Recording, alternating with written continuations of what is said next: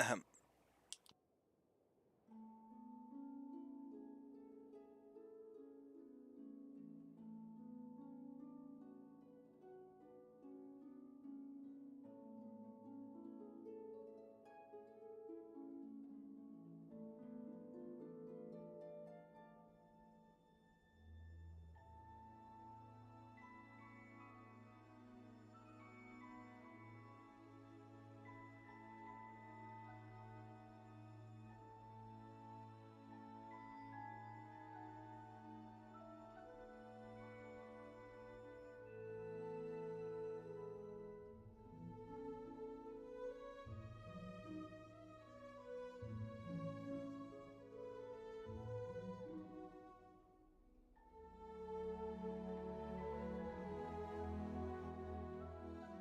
I was.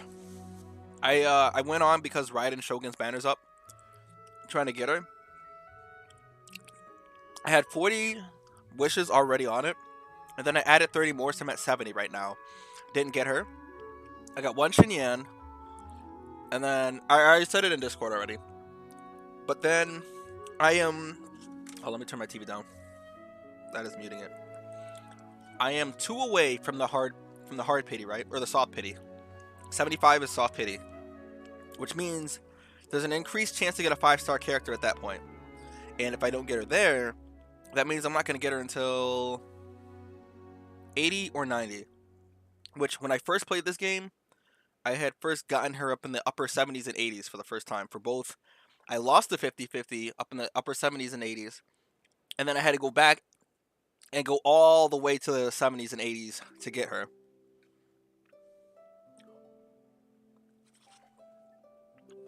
Hold on. I'm muting myself because I'm eating. I'll show you.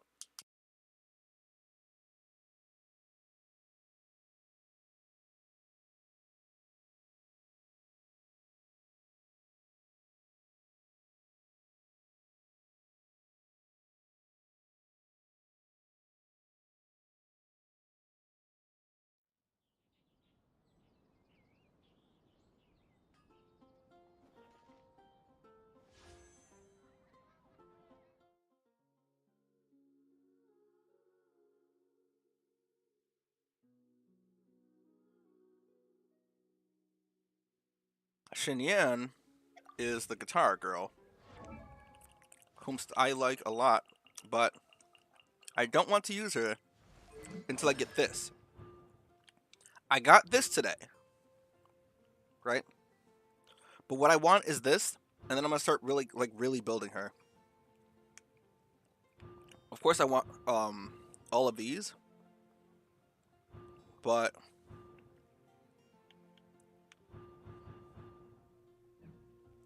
yeah, this is who I plan. But but what I'm aiming for right now, I already have the character, but uh, what I want the most for this character is this one right here. Because like I said, when I first played the game, because my luck was so terrible that I had to go in the upper 80s to get her at all, they gave me 2 of her. So what I'm trying to go for right now is Constellation 2. And then I'll be done for her until her next rerun. Because I'm going to try and keep going for Constellation for her. Because, again, she's my favorite character. And then once I do that, I save for Ayato. But I'm hoping in the process that I get this. Because when the first run for her, I already had all of this. Like, I got C6 Sarah before I even got another Raiden Shogun. And that's the only character I seem to have gotten throughout that first banner. And then I actually just pulled Fischl's Constellation 1. So that's what was going on. Now I'm gonna swap the discs because I was playing Overwatch before. So I'm gonna swap the discs. I move to Danganronpa.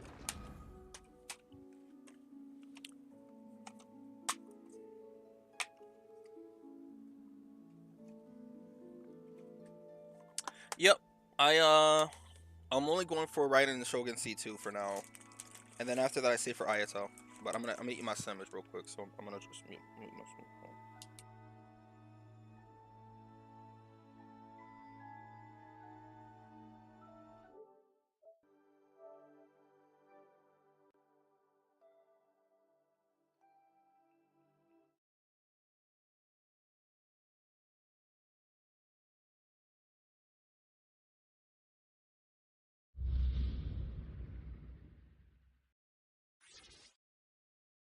Danganronpa. Danganronpa.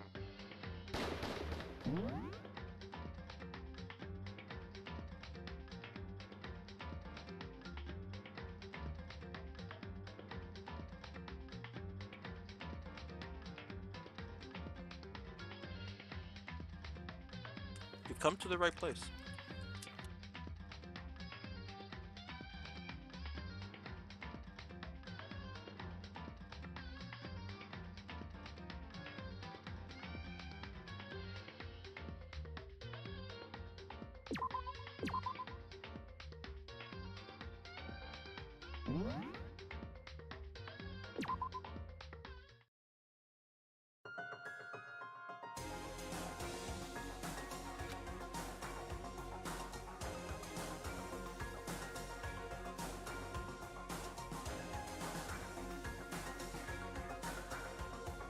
Chico, do you only know about Danganronpa 1, or do you know about all 3 of them? Or 4 of them, I guess. Because, like I said, the group of people that they're referring to here, they're referencing, the remnants of despair, just in case. But, obviously, that's the entire and biggest spoiler for something else. So, for the love of fuck, do not look that up. But that by itself is not a spoiler, which is why I can say it, because it doesn't refer to who they are, but the official title is The Remnants of Despair. And up to B3. Okay, so I think you pretty much know. And again, Remnants of Despair is my favorite. Was one of my favorite groups because they're so cool. But that will be addressed in one of the games eventually.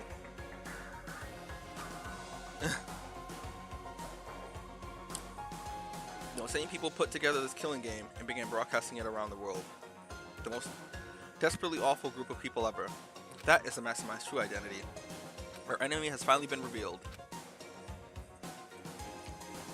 But right now we need to get out of this horrible place. Figuring out the rest of the story can come later, or come after. Yeah, you're right. It's locked, but we do have a way to open this door. Kyoko, did you still have that one thing? Monokuma's secret tool that you got from the headmaster's room? Of course I do.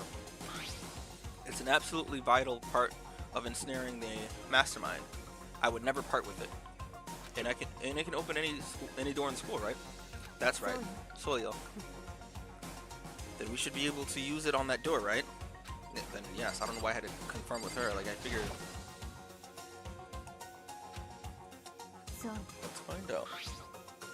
Yeah, he was the blackened, and yeah, air quotes died. Yes. Kyoko took out the key with Monokuma design on it and slid it into the keyhole. And then, yes, it opened. And now we can get out of here. Let's go. Sounds good. We quickly opened the door and made our escape from the garbage pit.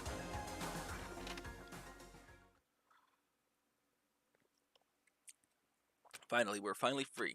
But there wasn't even time to take a breath of relief, because the real fight had just begun. Ultimate pain, ultimate suffering, ultimate despair, ultimate execution, ultimate death. Deadly life. After leaving the garbage pit, we found ourselves in a tunnel extending straight up, like a chimney. Oh, this is the part with the ladder. There was a metal ladder leading up to the...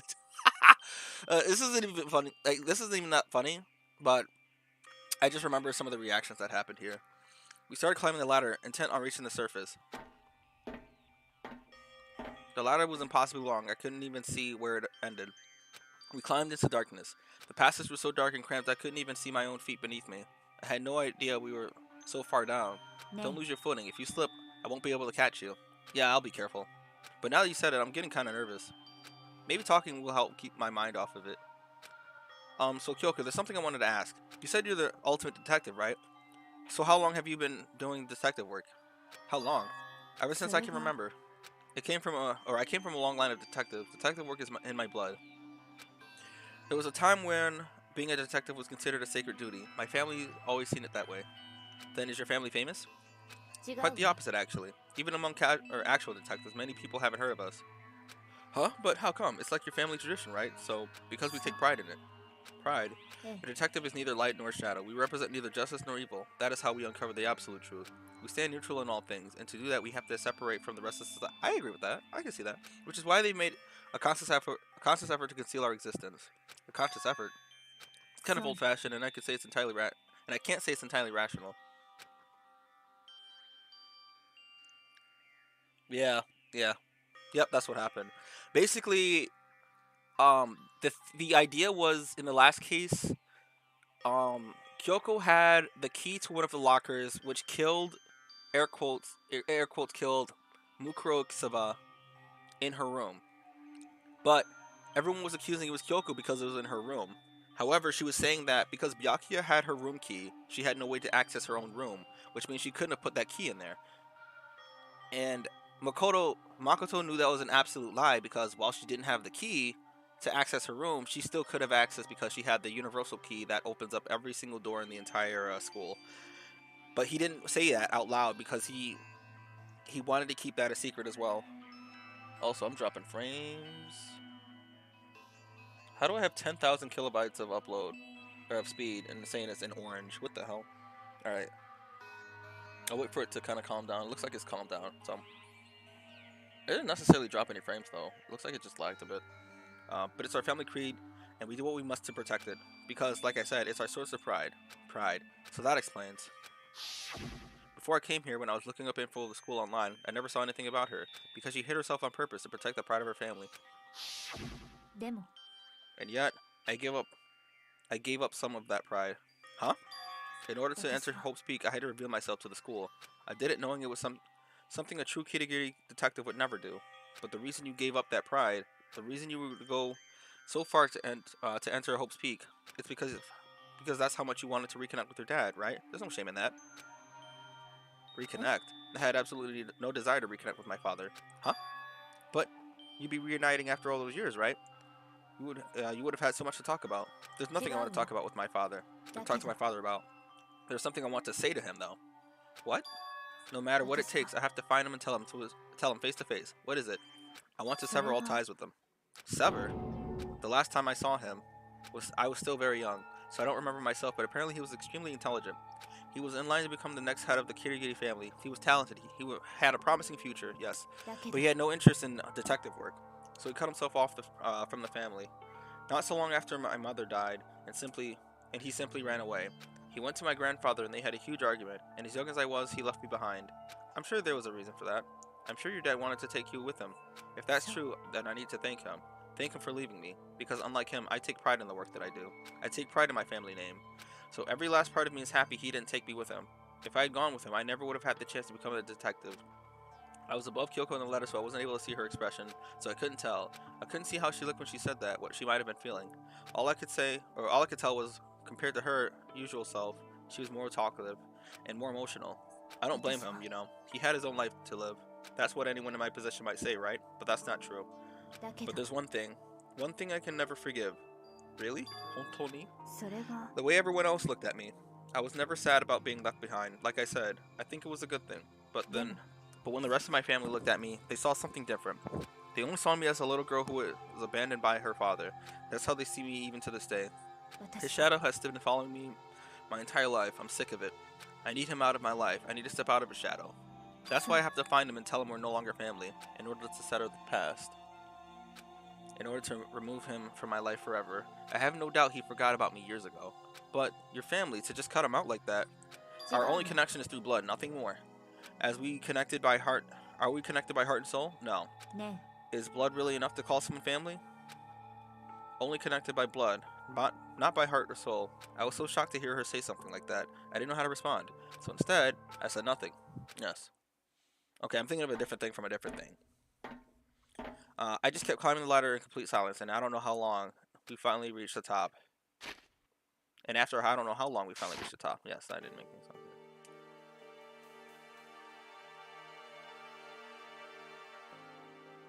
Looks like this is it. On the other side of the door, Hope's Peak is waiting for us. We're back. Remember that hatch in the ground near the trash room? I'm fairly certain this is where it will come out. I unlocked it earlier, so it should be open without much trouble.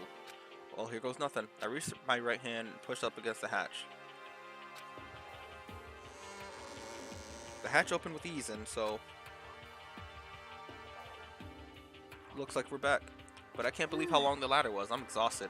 Can't exactly say we're safe and sound, but at least we're out of there. Now back to Hope's Peak Academy. Kyoko, thank you. I never would have gotten out of there without you. No thanks necessary. I was just returning the favor.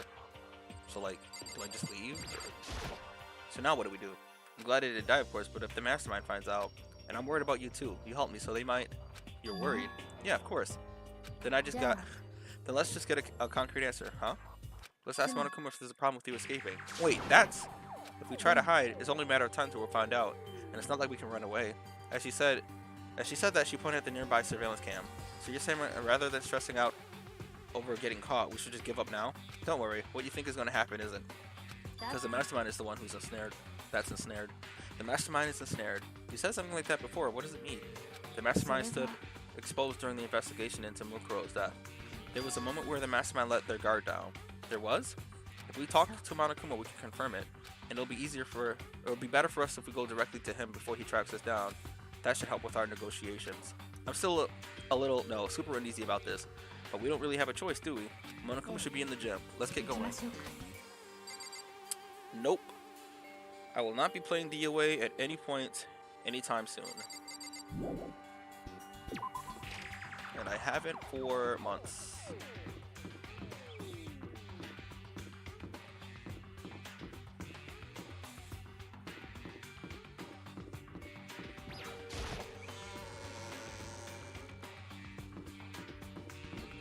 Though I do still have some videos to upload since the last time I played it. I don't know when I'll be uploading those, but I have like 3 at least. 2 or 3.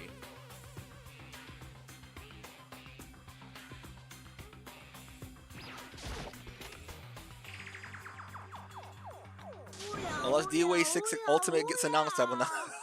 I don't think I'll be back in the DOA all that much anyways. Anymore.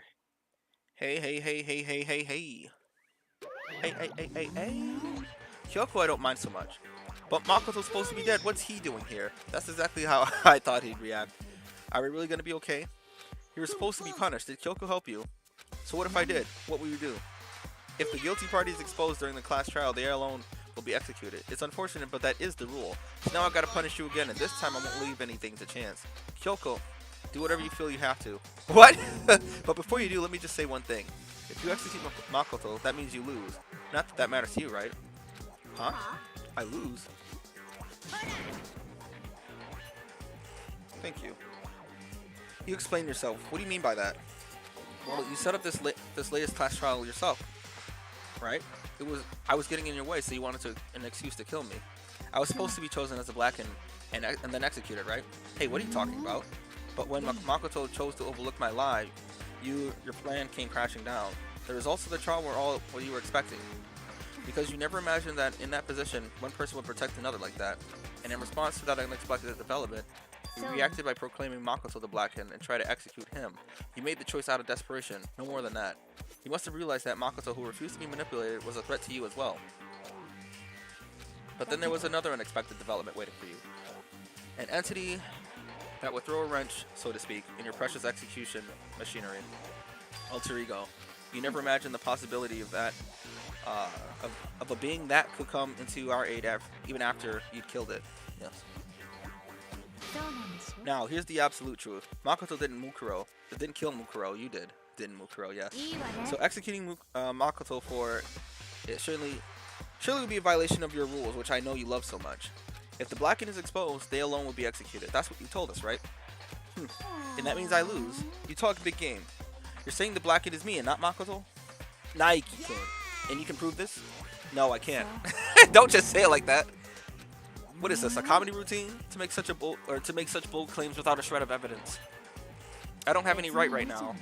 Oh, I don't have any right now, but with a little more time, I guarantee I'll find some. Because no matter how deeply you try to bury it, there's only ever one absolute truth. Now it's time. And now you're trying to talk like some famous detective type? If Makoto really was the killer, he never would have come to you willingly like this. He would have feared for his life, feared for another execution. He would have tried to run and hide. He would have been gripped by the despair you love so much, or you love to inspire. But here we are, confronting you with nothing but hope in our hearts. Oh, jeez. And that's supposed to be enough to convince me in the absence of evidence? It's not you I'm trying to convince. If you were to execute Makoto now, everyone out there watching this would be extremely displeased. Huh? Imagine that. Imagine what everyone out there would think if you killed Makoto. They would assume that you killed him because what we said is actually exactly right. Despair could never kill hope. Of course you could say we're just making all this up. You're welcome to prove us wrong. No, you have no choice but to prove it. Because if you kill Makoto without proving your own innocence, you'll be accepting your own defeat. If you want to earn our despair fair and square, then I suggest you take my advice. So, what is this advice of yours? To do Mukuro's trial over again. Only this time you follow the school regulations to ensure a fair trial. It's time for one last showdown, one final battle between hope and despair. Well, that would make for a proper climax, wouldn't you say? A fair trial. One last showdown, in other words. This would be our last chance to expose the true identity of Mukuro's killer, of the masterminds themselves. But what reason would the mastermind have to accept the challenge? They'll probably just execute me without a further word. Umoshiroi. Very interesting indeed. Barry? Kuma.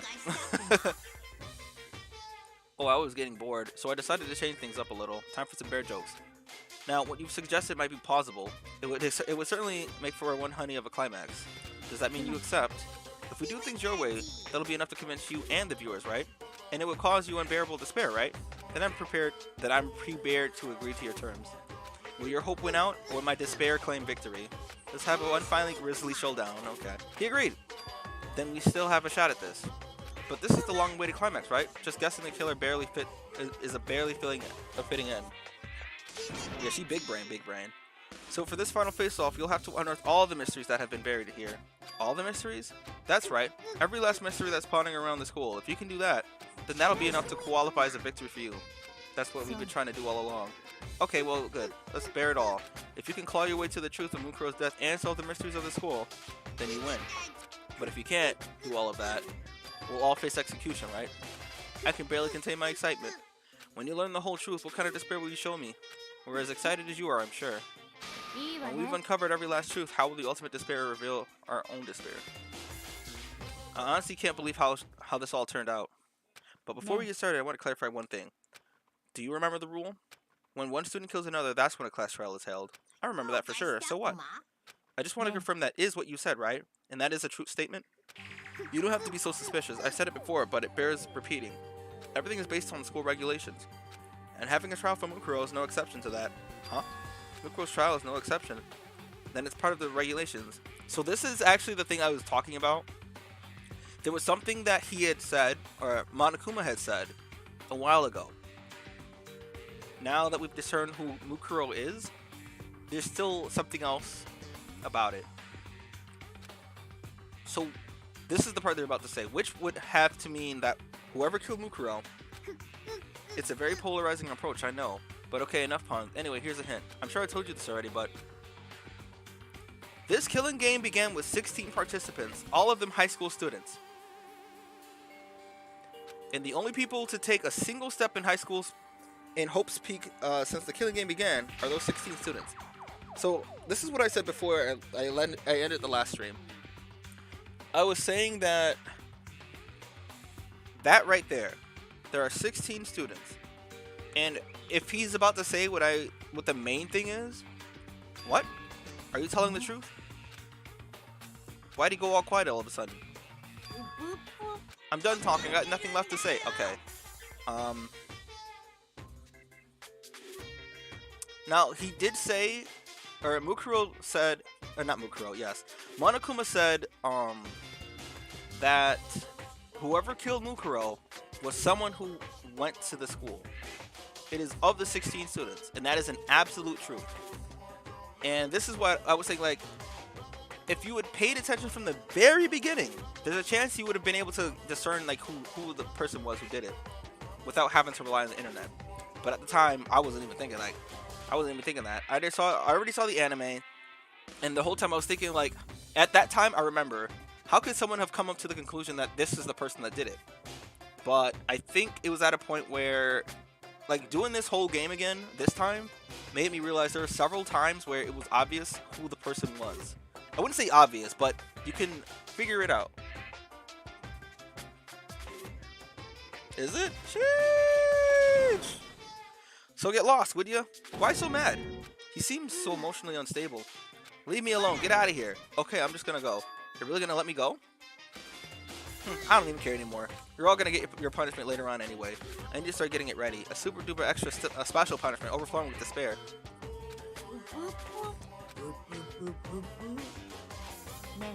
Alright, you know what does?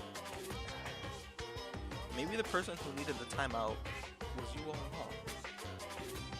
Come on, Makoto, let's go. Okay.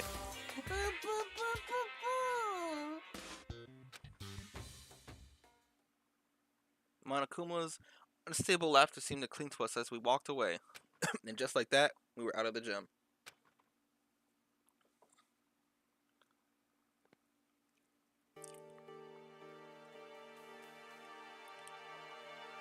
I could hardly believe it, but somehow I ended up not getting executed. I still had my life, and we still had a chance. Overall, things turned out way better than expected. Once again, I was in Kyoko's debt. Oh. Kyoko, thank you. Everything I have right now is because of you. Don't thank me just yet. The real battle is still ahead of us. Yeah, true. But still, I'm glad it worked out. I wasn't sure if the enemy would accept my proposal, but honestly, why would the mastermind agree to that? I mean, they don't stand a chance to gain anything, or they don't stand to gain anything from a final showdown, do they? They had no choice but to accept. Huh? It's all because of the one moment that the mastermind let their guard down, like I said. So when was it that the mastermind let their guard down? I wasn't there to hear it myself, but do you remember what the mastermind said? They said they had hijacked the airways to broadcast our school life to the outside world. Yeah, they definitely say that. And what did you think? And what did you think when you heard that? Pretty hard to believe, right? Well, I mean, the idea of actually taking over the airways seems so unbelievable. You don't exactly read about something like that happening very often, and so it's hard to imagine. In other words, that kind of thing is extremely difficult to pull off, and yet somehow the mastermind was able to do it. But think of it another way. There must have been some reason they had to do something that difficult. A reason? They had to show the world something, no matter what the cost. Us killing each other. They wanted to show the world? The mastermind has been very adamant about not killing us directly, but forcing us to kill each other. And all for the rules and regulations were designed to encourage that. Yeah, that makes sense. If those stupid regulations didn't exist, nobody would have killed anybody. So the mastermind's ultimate goal was to make us kill each other and show that all to the world. But why? To prove a point, most likely. Prove a point? The outside world has a name for all the students of Hope's Peak, right? A certain concept. You're talking about hope, right? And for those of us who represent hope to kill each other and sink into despair, the mastermind wants the world to see that, and to try and prove that despair is better than hope. That's their goal, as the ultimate despair. What? They want to prove that despair is better than hope? Baka Bakashi, yes. But that's ridiculous. You're right, it is ridiculous, completely irrational. It's the kind of thing that nobody but those who call themselves the ultimate despair would devise. That group whose only purpose and motivation comes from despair. But is that really their only reason for making the rest of us suffer? I know how angry it must make you, and yet that same motivation is what led to the mastermind revealing their weakness. What? Because their goal is to broadcast the killing game to the world, the mastermind has to be more particular than... What? The mastermind has had to be more particular than is reasonable about their own regulations. If the mastermind simply ignored the rules, this wouldn't have been a game, but a one-sided slaughter. At least that's how those who are watching us would have seen it. And that's why the mastermind couldn't kill any of us themselves. That is precisely the reason. No matter how much they may hate what I'm doing, I haven't violated a single one of their regulations. Junko broke the rules, so she was punished. But in my case, they couldn't lay a finger on me. So instead, they tried to use the class trial, following all their proper rules to get me killed. They began a trial that didn't have a right answer, then made me out to be the killer. But even that didn't work. Yes, thanks to you. My fault. And due to that failure, the mastermind took yet another risk. They attempted to kill you instead, who was also not the killer. And when that fact was exposed on live TV to the entire outside world, the mastermind had to accept your suggestion. To prove to the world that despair is better than hope, they'd have to defeat us in perfect form. It would only do the mastermind harm to have it shown that they violated their own regulations. But all that was a hunch, right? And you were still able to get the mastermind to accept your challenge. Well, it's only thanks to you that we got that chance, because you believed in me. Another path opened up. Still, I can't believe how much of the mastermind's thoughts and plans were able to, or I can't believe how much of the mastermind's thoughts and plans you were able to figure out. I didn't have the slightest clue. In the end, though, I couldn't prove any of it. It was just my reasoning, essentially making me a bet. But it looks like I got it right. This time, at least, I won the bet. She let out a quick sigh. I took it as a small sign of relief. To be honest, I haven't been that nervous in a long time. I totally couldn't tell you were nervous at all. You seemed totally confident from the moment we decided to go talk to him. Well, presenting a strong demeanor is a fundamental part of negotiation and persuasion, wouldn't you say? Plus, if I'd shown my uneasiness, that would have just made you more uneasy. Much more uneasy. Yeah, you're probably right. How pathetic. Sucker nine? Is that what it was? Pathetic? You'll wind up. They'd say, like, weak. Anyway, we can't just relax. We can't relax just yet. All we've done is earn another chance to fight. We have to still win this time. For everything we've gone through will have been for nothing. You're right. If we can't defeat the mastermind, it'll cost our lives. Cost us our lives. There's no option except to win. But before we begin the final battle, we have to tell the others what's going on. True, but now that we know who the real enemy is, all we have to do now is work together with everyone to destroy the mastermind. Work together with everyone. Is that really possible? Huh? Anyway, right now, we have to go find the others. They're probably in the dorm somewhere. Shall we go? Listen, didn't they all say, you are the weakest link, goodbye? Da-da-da-da. Wait, to each one of their rooms? Really? They're not going to be in, like, in the... Oh, it's nighttime.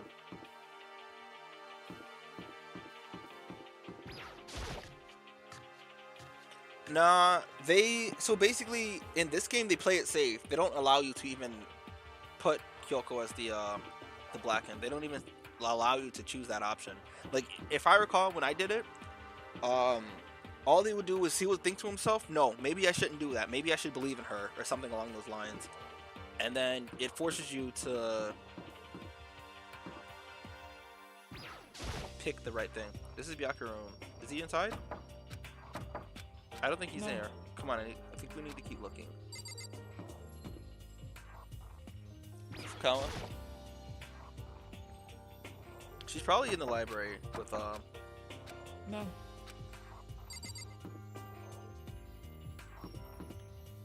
She might be in the cafeteria.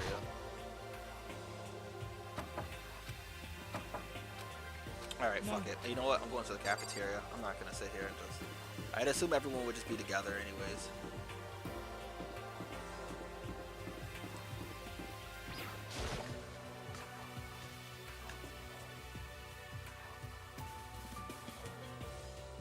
And suddenly we were greeted with... Okay. You again. Is he broken?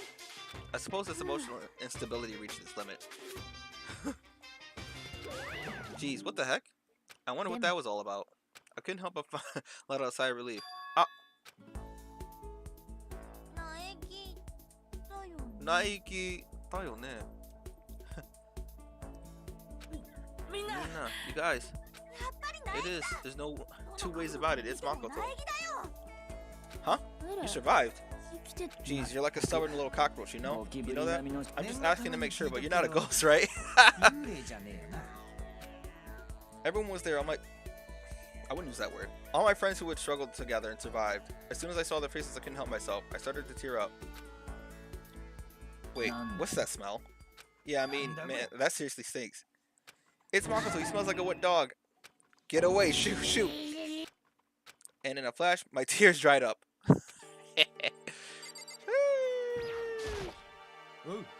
What was it like hanging out in the spirit world? I didn't go to the spirit world. Did you get to talk to her? Who? Miss Cleo.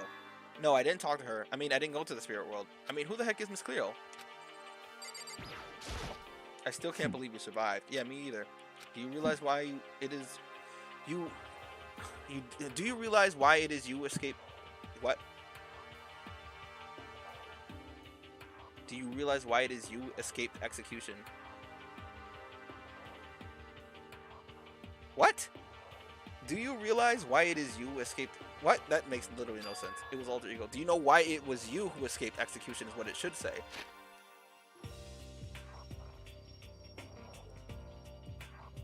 What the fuck? You saved my life. Not too many people can say they had their life saved by a computer program. I imagine that it was a learning experience for you. okay, I wasn't just crazy. I was just reading it. I was like, what the fuck am I looking at? So what have you guys been doing while I was gone? Well, we figured that since the trial was over, we'd have access to new places again. And no dice. All the rooms were locked before. All the rooms that were locked before were still locked, so there weren't any new areas. Then where can we go to find clues? To find new clues?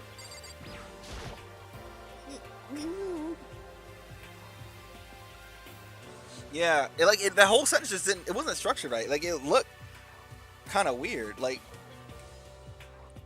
what was the point of it? Oh, you stink. Are you rotten? Rotten physically, mentally, every way you can be. Rotten.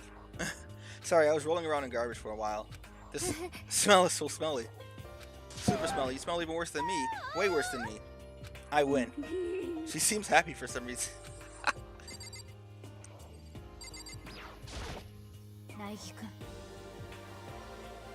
Are you sure? Let's look at it again.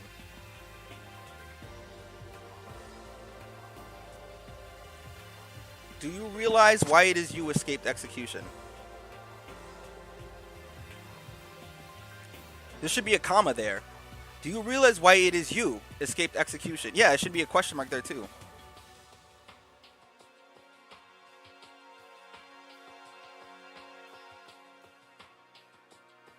I don't think she did.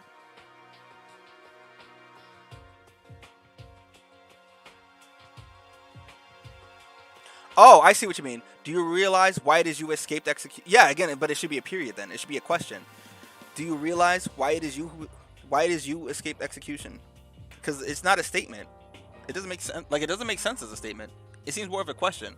Like, he's asking, do you realize why it is you escaped execution? You know? That's why it didn't make sense.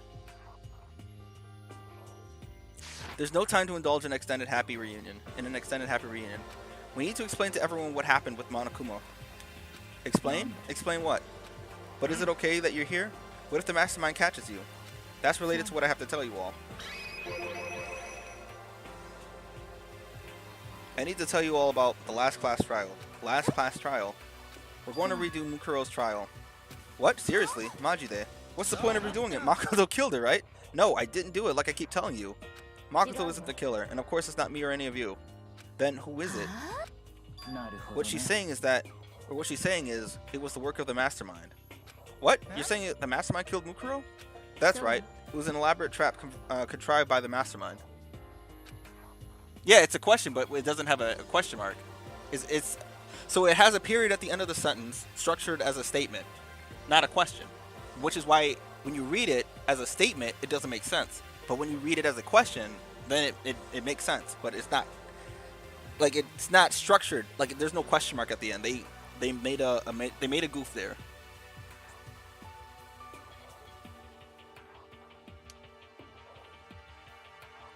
Makoto spotted the trap in no time. Or he spotted the trap in time and did what he had to do to stop it. But his decision meant that he would be the one to die. You spotted the trap, did you, Makoto?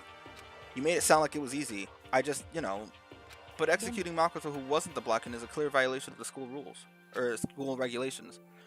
The rules state that only the Blacken is to be executed. The mastermind broke their own rules. Which is why I went and negotiated with them to have a trial one more time.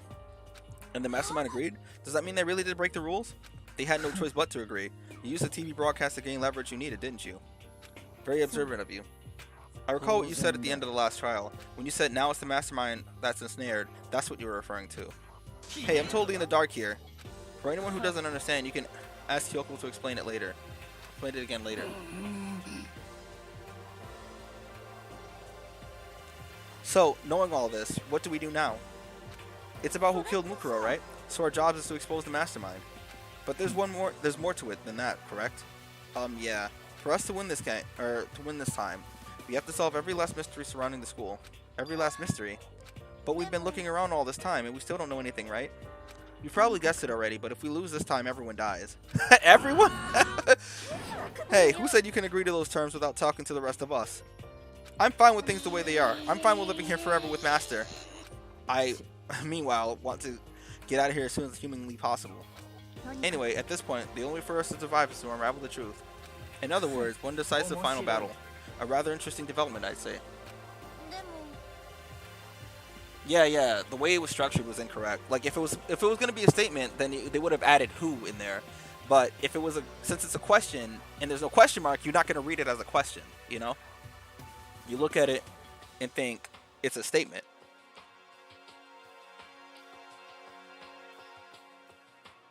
I mean, the game had tons of goofs and typos already, so it's not like surprising at this point. They didn't even bother proofreading. They just said, "Fuck it, send it out." No updates, no nothing. Speaking of which, did I even read that last thing that he wrote? Yeah, I did. It's a pretty tall freaking order. Maybe, but this time the trial is different. We know who our enemy is now. If we work together and search as hard as we can, I'm sure we can solve all. I actually like this part. The investigation for this part is so much fun. I'm not so sure about that. Huh? I can't agree with the idea of working together with everyone. You can't agree? Why not? I mean, working together with everyone seems like the most obvious way to solve all the mysteries. It's because of what she said earlier, I'm sure. That's what I thought too, at first, until Monokuma gave us a little hint of his. Hint? It's a very polarizing approach, I know, but okay, enough puns. Here's the hint. I'm sure I told you this already, but this killing game began with 16 participants, all of them high school students. And the only people to take a single step in high school and Hope's Peak since the killing game began are those 16 students. Monokuma said that, didn't he? Or Monokuma said that, did he? Then Kyoko's opinion is perfectly reasonable. Huh? But why?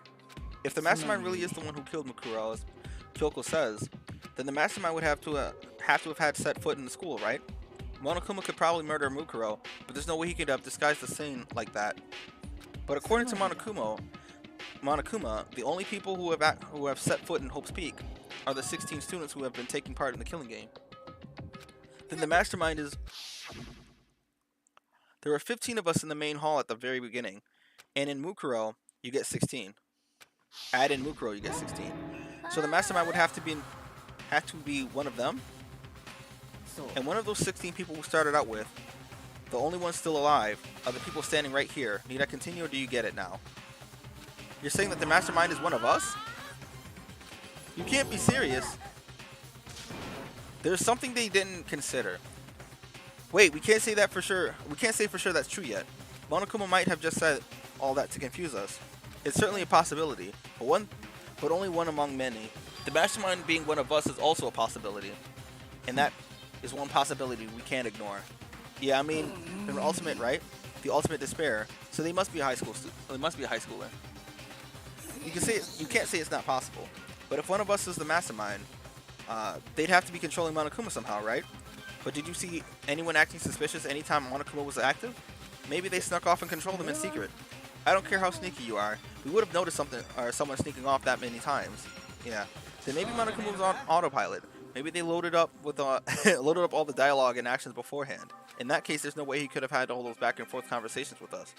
Well, it wouldn't be entirely impossible if they directed the flow of the conversation. Well, maybe, but still. Ding dong ding wong. Alright, time for the investigation. I actually love this part of the investigation, though. School announcement. You've probably figured this out by now, but at this point, the killing game has now entered a true ending mode. So in the name of fairness, I will unlock everyone in the school. Look wherever you want. Solve the mystery in whatever way you see fit. Alright. Honestly, I'm just trying to get to it. How magnanimous. Yes, of him to unlock all the rooms. Magnanimous. That's a word I hardly ever see. The time for talk is done. We need to begin our investigation. Dimmel, I was planning on working alone from the very beginning anyways. At this point, I can rely on myself, on the Togami blood flowing through my veins. I have no time to worry about the rest of you. Each of you must uphold your responsibility. Well then, after making his final statement, Byakuya left the dining hall. Yeah, Master. He didn't take me with him. Do you blame him? Without Master, the rest of you are like coffee with cream without the coffee, or with the cream or coffee. You're totally useless. So bye. With that, Toko trudged out of the dining hall. And now she's gone. And now you're gonna go off by yourself, right, Kyoko? That's right. Which just leaves Makoto, Hina, and me. In that case, I'm gonna go by myself too. He was like, hey, wait, how come? Just wait and see. I'm gonna use my totally awesome spirit power to figure out the mastermind's identity. Laughing loudly here, everyone's really gonna go off by themselves. What about you, Hina?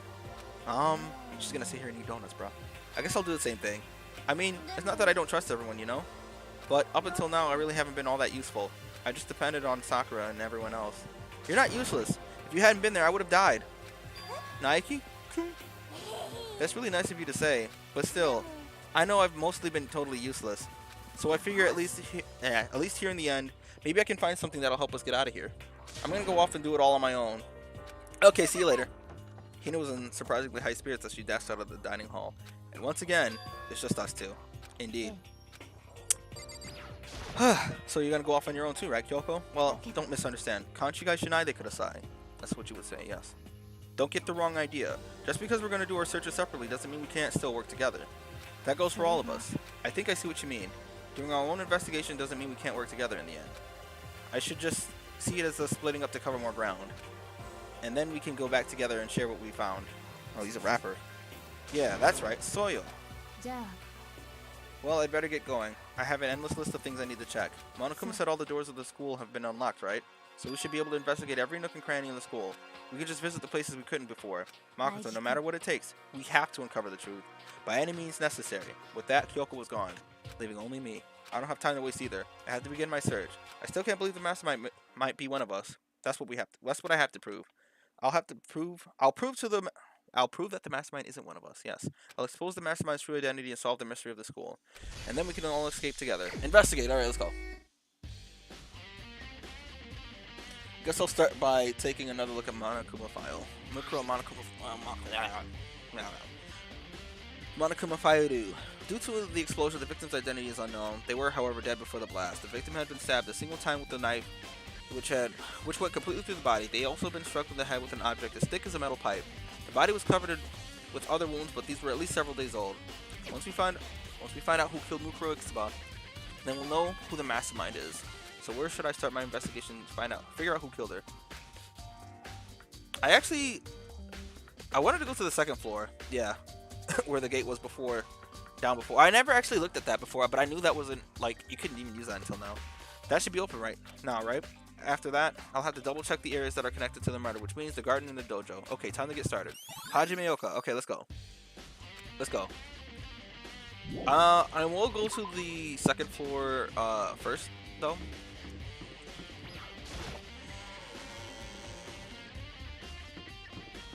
Mostly because, I think the discoveries there was probably like my favorite amongst all the discoveries. Because I think that's when you start to unravel everything. Though realistically, I think I should probably save that for last. Not there. Not there.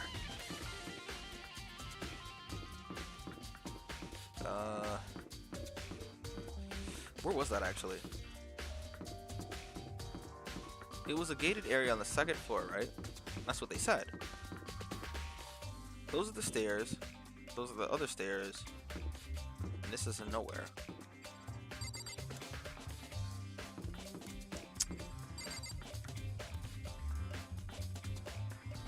Okay, so where? That's the pool.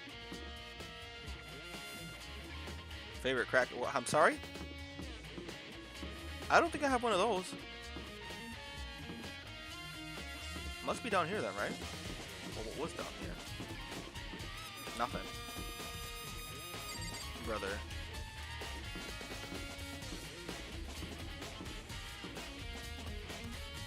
Like, I remember seeing it every time, but of course, I'm looking for the locked area, which is no longer locked, of course.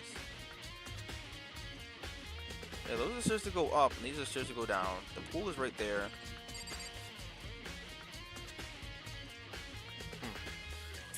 Okay. Well, let's just,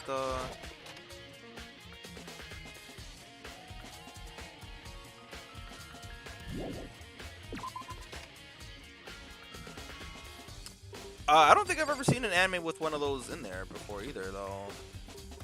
Sheesh! And I've seen a lot of anime. Maybe I should check upstairs first, actually. Nothing down here but this.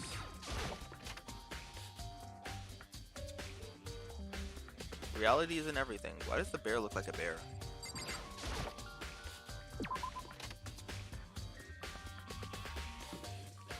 If I open the map, oh yeah, that's what I want.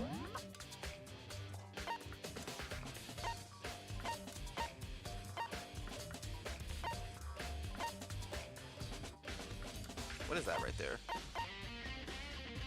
Oh, so I need to go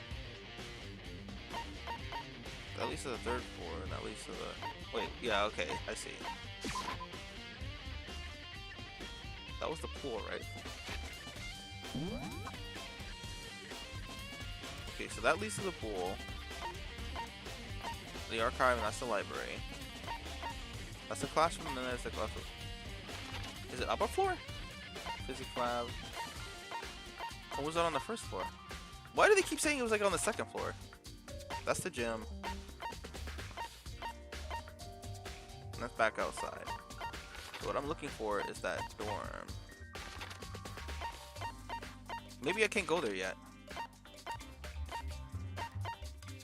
The data center. What's this up here? Headmaster's room. Garden, biolab, and the dojo. Nothing in the pool area. There's no exclamation point. So strange. Oh wait, I see something. If I'm here, right? The stairs are behind me. I see. I see. I see. I don't see.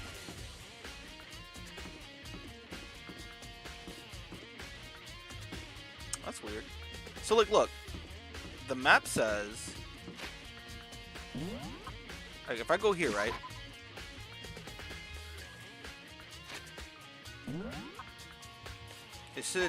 There should be... That's the classroom. So, around the corner, there should be a set of stairs to go this way. Oh, that's the wall. But that looks like stairs to me. Okay, strange. There's nothing here. Alright, whatever. I think I'll go upstairs first. And then from there, I'm sure it'll make themselves clear. Let me just keep going up, actually. Who was V3?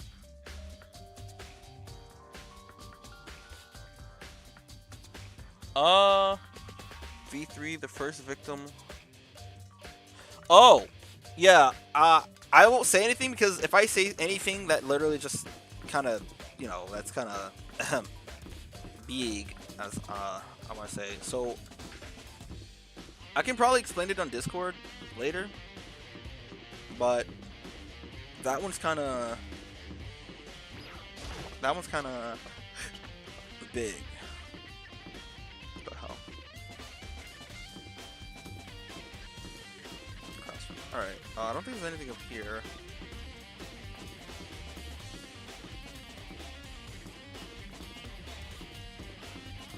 There's nothing in here that's of any importance.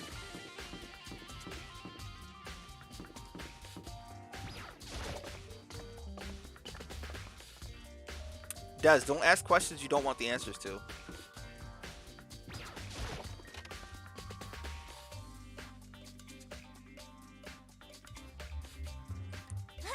Are you here to look around too? Is that what you're doing here? Yeah, I can't help but wonder what about that Monokuma door. So I figured, if all the doors in school have been unlocked, that one should be open too, right? Although I couldn't bring myself to open it. Because it might explode, right? And then that'd really suck. So you can open it. I'm sure she didn't mean it, but she made it sound like she was okay with me getting blown up. Okay, so I guess I'll open it. Ah, wait, let me take cover first. I don't want to get exploded. You're gonna race over to a nearby desk and hit underneath it. Okay, go ahead. Everything will be okay, right? Alright, here goes nothing. I threw all my weight into it, but the door opened much easier than I expected.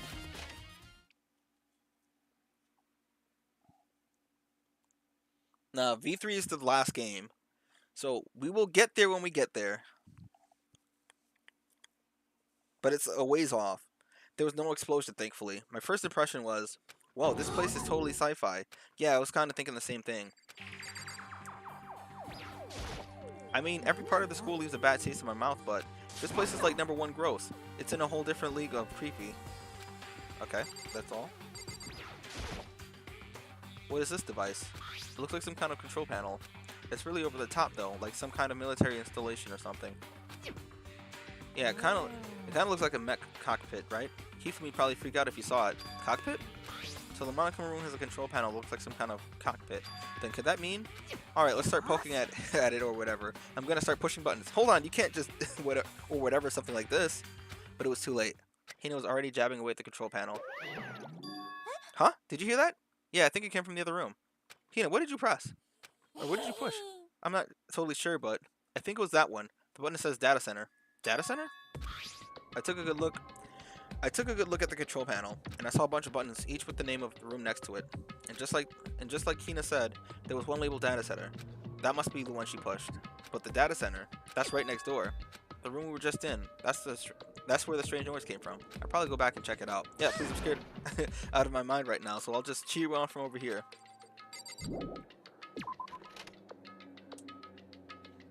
No, you won't understand because it doesn't quite make sense. You're referring to Rentaro, in the interaction, right? So, again, that's why with Des here, it's dangerous to even talk about it. Because she just spoiled the entire game for herself at that point. Did I hear what I think I heard? Is that Monokuma? Hey. Give me all your donuts. Is that you, Hina? What? Oh man, busted. How did you know? Anyway, what is this? Some kind of remote control camera thing kind of setup? You don't even know what you're controlling? Well, I mean, I can't really see anything from here. Ah, guess what I found? A self-destruct button. Whatever you do, don't press it. Oh man. Were you seriously gonna push it? Push it? Anyway, I guess that settles it. The room with Monokuma drawing on it and the control panel inside. Yeah, just go back in there. No, because that particular question spoils a very big thing about that game. It's literally the biggest and one of the coolest things that V3 does that no other Danganronpa has done either. But if you find out the question, if I try to answer that question and you try to look it up, you spoil one of the coolest surprises that game has to offer. And that game has a lot of surprises in there. But that one is such a big deal. And I don't want to talk about it in the sense because it's like, in the same way that I don't want to expose who the mastermind is to all the people who never played Danganronpa, is the same reason like I don't want to expose the first case of that game because it's a huge deal. Hey Makoto, what the heck is that? What was that just now? Monokuma. Huh? What do you mean? What you were controlling just now? It was Monokuma. Monokuma? What, for real?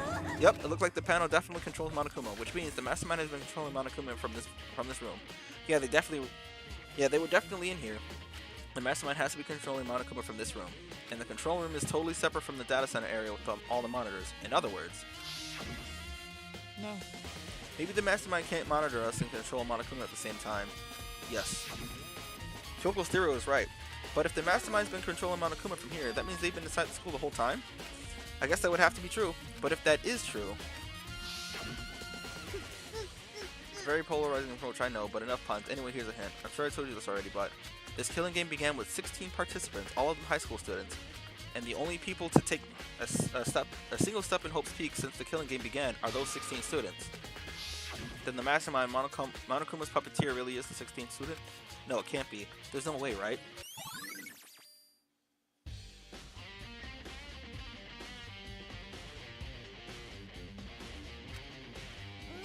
You know what? You're right. What about you? Is everything okay? Well, it's just... This is where the mastermind's been hiding, right? Who knows if they set up traps or something? I can't say it isn't possible, but I really hope it's not true.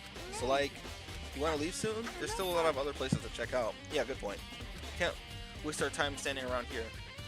Anyway, you want to get going? Or, okay, you want to get going? Yeah. Alright, cool.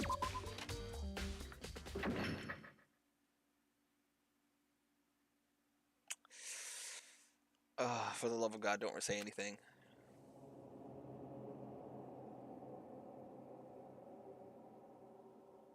It's lagging right now, too. As soon as the door for the data center was closed, I heard a strange sound. What was that? The door just locked on its own. What? My hand shot out to grab the doorknob. You're right, it's locked, but why? Of course it's locked, because the data center is now restricted. Monokuma? Hey, no free, you can't just go around restricting whatever you feel like. It's for your benefit, because if that room stays open, I won't be able to move around. Imagine how desperate everyone would be or would get if the school mascot just up and stopped moving. Then that room, as you may have guessed, that's where my controls are. So right now you're being operated by someone in that room. Correctamundo. But that doesn't make any sense. We were just in there. We didn't see anyone. Oh, you didn't? You didn't, did you? Are you sure you were as thorough as you could have been? Did you happen to check a certain suspicious hatch? No way. The hatch on the floor? Too bad. I think that was your one big chance and you blew it. Of course that hatch can't be opened from the outside anyway, so whatever. Now then, this room is officially restricted, so no more investigating. I'll be relying on you guys to tell the others. Peace. I'm gonna assume she doesn't know everything there is to know about it, so I'm not gonna... Was he telling the truth? The mastermind was hiding in there? In fact, you think back to when we got locked out of the control room, that proves it for sure. Then, when I said we should leave, well, the hatch can be open from the outside anyway, so it's not your fault. Okay. Anyway, we don't have to let it get to us. We have to stay positive and make most of the time we have left. You're right. There's one thing I'm good at is keeping my body moving. Okay, I'm gonna go run around and tell everyone what we found here. Nice, you got me all motivated again. Okay, I'm out. See you later. Hina took off at a full sprint. And I have to do what I can too. That's the only way forward. So they most definitely said second floor. I'm still on this. Because that area is like my favorite part of the game. I don't really care about everything else in here.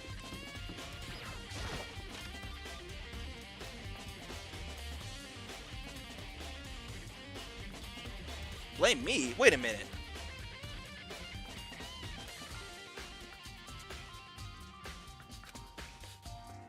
If somebody told me that, the last thing I would do was look up information.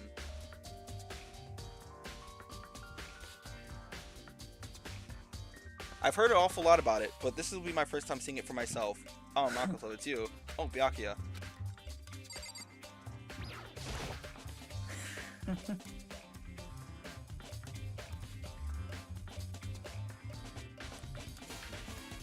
Well, you came to the right place this time. Would you like to see something interesting? What do you mean something interesting? Take a look at this. It was on top of that pathetically what? Ostentatious desk. Okay, interesting. Student registry. It contains profiles for all of us, and Mukuro. Apparently 78 refers to us. Class of 78. Wait, when we found Mukuro's file in Kyoko's room. That's right. It also mentions class 78. That must be where Kyoko got that page. And since the rest of our profiles are listed in there along with hers, there can be no doubt. Mukuro was a student here at Hope's Peak Academy, just like the rest of us. Mukuro Isaba. There's something interesting actually, and I kind of forgot the actual reason. The 16th student. That must be how Kyoko learned about it. But it seems like Kyoko was in a hurry. Huh? What do you mean? I'm talking about when she stole it.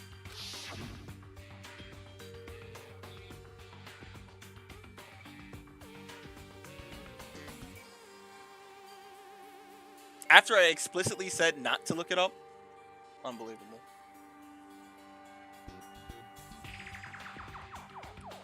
The uneven tearing, the way the paper had been crumbled, she must have been in a hurry. Well, since she snuck in to get it, I'm sure she wanted to get out as fast as possible. But what's your point? She was in so much of a hurry that she only got the first page. The first page? Correct. Mukuro's profile actually contains 2 pages. What? In other words, when it comes to the profile, there was more information about Mukuro than we still didn't have. What kind of information is it? Why do you ask me to explain every little thing? You can read, can't you? It seems to be some sort of a detailed report put together by the headmaster himself. I don't know what kind of man he was, but I'm glad he left us such an interesting clue. I was half listening to Byakuya as I skimmed through the report. Mukuro reappeared suddenly, and in the background an entity floats. Close but just out of reach. The entity known as the Ultimate Despair. Right now, I can't be sure if it's a single person or some kind of group.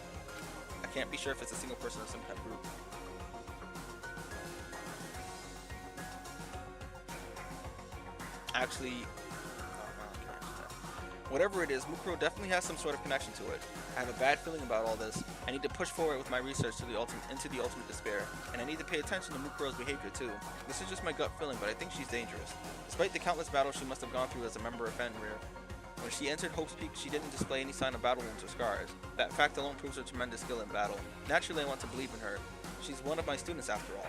But if I decide she's a danger to the other students, I will be forced to take all reasonable measures. Mukuro is a part of the ultimate despair. I don't think there can be any doubt about it now. But wouldn't it mean that Mukuro and the Mastermind were allies? So why? Nazedan.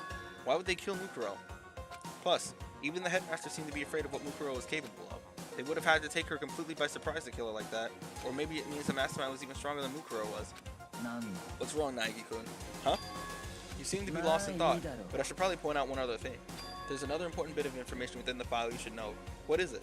Did you notice the picture in there? A picture of a girl perhaps you've never seen before?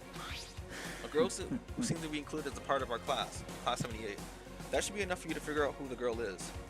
And further information about that girl is included in the file. 5'7", 97 pounds, and even lists her vitals. Oh, okay, that's unnecessary. Well, what do you think? What do I think? Are you asking me, like, if she has a nice body? You hopeless idiot. What I'm trying to tell you is maybe you'll want to keep that in mind for later. Maybe you'll make your way back to the corpse and maybe you'll think, oh, could that mean? Wait, is he trying to say? There's a chance the body isn't actually Mukuro? Is that what he's saying? Personally, what I'm thinking seems all impossible, but it wouldn't hurt to confirm, right? That's what I was trying to say. What you do with that information is your business. So I'm back to being Byakuya's errand boy. Alright.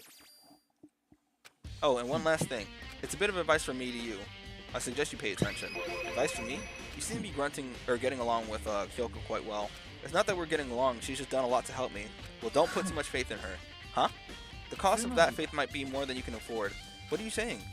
Just what I think. Call it a hunch. A hunch. But my hunches tend to be proven right. The advice is free this time. Take it or don't as you will. I'll keep that in mind. Thanks.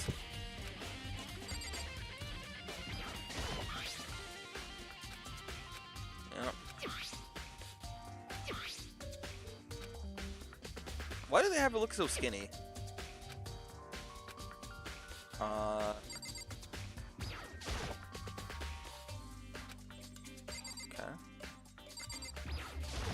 There are documents scattered all over the floor. Somehow it makes me feel anxious. Alright, there's nothing else in here. You know what? You're right.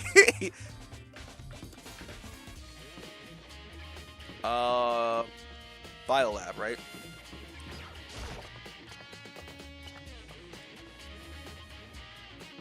The biolab is the one I want to go to first, actually.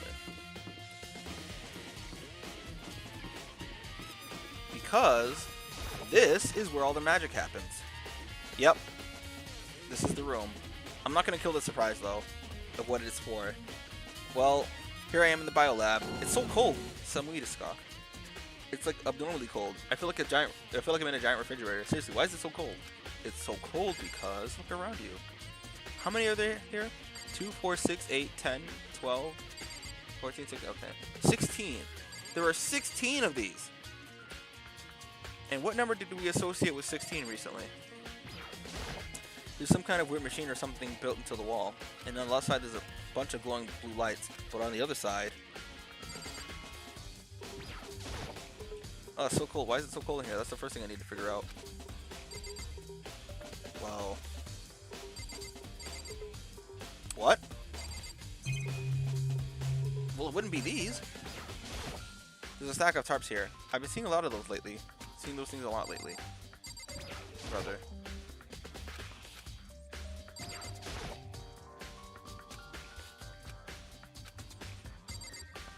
Oh, now I can look at it. Okay. There's some kind of weird machine or something built into the wall. I've seen something like this before. Oh, that's it. I've seen the thing in horror movies and stuff. It's a fridge for storing dead bodies. Yes. Yes. Why don't you listen to me during your workout, man?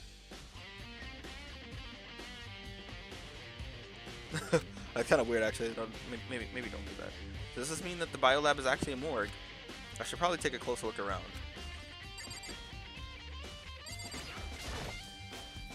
Oh, there's some kind of booklet here. Looks like an instruction manual. We offer eco-friendly alternative to standard dry ice for all your... I've never seen that word before. Cadaver needs? I don't know. In addition to the germicidal lamps, we also provide ozone generator for the removal of ethylene gas. Simply insert that word, cadaver, I don't know, and the blue light will let you know the automated systems have activated. Temperature and humidity levels will be adjusted automatically for your optimal settings. With our system, can anyone can keep a body fresh as long as a daisy for as long as you need. In the likely event of a problem, the red light will activate and an alarm will sound immediately. The exterior is stainless steel, and we do offer optimal leather upholstery upgrade package. This is the instruction manual for the fridge. Alright, so do I look at the stuff now?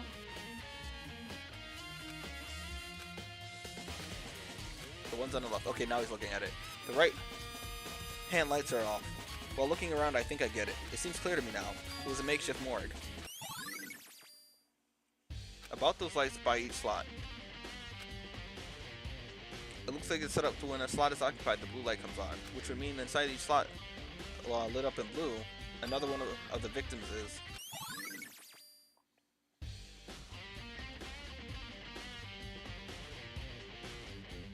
Distractions. But we're just chilling. We're just vibing. Just the bros. Can't let my emotions take control right now. There's only one thing I can do for everyone who died, and that's defeat the mastermind. And to do that, I have to continue my investigation. I don't have any other option. Alright, I think that's all for this room. Yeah.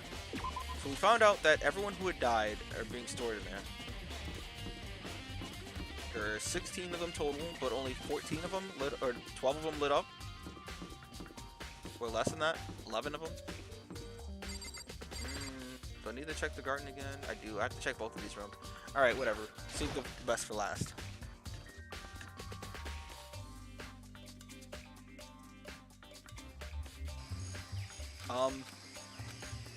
Huh? It's gone. Mukuro's body. It's not here? No. Denied. Maybe the body's inside the tool shed. Better check to be sure. I didn't find anything close to a dead body, but if it's not in here either, it must be. Could it be in the biolab? Well, corpse is not the only thing I need to check in here. There's one other thing. That tarp. The tarp played a role in another case. I better look into it.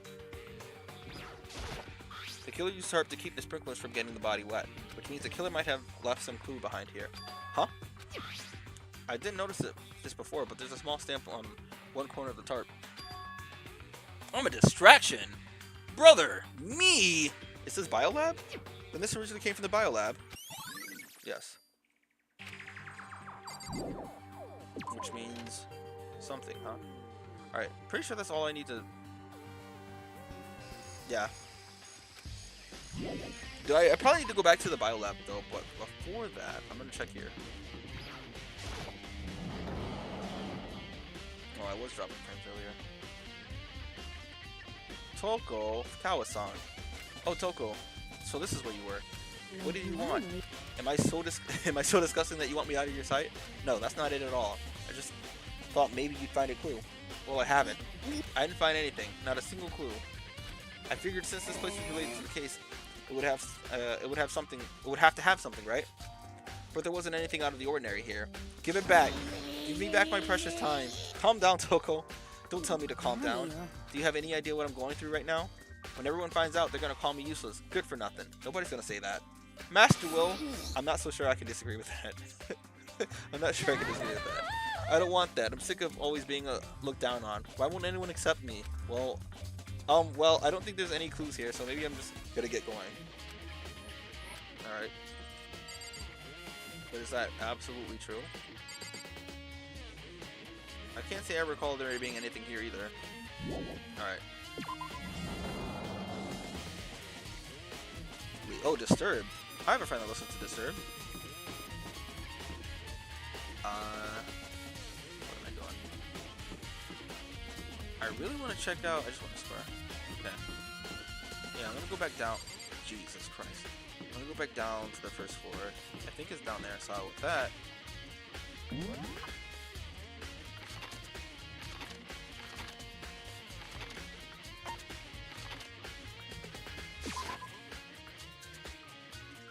Turn around.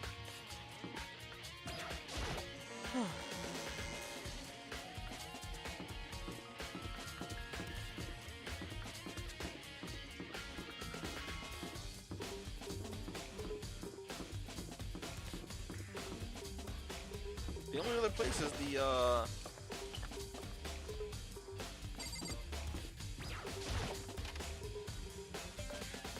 Can I go in here? this is where the bathroom cleaning supplies are stored. It also leads to the secret room. I should probably avoid getting in and out of it too much. At this point, brother. So that's the pool.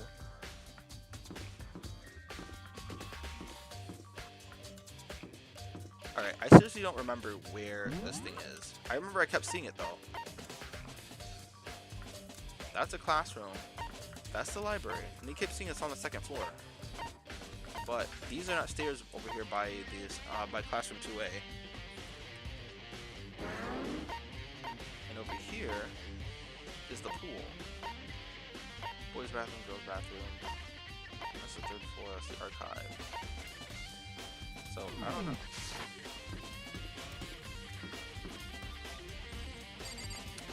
Was it through the pool? The stairs are right here. Let me see something. I don't think there's anything else in there yet. It may not even be over here. Because of how wonky the camera is.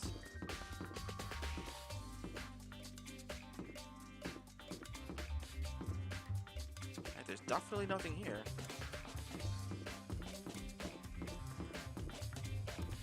Library. Let me try just going up the stairs and see what happens.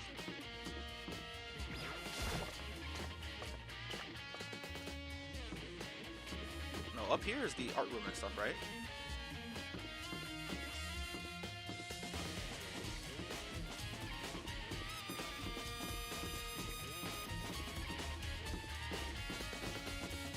Yeah.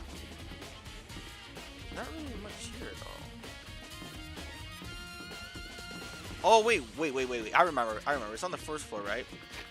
Actually, if I recall, they weren't over here. They were on that other side, like over here.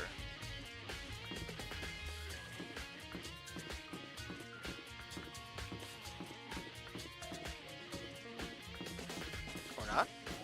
Because this is back over here. It's this, but on the other, like on the second floor.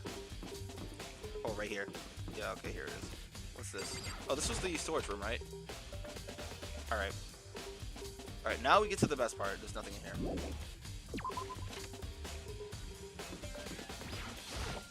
The gate's open. We can finally check out the second floor of the dorms. Yeah, which means I have to do it. Yaruzo. Yes. This is the second floor of the dorms? It looks like some ancient ruins. Or no, it's more like a battlefield. Like a bomb blew up here or something. Alright, here we go. Blood? This is my blood? You can only go into certain rooms anyways. I think the most important details were in the lockers.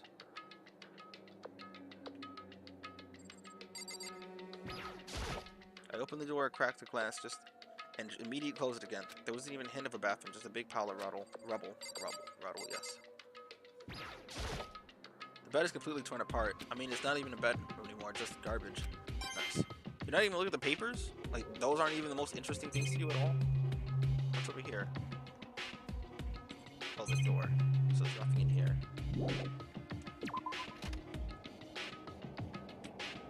Haven't done raids in a while. I'm trying to find, like, I'm just waiting for, like, content to drop so I can start using my characters and stuff. And I'm waiting for the... Oh, I haven't done the most recent event either. Was this one of the faculty rooms? Oh, this was the locker room, yes. And in one of the lockers, it shows very interesting things. Yes. This room showed lockers. It must have been Hope's Peak students for... it must have been for the Hope's Peak students who came before us. The class before us must have used these lockers. Actually... It looks like this locker's already broken. Okay, well, not that one. One of these does have something. I wonder if I can open it. Nope, it's locked. Card reader installed on the door. That must be how you get the locker open. After all, it's pretty similar to the card readers for the locker rooms on the second floor of the school. And you have to use your e-handbook to open those up. So does that mean? Well, let's just give it a try. I took out my handbook and ran it across the card reader, and then no luck. Maybe the locker's original owner can open it, which means none of us can do it right now. No, which means none of us can do it. Nope, locked. Yeah, okay.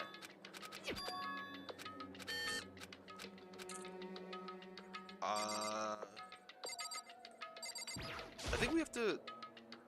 I'm not sure. Alright.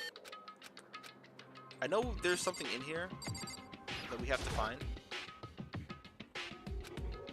So not yet. I know I have to go find Kyoko. She's over here. And then from there, we go back in there. Because I think there's a master key that opens one of those. Yeah, this is the room.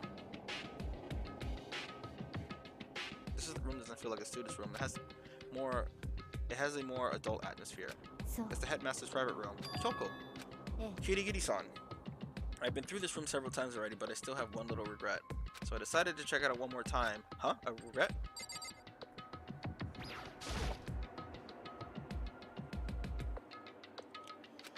Well, usually...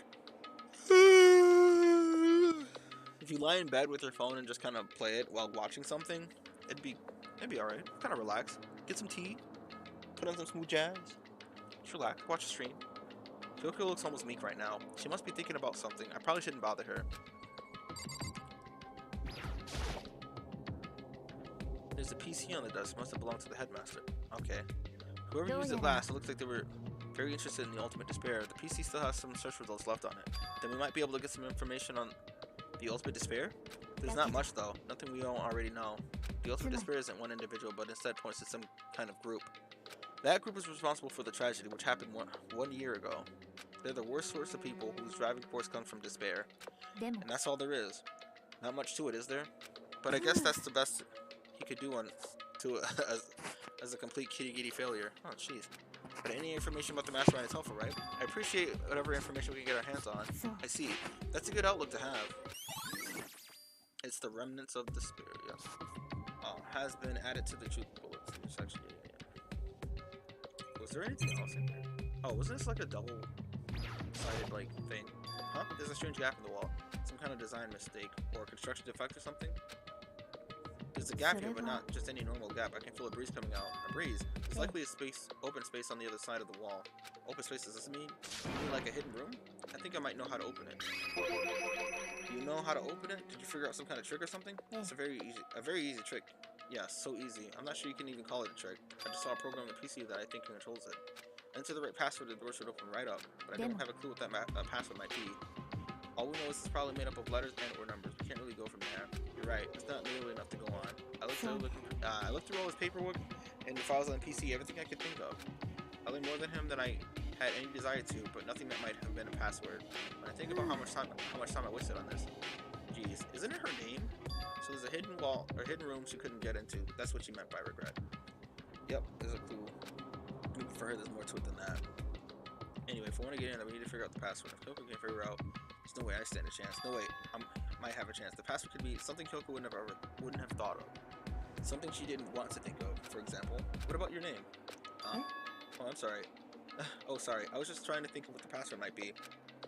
I'm sure she hasn't tried. I mean, it's totally understandable.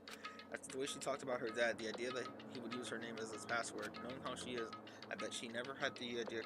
I bet the idea never never even occurred to her. That's how you fall asleep. Sheesh. All right. Well, yeah, shit. I got nothing. Do you mind if I try it just to be sure? It's not like you need my permission. If you want to try, do whatever you want. Okay. Skinny Shiroi. Yes. You know, I'm glad I thought of trying Kyoko's name, but if that's not it, that might just hurt Kyoko even more.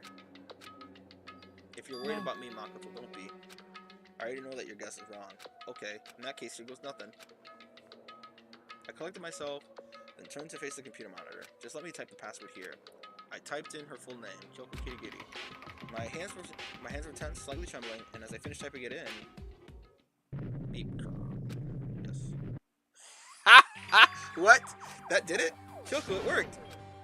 She doesn't look too happy. Why? Kyoko? Kirigiri-san? She disappeared into the hidden room. She looked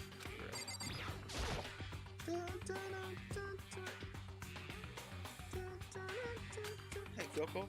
I might as well have not even been in the room. Her gaze was fixed on one thing. A present? Wrapped and covered in such joy. That's what made it so unusual. Okay, but I want to look at this first. I better. God damn it. There's a brightly colored package, yes. Colored box here. It seems totally out of place in here. The more I look at it, the more suspicious I get. Should we open it? I'm getting kind of bad vibe from it. But I mean, we can't not open it. Okay. Be careful, Nike. Why do you think it's dangerous? No, not dangerous, but surprising probably. Huh? If it is what I think it is, at the very least, it's not something you'll be happy to see. Wait, so you know what's in there? Just don't scream or anything, okay? Are you saying it's something that'll make me want to scream? Okay, I'm just gonna open it. Step by heavy step, I approached the box. Took a deep breath, then I took a hold of the lid. Slowly, ever so slowly, I lifted it up. Light began to sneak its way in the box. I stole a hesitant glance inside and... Kyoko's advice was no use. I let out a trembling cry. What was in the box? It was bone. It was the last thing I expected to find in such a bright, joyful box. I mean, who could have possibly imagined? Just as I thought.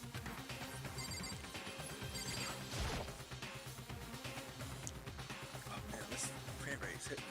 Just as you thought. How could you have known that? I mean, there are bones in there, human bones. Well, it's not like I was thinking of bones specifically. Just I had a feeling it would be his body. That's pretty much the same thing. A dead guy in a box. My father. Huh? What about him? What you found in the box. Those bones. That body. That's my father. Or at least that's what's left of him. Are you serious? Majide. This is Kyoko's dad? The same man she'd been searching for. Hold on. Chotto mateo. How could you know that for sure? How do you know that's him? Given all the information we already have, that's the only possible answer. So the same person may very well be the mastermind who planned all of this out. And according to the files, the headmaster is a man in his late 30s. It seems possible that even likely, he's somewhere in the school right now. Yes.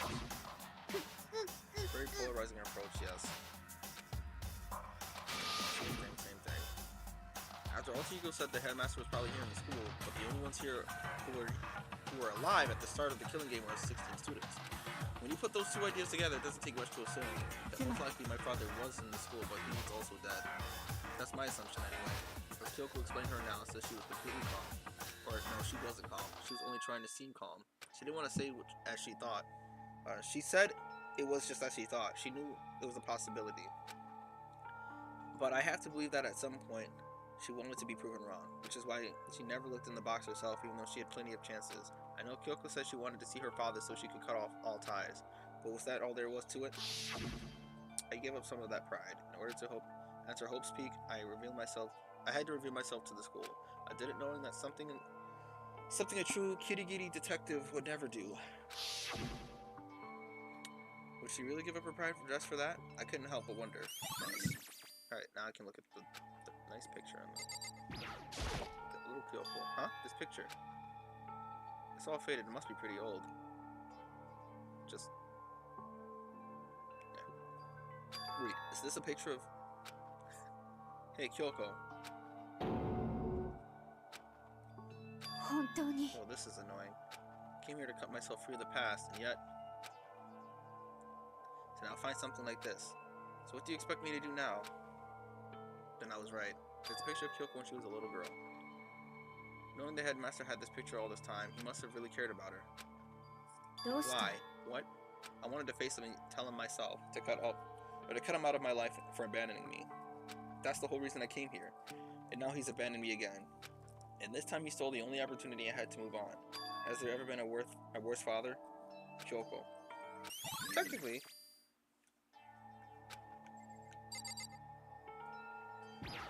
Russia's pretty. Instant kind clue. I want to check it out, but I really don't want to touch Kyoko's dad without her permission. Don't worry about me. Feel free to look around as much as you want. Are you sure? Never let anything get in the way of an investigation. I don't. Well, if you don't mind. So deja. Starting from the top, I opened the desk drawers and looked inside. I rummaged through each one, finding nothing but unrelated documents. But in the last drawer, there you go. Huh? What's this? It's an e-handbook, right? And it has a label on it that says a case of emergency. I found some kind of emergency handbook in the headmaster's desk. A handbook with no limitations given to the school's ultimate authority, the headmaster. I'm assuming that's what it is. I think you're probably right. It might prove useful as we continue our investigation. Why don't you hold on to it? Huh? Well, Kyoko, I don't need it. And if you don't want it, go ahead and leave it here. Then I guess I'll take it. Is it really okay? Listen, Makoto, Ne. can I ask you a favor? A favor? What is it? I know it's completely unreasonable to ask you this. But I know it'll only inconvenience you that much more, but could you leave? Huh? Just for a little. Just for a little while. I just want to be alone for a bit. Don't worry, I'm fine. Daijobu. I just need to calm down a little. I need to get my emotions in order. You know, Kanoko, you told me before about your relationship you had with your dad, how you're only connected by blood, not by heart and soul, but maybe that picture motivated him. Maybe he hoped to see me again someday. Is that what you were going to say? If so, it's just a theory, and this isn't an issue that can be settled with theories. That picture doesn't change the facts of what happened, what I went through. That problem can't be solved so easily. You're right, I'm sorry. Once I got myself under control, I'll return to the investigation immediately, so please give me some time to myself. Yes, okay, hi, I understand. Then, I'll see you later. Alright, but now we can go into the lockers. Is she really okay? Kyoko it must have been a complete shock to her. I mean, it was a shock to me. Do I need to go back into the corpse room, actually? Starts crying. I'm strong. Several tears start flowing down her face. To find out what happened to the headmaster, Gakuicho. There's no doubt the mastermind performed that evil deed. They killed the headmaster, killed Kyoko's father. They killed him. The headmaster is dead. Go to the town with a marshal sled. You just got saved by a witcher today. You just got saved by a witcher. You just got saved by a witcher today. Go to the town with a marshal sled. You just got saved by a witcher today. Even was here and cast it away. Nah, Caleb. The one leading the Hope's Peak staff, the one who finalized the plan to isolate you, was the headmaster, Hope's Peak headmaster. So the same person may very well be the mastermind who planned all this out. But according to the files, the headmaster is a man in his late 30s. It seems possible, but even likely that he's somewhere in the school right now. Yeah, it's the same thing. I feel like we don't need to see all this stuff repeated like 100,000 times. But we were wrong about that. Okay, that's why they're saying it. But I guess this is a different case. The headmaster wasn't the mastermind, which means the mastermind's true identity is. It's a very same thing. Yes, we get it. So we do all this before, but the killing game. But I guess if you're not playing this game like consecutively, like in a row like this, you're gonna need all these reminders. 16 participants, and the only people to take a single step in Hope Peak since the killing game began are those 16 students. 15 of us are met in the main hall. Add Mukuro to the mix and you get 16. That includes me. Only 6 of us are still alive. Everyone else is dead.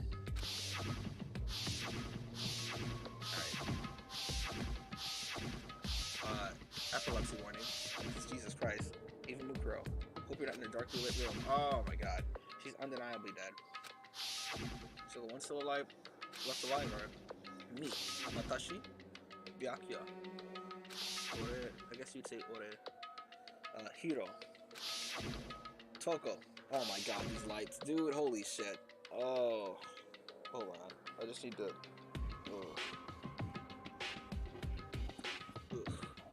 Hina. And Kyoko. Jesus fucking Christ. Only those 6 people are alive. And there's no question.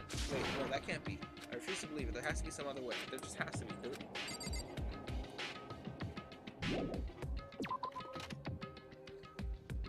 Okay.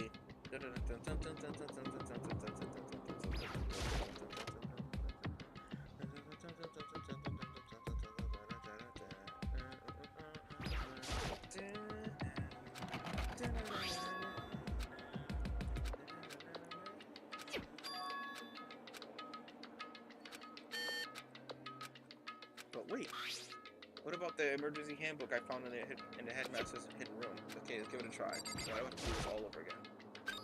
Alright, just what I was hoping for. Let's see what we got inside. This thing is practically empty. Except someone's notebook. Some kind of pocketbook. I've seen name written in it, so I can't say for sure who it is. But there's some writing in it. Could be important. I don't like violating the owner's privacy, but better take a look. It looks like a girl's handwriting, and the letters are spaced out evenly, like whoever wrote them was measuring. Whoever wrote this must have been really meticulous. Huh? If I recall, the person who wrote it was... I was flipping through the pocketbook, but my hand froze when I got to a certain page.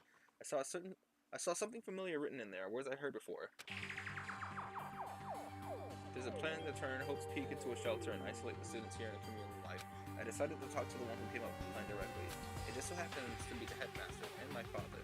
He was willing to give me some more details regarding the plan. Here's what he said. The point is to keep our student prodigy safe, to keep them from hope. Keep them as our hope for the future. Only their genius can overcome disaster, and only their hope can overcome despair. For the future of our country, our world, no. It's not an exaggeration to call this our final hope. We must isolate our superior youth from the corrupted world to serve as the foundation for a new era. This is the only hope we have. I hope that he'll be willing to go along with this plan. So that's what my father had to say to me. As usual, he made a selfish decision without consulting anyone else. I can't imagine a worse father. This can't be true, can it? But I knew it was. I knew exactly who the pocket belonged to. Kyoko. It couldn't be anyone else. If this belongs to Kyoko, what was it doing in this locker? And what she wrote here completely contradicts what she already told me. She said she hasn't seen her dad since he left a while she was little. Yes. I decided to take a look at the one who came up with the plan directly. It just so happens to be the headmaster in my family. What does this all mean? I quickly scanned the remaining pages of the notebook. I must have been looking for something that would prove me wrong about this whole thing. But when I reached the last page, the question mark spinning through my mind started spinning that much faster. When I looked at it, unlike the rest of the pocketbook, the writing here was messy, disorganized, scrawled. Spirit walks among us. Oh Jesus, and so we survived. Oh, what's this? What does it mean? I have no idea. How can this possibly make any sense? There's a second despair. Okay. Is that all?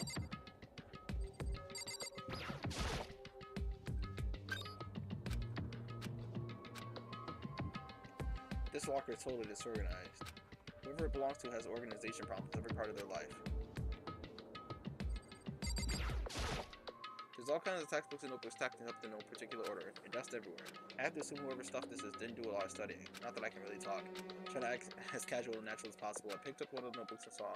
But the moment I looked inside the notebook, any sense of easiness I had evaporated. Yasuhiro Hagakure. What? There's no denying what I saw. Inside the notebook was written Yasuhiro Hagakure. Is this our Yasuhiro? The notebook also contained a large number of notes for a variety of different classes, which would mean he attended classes here? No, that can't be possible. I mean, here came to the school at the same time as the rest of us. And we were all sucked into his evil world, into this evil world. We never had the chance to take any classes. So what is this notebook? Locker notebooks have been added to the jukebox. Okay. But the more I see, the less it makes sense, because these lockers, they had to belong to the previous students, right? So why am I seeing this? Where are things in the lockers that look like they belong to people here? A notebook that seemed to belong, like it belonged to Hiro, and a pocketbook that seems to belong to Kyoko. There has to be some kind of explanation, but if I want to find that out, I have to keep moving the investigation forward, and I have to believe in everyone. What else is there left? Yeah, I was gonna say, that's it. Alright. Time to find out who the... Oh, never mind. Oh, there's... Oh my god. Now he wants to give us a hint? It's suspicious, there's no doubt about it. This could be a trap, but even knowing that, he said to go to the gym, right?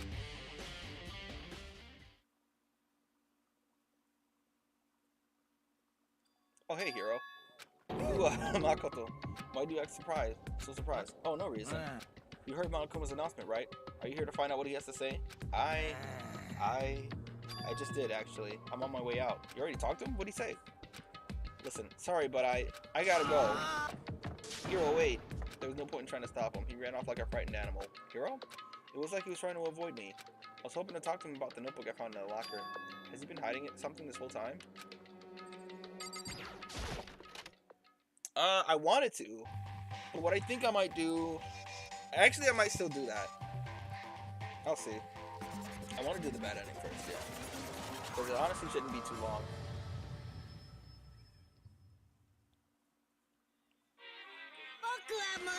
You ready for your final hand? Well, it just so happens to be in the envelope on the ground in front of you. An envelope? Well, that's not in front of me. It must come at some distance. This must be the envelope. Just so you know, I won't be answering any questions about what you find inside. What? Don't worry, just get on with it. Didn't make me feel any better, but I picked up the envelope and opened it. What I found was a single photograph. It featured a bunch of faces I recognized extremely well. Look at Mukuro. She's just vibing. There's actually something interesting about why fucking Kiyotaka Oh, that's funny. That's funny. So- oh no. But wait. Oh, hold on. Oh, it was. She got SpongeBob, man. It was everyone who would come to Hope's Peak at the same time as me. Wait, but there's someone behind Sayaka. She's the only one I don't recognize. Wait, that's not true. I do recognize her. That's right. When Byakuya and I were in the headmaster's room, we looked at the file. Mukuro Saba. And this girl is... What? Why? Why is Mukuro here with everyone else? And more than that, and even more than that, just having everyone here pose like this is weird enough by itself. And we're all wearing matching uniforms. I don't remember anything like this. And now I'm looking at it, it's not even everyone. I'm not in the picture. I'm the only one not there. The picture has 15 other students, but not me. But I guess that makes sense. After all, I don't remember ever taking a picture like this. I went to the junior high with Sayaka, but the first time I met everyone else was when I arrived at Hope's Peak Academy. So it's natural for me not to be in the picture. But what's definitely unnatural is that everyone else is in the picture. I thought everyone was like me and didn't know each other until they got here. But if this picture is real, then could that mean, could it be everyone else and just me? Everyone here except me is... How are you going to keep up this rambling? I've heard of that word before. Soliloquy of yours, Hamlet. Yeah. You're kind of getting in the way of standing there. You're getting in the way standing there, you know? So, I mean, get out. But I told you, I'm not feeling any questions. What kind of mystery would this be if I gave you all the answers? That'd totally be out of left field. And comedy ensues. I guess that means he's done talking. Damn it.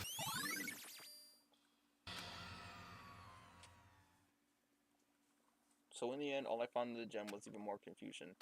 And with the confusion in hand, left the gem dejected. Dun, dun, dun, dun, dun, dun, dun.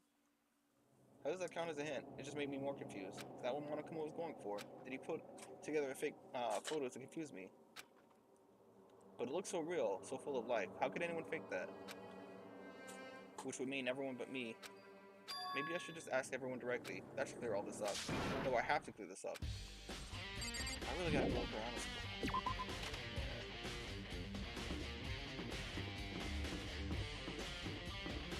What would it all be anyway?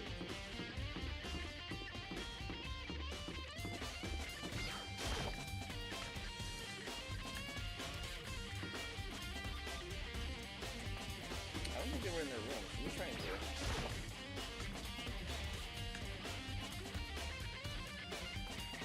Yeah. So this is where you've been hiding. Listen, I was hoping to talk to you. Remarkable? Sorry, gotta go. What? She ran off so fast I didn't have time to stop her. Hina, why? Why won't you talk to me?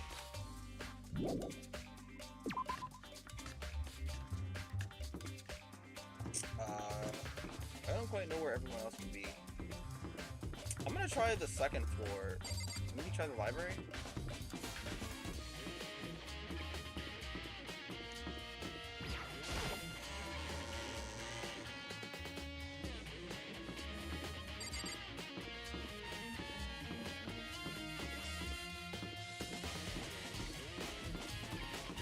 Actually, couldn't I just tell where they are? Because it'll tell me there's an event there or something? Yeah. Okay, I figured he'd be there. That's exactly where I was gonna go next.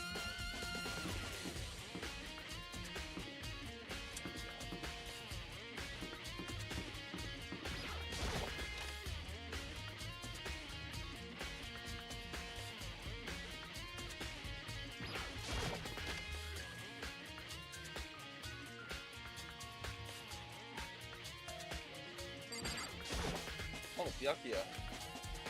Listen, do you think we could talk? Byakuya? I have nothing to talk to you about.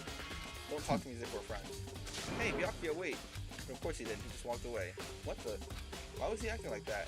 Like he was purposely trying to avoid me. Alright. What's next?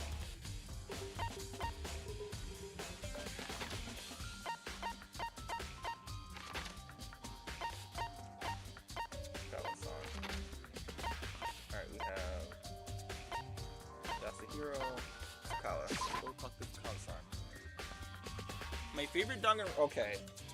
So, I'm gonna say my favorite Danganronpa MC is Komaru. Komaru. Redacted. I decided to visit the biolab one more time, and the first thing I saw when I got there was her passed out again. Huh? Toko. Toko, are you okay? No, she's not dead, is she? What? It's cold. It's super cold. It's so cold. I think I might catch a cold. If you keep taking naps in places like this, I'm sure you will. What? I was asleep. I must have fainted again. I bet you were standing there staring at me, getting all excited, weren't you? No, I wasn't. Oh, then what? Hot and bothered? Straight up horny? Okay, so why did you pass out? I don't know. Last thing I remember was me waking up just now. What did you do, Miss Morose?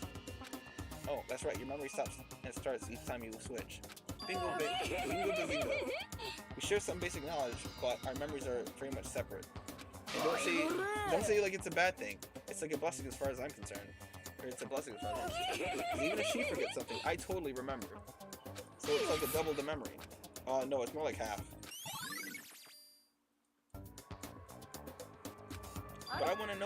But all I want to know right now is, where's my little darling? Tell me now or I slit your throat. I don't know, I'm sure Byakuya is around somewhere doing his own investigation. By himself? I assume so. I knew it. I totally knew it. I'm a total pro when it comes to all things master. Anyway, I gotta hurry. I can't imagine how lonely he must be right now. Genocide Jack shut off and eerie laughter echoed behind her. I forgot to ask her about the picture. Well, there's no point in asking Genocide Jack anyways. So I have more important things to do right now. Why did Toko faint? There's gotta be a reason for it. Yeah, it's not like this thing is just hanging out right here. Yes. Well, there's that one. But Komaru from Ultra Despair Girls. V3's protagonist is also definitely easily one of my favorites as well. Damn, actually no, hold on. Actually no. My favorite protagonist is a toss-up between Komaru and Hajime Hinata. But my favorite character from B3, however, yeah. I'm sure they were all shut tight last time I was here. That must be why she passed out. She faints so easily. Shoko, it's getting late, isn't it? Are you okay? I'm sorry if I made you worry. No, you don't have to apologize. But listen, about this room. Yeah, it's a morgue. Yeah. I suspected as much. And Toko must have looked inside the fridge, seen what was in there. And, well, you have it. You knew she fainted? I was on my way here when Genocide Jack came running past me. I assumed she must have sneezed, but once I got inside, the real reason became clear. I imagine she came in here to investigate. Would open a slot there. And that's when she saw the body inside and dropped like a bag of rocks. Why does everything gotta be so difficult with her? Hajime most definitely is, yeah.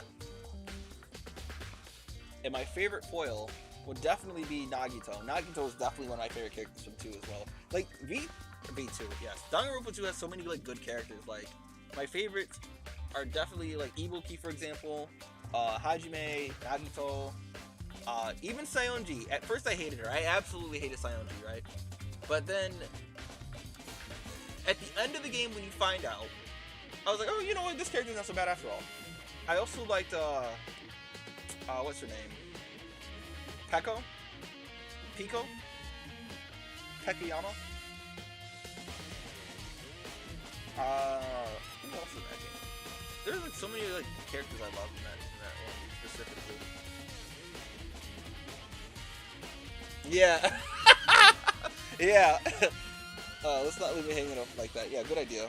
Give me a hand with this. Shoko approached the fridge, hands outstretched, but suddenly she stopped. What's wrong? Maybe we should wait a second before closing it. Huh? How come? Because Mukuro's body's in here. Mukuro's corpse? Mukuro's body is inside the fridge? Just like every other time, the Mastermind probably brought it up here while we were in the class trial. The Mastermind did it? Because they assumed we wouldn't be doing the class trial over again, I guess. You may be right. Either way, now I can finally get a good look at the body. Oh, that's right. Kyoko didn't get a chance to look at the body during the last investigation. I need to do my own examination of the corpse as soon as possible. I'm gonna find a clue this time, and I'm gonna grab the Mastermind by the tail. Oh my god. Hey! Hey, you gotta delete that comment, man. You gotta delete that comment. Oh no.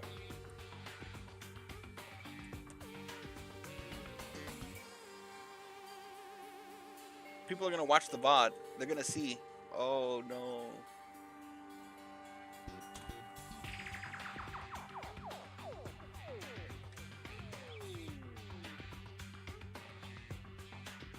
How do we? Why can't I?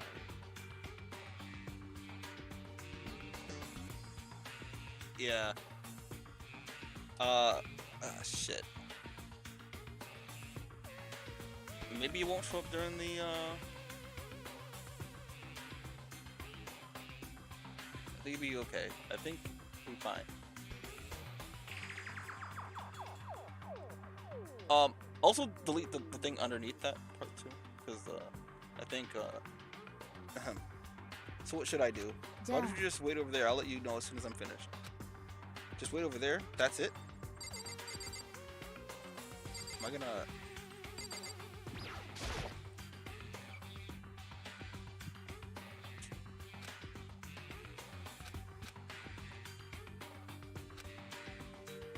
Oh, okay, he was actually reading that. There's 9 in all. 9. 9 lights? Okay, what was that actually? Okay. Yes. Alright. But I know what you're talking about. That one was also... I like that one, specifically because Kill Command, and that's, you know, the song that played. And, you know, when that character in particular was like, you're all so boring, you know? Oh, I don't think I need to do this. Alright, so I gotta probably look at the body, maybe? Or, oh, I gotta look at the tarp again.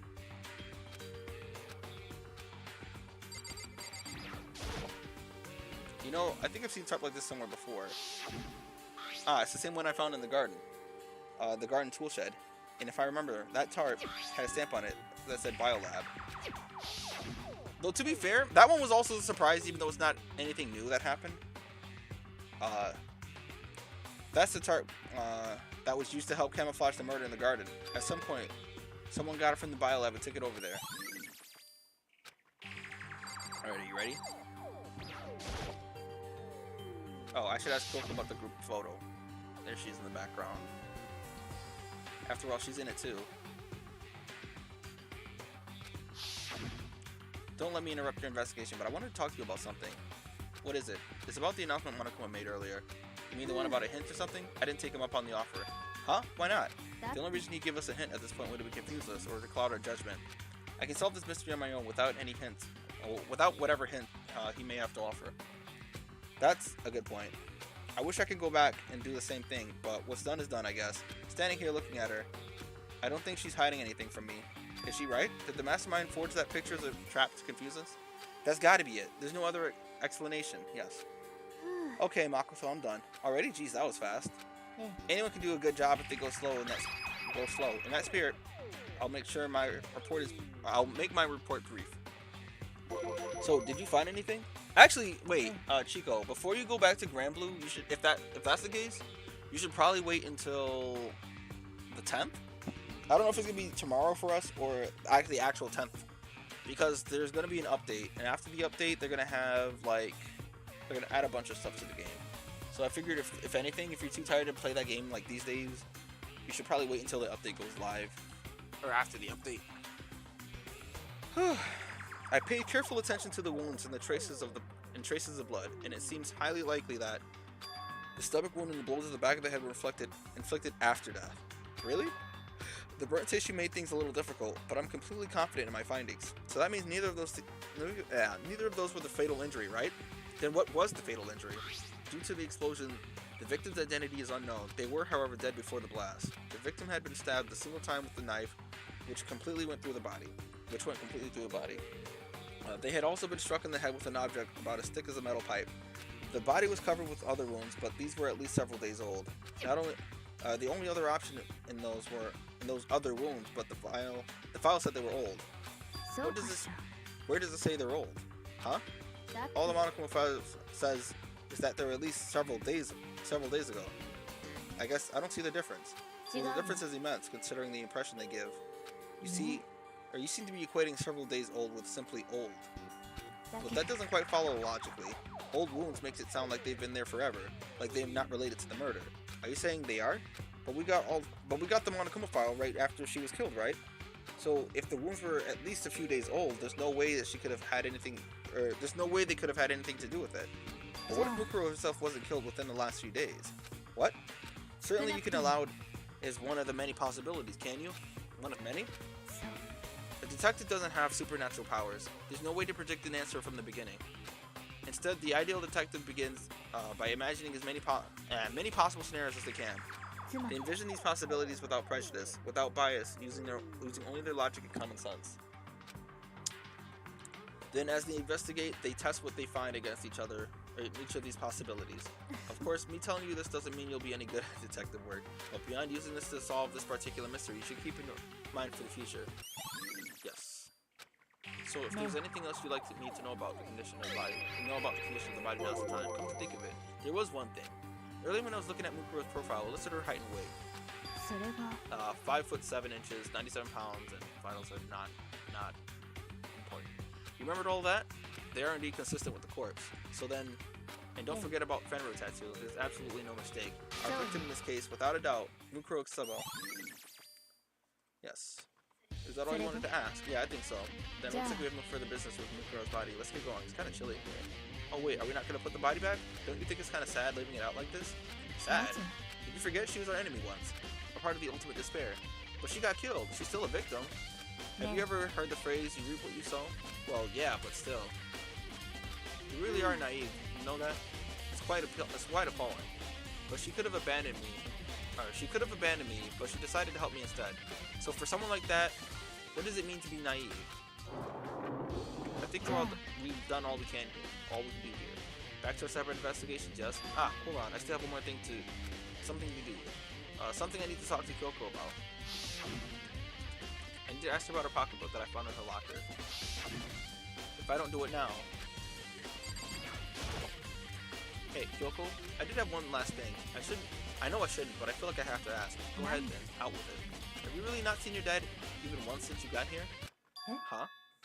What do you mean? Well, you know all those lockers on the second floor of the dorms? I do, yes. But to get into any of the lockers, you need the handbook of whoever the locker belongs to. Actually, I managed to get them open using that emergency handbook. The one we found in the headmaster's hidden room. So, did you find anything worthwhile in the lockers? I found a pocketbook, and after looking through it, I think it must be your pocketbook. What makes you say that? Like I said, only the locker's owner should be able to get into it, right? I can't imagine those lockers belong to any of us. After all, we only got access to that area just recently. What I'm saying is, there's no way I could have had access to any of those lockers. And if I did have a pocketbook, why would I bother putting it in a locker? Everything you said makes perfect sense, but there was something written inside. It was about the headmaster, about your father. Did that mean the video was real, too? Video? Makoto. I think everything's starting to fit together to reveal a cohesive picture. Although I'm afraid that picture might be worse than anything we could have imagined. What are you talking about? I need to investigate these lockers right now. I need to confirm what you said with my own 2 eyes. Oh, let me give you the headmaster's handbook. That way that won't be necessary. If I'm right about this, I shouldn't have any problem opening the locker with my own handbook. After all, it would seem that it's my locker. Your locker? If you watch this, it'll make sense. A DVD says urgent reviews. Urgent interviews? Urgent interviews, yes, class anyway. I found it in that hidden room after you left. I don't have time to explain exactly what I think it means, so you should just watch it for yourself. I think you'll realize exactly what it means. You'll understand why you found my pocketbook in that place none of us have ever seen before. None of this makes sense right now, but I guess that means there's some important clue on this DVD. That means I gotta go to that fucking room, huh? Oh, and now it's my turn. Do you have a second to listen to me ramble? Ramble? So as it turns out, the arrangements I made didn't stick. What I mean is, I'm less and less sure of everything, even my own feelings. You talk about your dad, right? I can never find the answers to the questions I wanted to ask for the rest of my life, and all because of the mastermind. But there's one thing I am sure of. When it comes to the mastermind, there's room in my heart for forgiveness. I swore to destroy the mastermind. This is just one more reason to follow through on that. Kyoko's eyes burn with the fire of determination. The determination to defeat the mastermind. It's strange to be confronted with his death and suddenly feel this way. I couldn't care less about my father. I couldn't care less if my father had found happiness. So why does it bother me so much to know that he suffered? It's ridiculous. There's just no understanding it, I guess. She let out a small laugh as she said it, but her smile was filled with sorrow. So that's it for my rambling. There's so much to do before I can consider my task complete. There's still so much to do. Yes. Yes, you're right. But keep this in mind. There's only ever one absolute truth. Whether that truth serves as justice, I didn't say that, or suffering. Whether it's the greatest truth or the worst. Saite, what do you mean? Even if the truth you uncovered is filled with hopelessness, you still can't give up on hope. Absolutely not, because all I can do is keep moving forward. That's pretty much all I'm good at, you know? Indeed. Sorry if that was strange. Anyway, I need to get going. I'll see you at the class trial. Leaving behind that final farewell, Kyoko is gone. I better get going myself. Yep. No matter what happens, I won't lose hope. Even if it's the worst truth in the world. I can't afford to lose hope. Yep. Yes. How long have we been 2 hours? Okay, so 8 o'clock. The trial itself is going to take like 3 hours too, not just the investigation. Jesus fuck. Maybe I didn't think this through. Man.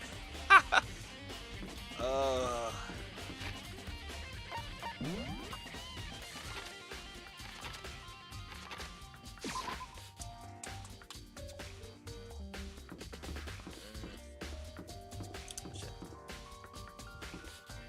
Nope, not this way. As I slowly turn around. The Avery room was right here. No, that's the trash room. Where was the Avery room? Was that like... Oh wait, was that on the first floor or the second floor? Wasn't it like... The first one was like... on the east side. I guess not.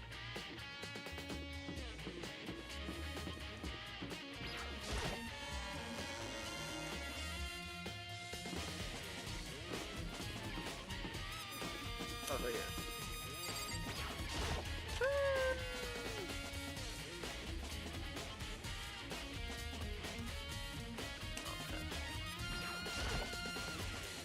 I should be able to play DVDs this time. Well, there, better take a look. I took the DVD Kyoko gave me and put it in the player. It said that it was playing, but nothing appeared on the screen. I stared into the black of the monitor. It must have only been a few seconds, but to me it felt like an eternity. And then all of a sudden, an image appeared. Sayaka? It took me by total surprise.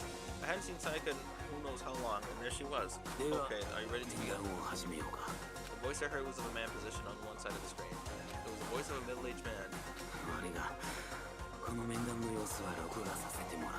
do apologize, but I hope you don't mind if I record a conversation. I'm a little slow, you know.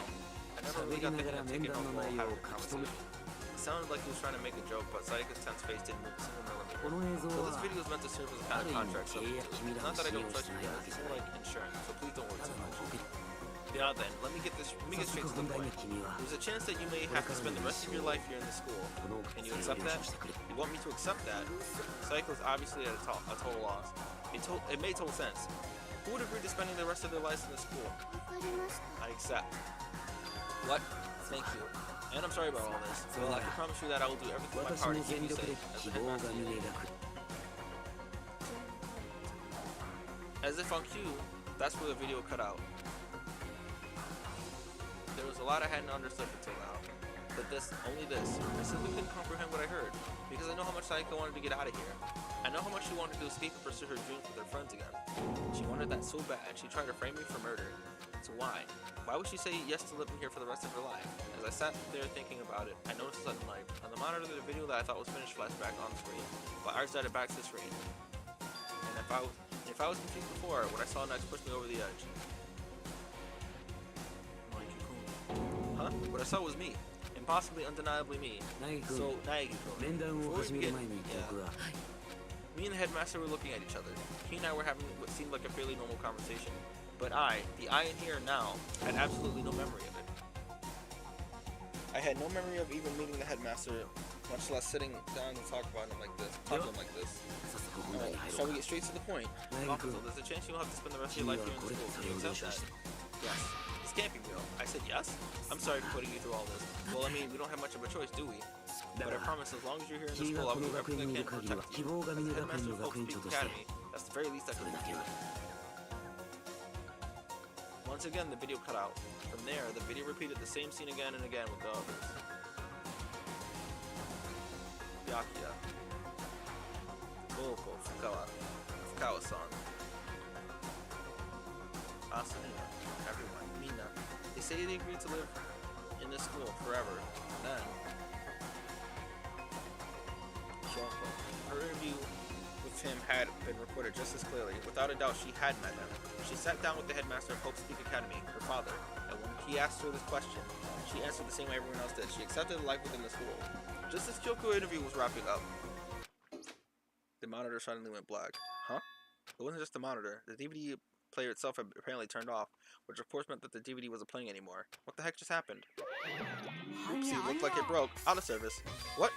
What? It just happened to break just now? Now then, when doesn't matter.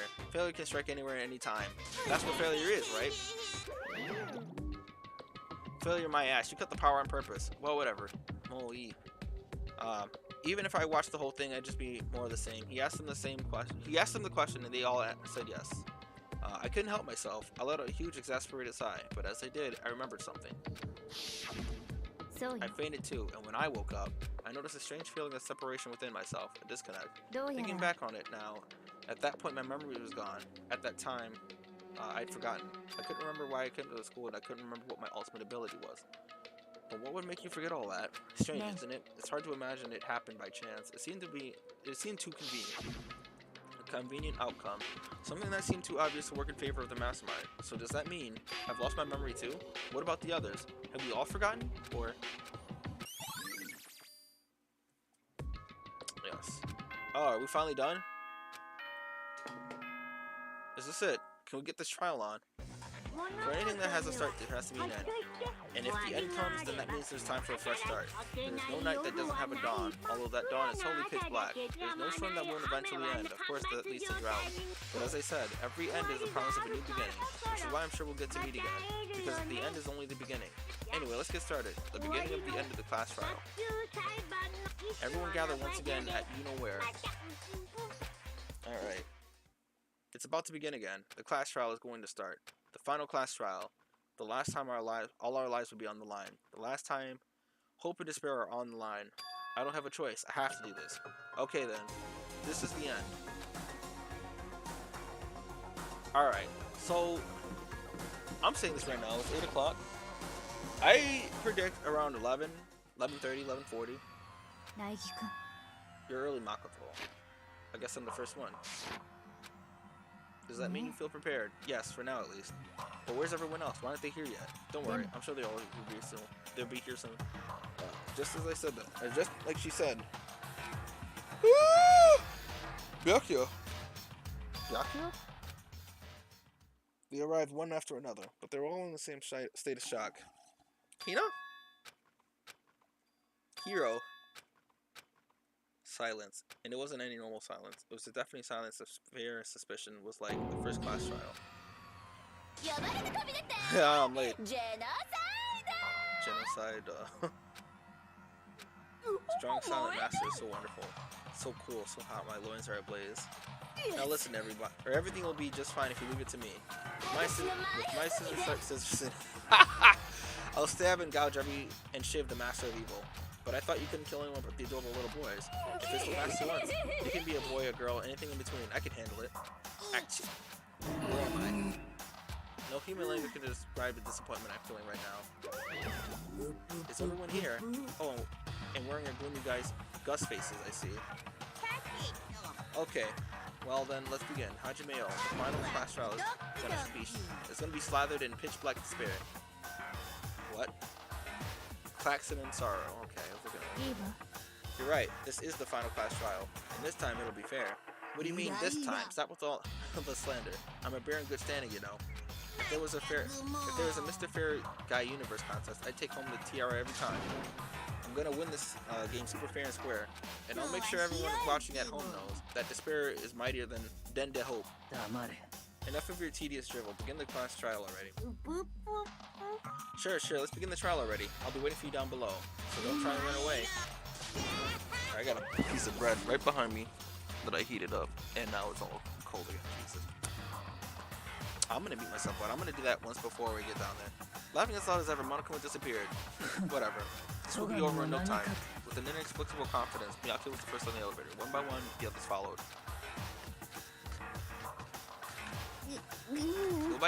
made eye contact. Nobody said a word. They all disappeared into the elevator. They're all acting odd, like they're paranoid, suspicious of each other. But you know why that is, don't you? Yeah, I think so. Well, you can tell us about it soon at the class trial. You're right. I'm ready. Ready to win, right? Of course. I'm glad to hear you say that. Oh, this thing's like right by my face. And then Kyoko was aboard the elevator. All right, let me just take a bite of this real quick and mute myself.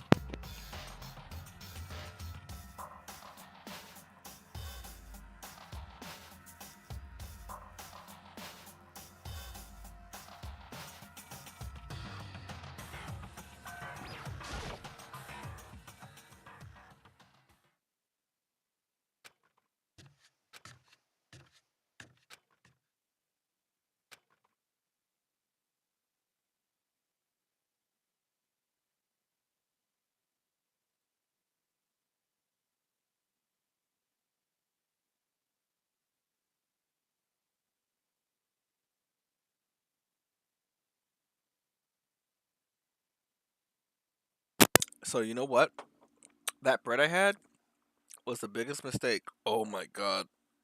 Oh my Jesus. It was it wasn't a good idea. And finally on steady legs,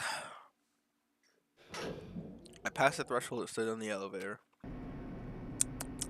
Without warning, it began to descend deeper and deeper, deeper and deeper. Money grew like grass, sweeter and sweeter. Anytime, any place. Man, that's a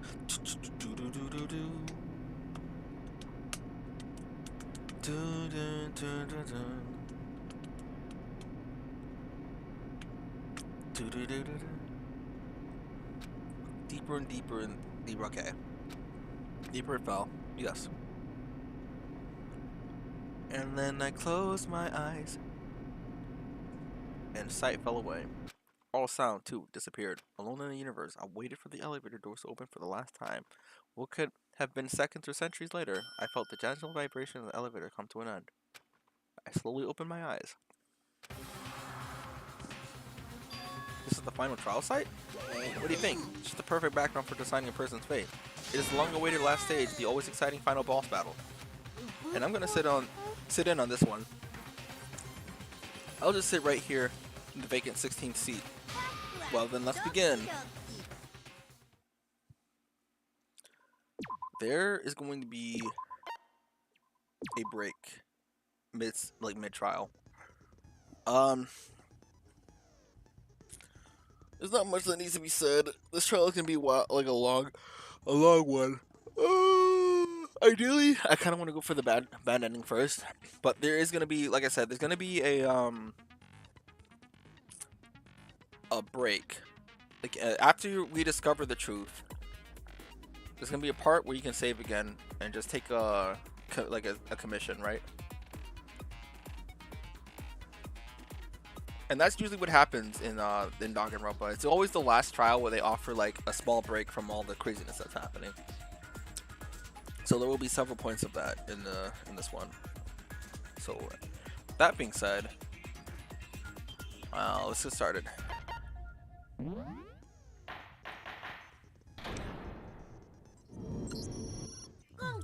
Since this will be the final class trial, I'll come with a special rule, so listen up. If you can figure out Mukuro's killer and go on to solve the mystery of the school, you guys win. But if you can't, then I win. And of course, waiting for the loser is a super exciting, super pounding punishment. Are you saying that if you lose, you'll execute yourself? Sure, yep, sure will. If that's final, no loopholes, no wiggling out of it later? Of course not. Bears never go back on their word. Never mind that. I just have one question for you. Oh, you're taking this serious, huh? Are you feeling okay? Is the mastermind only one person? Huh? Don't bother. I already know the answer. You're all the masterminds, aren't you? You're all out to get me. I'm right, aren't I? I knew it. So if I recall, the mystery behind the picture is that it's missing the person. It's missing the person whose photo it is, right? So Makoto wasn't in his. So he wasn't in his.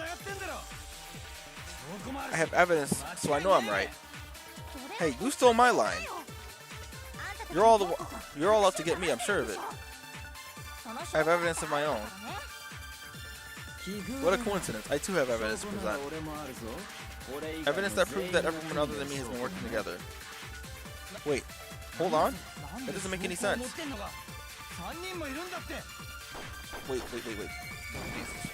So much yo-yo. You gotta do that without slow motion. I saw one of the trophies was like, do a case without using slow motion. I was like, Jesus. It's not just you three. I have evidence too. What? You too? The evidence you're referring to is the group photo, right? Well, yeah. Huh? Wait, but mine's different. Hina's not gonna be in hers. Just like Makoto's not gonna be in his. And Hiro's not gonna be in his. The picture you have, I'm in it. But that can't be right, because in my picture... See? I'm the only one not in it. This one... this one was just so funny. Mukuro is just chilling. Sayaka, and then this fucking... Leo looks like he's about to give up. Celestius is not a part of it. Hold on, I figured as much. In which case... Hiro, you have a picture too, right? Let me see. Okay, but be careful with it. It's pretty important evidence. This one too. It's just like I thought. Hina eating donuts. Mondo is just not... Mukuro is just not... She's not paying attention. Toko is just looking at Byakuya. Oh, but it's Genocide Jack though. Leon. Chihiro. Oh. So the secret in these pictures has been revealed. Secret or whatever, I don't care. You guys are all in this together. That's why I'm the only one missing. But you're in my picture. You're the ones trying to trick me. So the whole purpose behind the photos was to get us questioning and fighting with each other. The mastermind laid a trap to make us each think everyone was working against us. Huh? I laid a trap? A trap? How rude. What grounds do you have for such audacious accusations? The proof I need to reveal in Monokuma's trap. Each photo has a certain something in common. There's a connection regarding what person isn't in the group photos. That person is the one who got the photos. Koreda. In each case, the only one not in the pictures is the person who received it. So in the picture I got, I'm the only one missing. In the picture Hina got, she's the only one missing. And in the picture Hiro got, he's the only one missing. So stay. As long as we're all talking about it, I suppose I could show my photo as well. Wait, I want to see it! In other words, Monokuma gave us each a group picture which that person wasn't included. And when we each saw our pictures, we just assumed everyone else was the enemy. Figured it out, huh? Yeah, I thought that must be it. But how is that a hint? But you know, there might be something more to this than Monokuma trying to confuse us. There's something else that even bothers me about everyone's pictures. What is it? What's digging at me? Listen, can I see everyone's group photo one more time? It's not directly connected to what we're talking about, but I like to double check something. Sure, no problem. Yeah, I don't mind. I'm sure there's something unusual about these group photos. What is it? I need to cover each one of them one more time. I know what it is. I know what is weird about it. Byakuya's picture. I haven't outright said it, right? I don't know if anyone's watching right now or just being silent or unable to type or whatever. But there is something about each photo. It's kind of obvious, right? It's not like one of those fake obvious things. It's obvious. What's so the same about all of them? But I'm just looking at these pictures though because it's kind of funny. There's Toko in the background. You see her and Celeste, and Naegi just like. It's natural that Hina would be up there. Hina's picture. Again, I'm giving everyone enough time to look and see what the thing is. Of course, you can also pause it if you're watching the VOD. Hiro's picture. What do all these pictures have in common? And mine.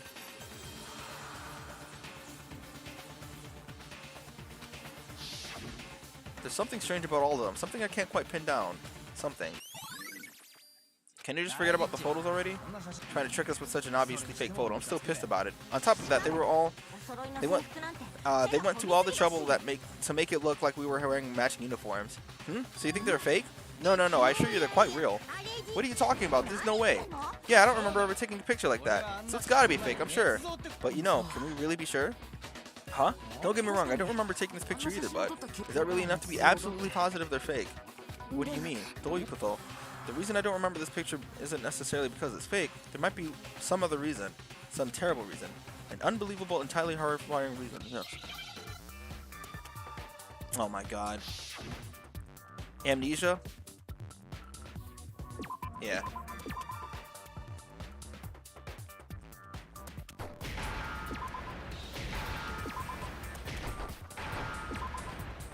Get out of the way. I'll just use this one. Whatever.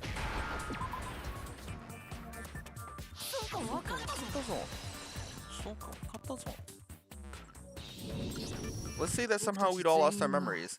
That could explain it, couldn't it? Oh, I get it. So we just all lost our memories all at the same time and forgot about the photos. Makes sense. As if. As if. You expect me to believe such an unbelievable occult type story? We all lost our memories. That's just crazy. It's only natural that they wouldn't believe it. But no matter how much they refuse, it's the only absolute truth. If that's the absolute truth, they have no choice. We can't move forward until they accept it. And there's another way to prove it besides those pictures. What you got, Naegi? Tell him, Egg. Interview DVD, Nucleus, profile. It would have to be interview DVD.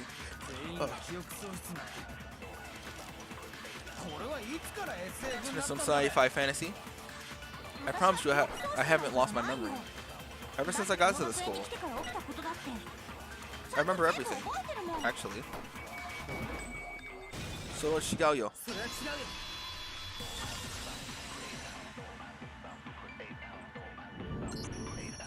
Those photos aren't the only things that point to the possibility of memory loss. This DVD does the same thing. You're not going to show us something indecent, are you? No, it's nothing like that. His face. It's a video of all of us being interviewed by Hope's Peak Academy headmaster. When you say all of us, I mean all of us, including you. You lied. I never did any kind of interview. It's not. No, it's not a lie. I just watch the DVD and you'll see for yourself. The headmaster did in fact interview you. What are you saying? I didn't imagine you would remember. It's not about whether or not I remember. You expect me to believe all this? But I lost my memory somehow? Well, we don't have any way to refute it, so we have no choice but to accept it as reality. How can you say that? We're talking about living, breathing amnesia here. To be honest, I have something else on my mind right now. Something else? You said the DVD contains recordings of us being interviewed by the headmaster, right? What were the interviews about? The headmaster sat each of us down one by one, or one at a time, and asked us the same question. He asked if we could accept the idea of spending the rest of our lives in the school. What kind of question is that? And how did we answer? We said no, obviously. Actually, we all said we could. Even me. I heard myself say yes. I could spend the rest of my life at the school. Why? Why would you say yes to something like that? I don't know. I don't remember a thing. The same goes for everyone else. No one remembers. You don't remember choosing to live here forever, or even talking to the headmaster about it at all. It doesn't matter if I remember or not. Even if I bought the whole amnesia thing, the idea that I will want to live here forever, that's just insane. How can I believe that? Insane or not, we can't move forward until you accept it, am I right? You sure are, because it's all true. What? I know it sounds absurd, but if it's the truth, there's nothing we can do about it. Indeed. We only have one path in front of us. Then we really... Yep. You all totally lost your memories at the same time. This is all making my head hurt. And this isn't some like normal kind of memory loss. You stole those specific memories from us, didn't you? Oopsie, you figured that part out too, huh? Of course, there's no way we would all happen to get amnesia at the same time. But how can someone just steal our memories? How? Come on. Or come. That hardly matters right now. If I said if it was hypnotism, would you believe me? Or if we opened up your skulls and messed with your brains? Would you really believe anything I said? How it happened doesn't matter right now. What matters is figuring out what memories you took from us. That's what you're trying to say, right? I knew I could count on you. An interview with the headmaster taking that group photo. Those can't be the only memories you lost. There must have been some purpose to it all. A reason for taking away our memories. Of course there was a purpose. It all has to do with the original motive. The original motive. You mean the motive you came up with to try and get us all to kill each other? It has something to do with the memories you stole from us. It sure does, but that part's still a secret. Anyway, I'm sure it's not easy, but let's all focus on the class trial for the murder of Mukuro Itsuba. Okay, so you want us to figure out who killed her before we do anything else. So until we do that, Well, either way, we'll have to explain every last remaining mystery. So, the one who killed Mukuro, the true mastermind, that's what we need to expose. But in doing so, we expose who the mastermind is as well. Profile, handbook. So who did it? Who killed her? Whoever is behind everything. Whoever did it is the same was behind everything. That much I'm sure of. But when you think about it, is the mastermind really here in the school? Of course. It has to be somewhere. What makes you so sure? What does make you so sure? Exactly, you're just making stuff up. There's no way the mastermind is here. Oh, that's not what I wanted. It's probably a million miles away. It is wrong, but what do I need to use there? Is that right?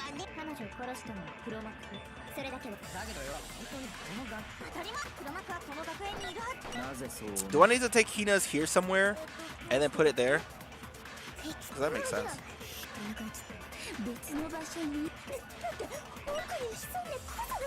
I'm positive there's somewhere in the school, otherwise there's no way they could have controlled that machine. Alright, so take Hina's comment and then we use it there.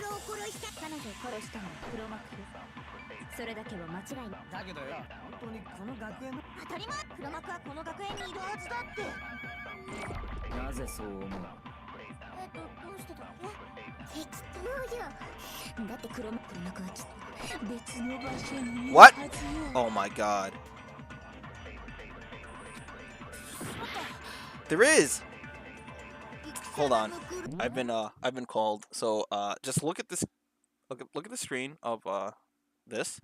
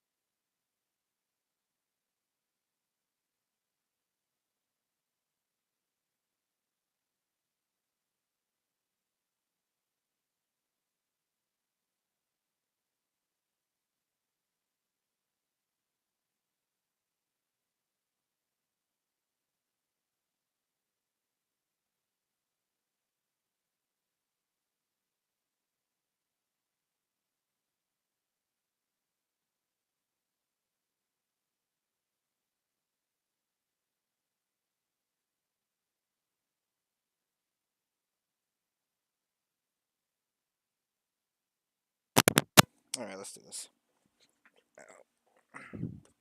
Okay.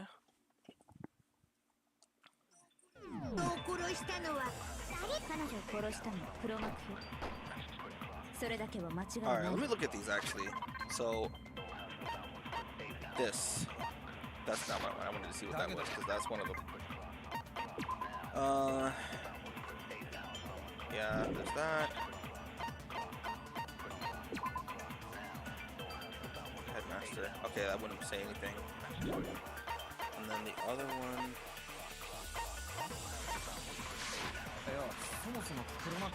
Is Mukuro's profile, right?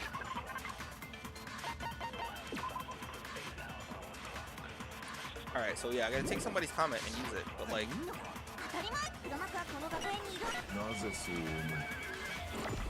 What makes you so sure?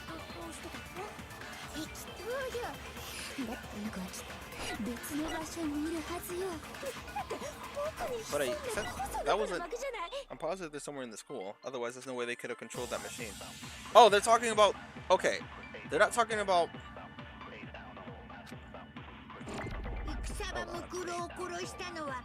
Here. That's what okay. I'm thinking of something else. Okay, I'm thinking of something completely different.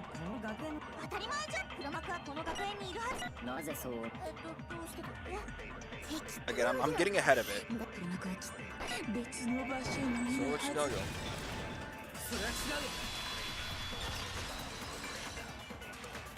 Also, I read, not Mastermind, but Headmaster.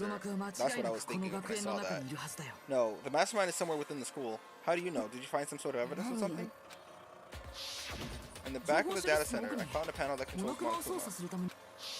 The Mastermind must have been using that to control him all this time.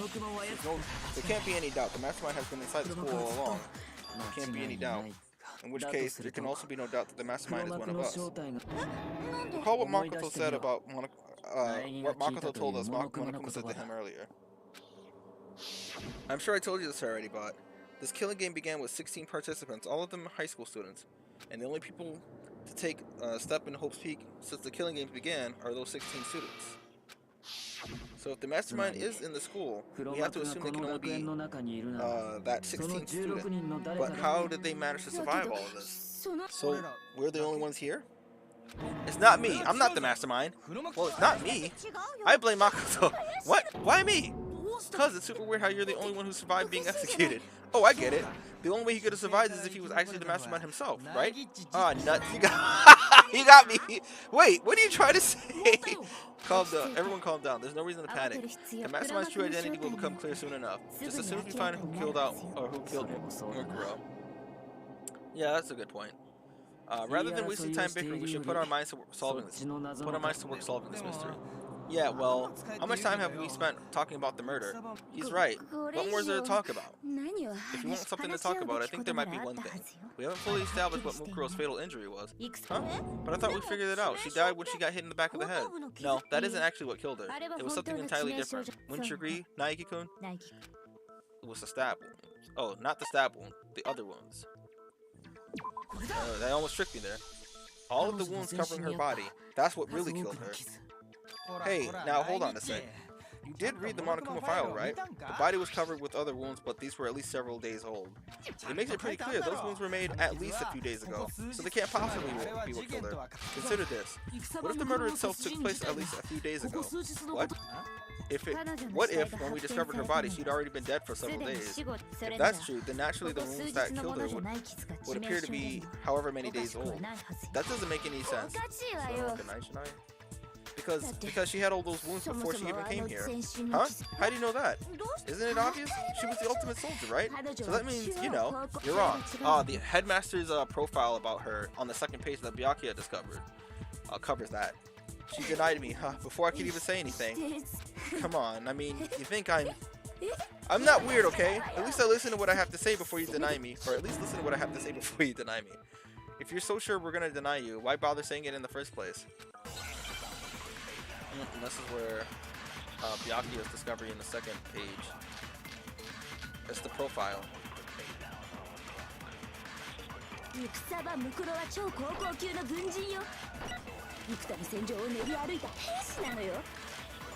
you think about it?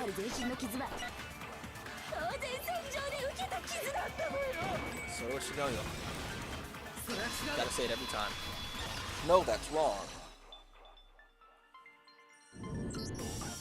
No, Mukuro didn't suffer those wounds in battle. The file we found in the headmaster's room said as much. Despite the time she spent in battle after battle as a member of Fenrir, when she entered the school, she hadn't sustained a single injury. To be denied so completely actually is kind of refreshing. Maybe it's because of all of my master's training. Anyway, so we can be sure that Mukuro suffered all those wounds after coming to the school, in which case they could be the very thing that killed her. As a matter of fact, it's hard to imagine any other possibility. When examining her body, I found that her stomach and her head wound came after she was already dead. Unless anyone has a better suggestion, I think we can say with confidence, the wounds Mukuro sustained all over her body are what ultimately killed her. Now, notice how they're placed, right? Notice how they're placed.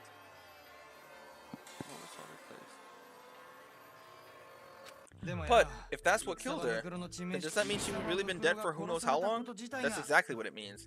When we found her body in the garden, she'd already been dead for several days. So then, what about the little matter of what happened last night? Makoto, you said you were attacked in your room by a masked assailant. If Mukuro had already been dead for several days, it couldn't have been her. So who was that who attacked you? The identity of the one who attacked me. Can't think of anyone else. What is that? The one who attacked me was the true mastermind. What a way to cover it up too, actually. When we discovered Mukuro in the garden wearing the same mask,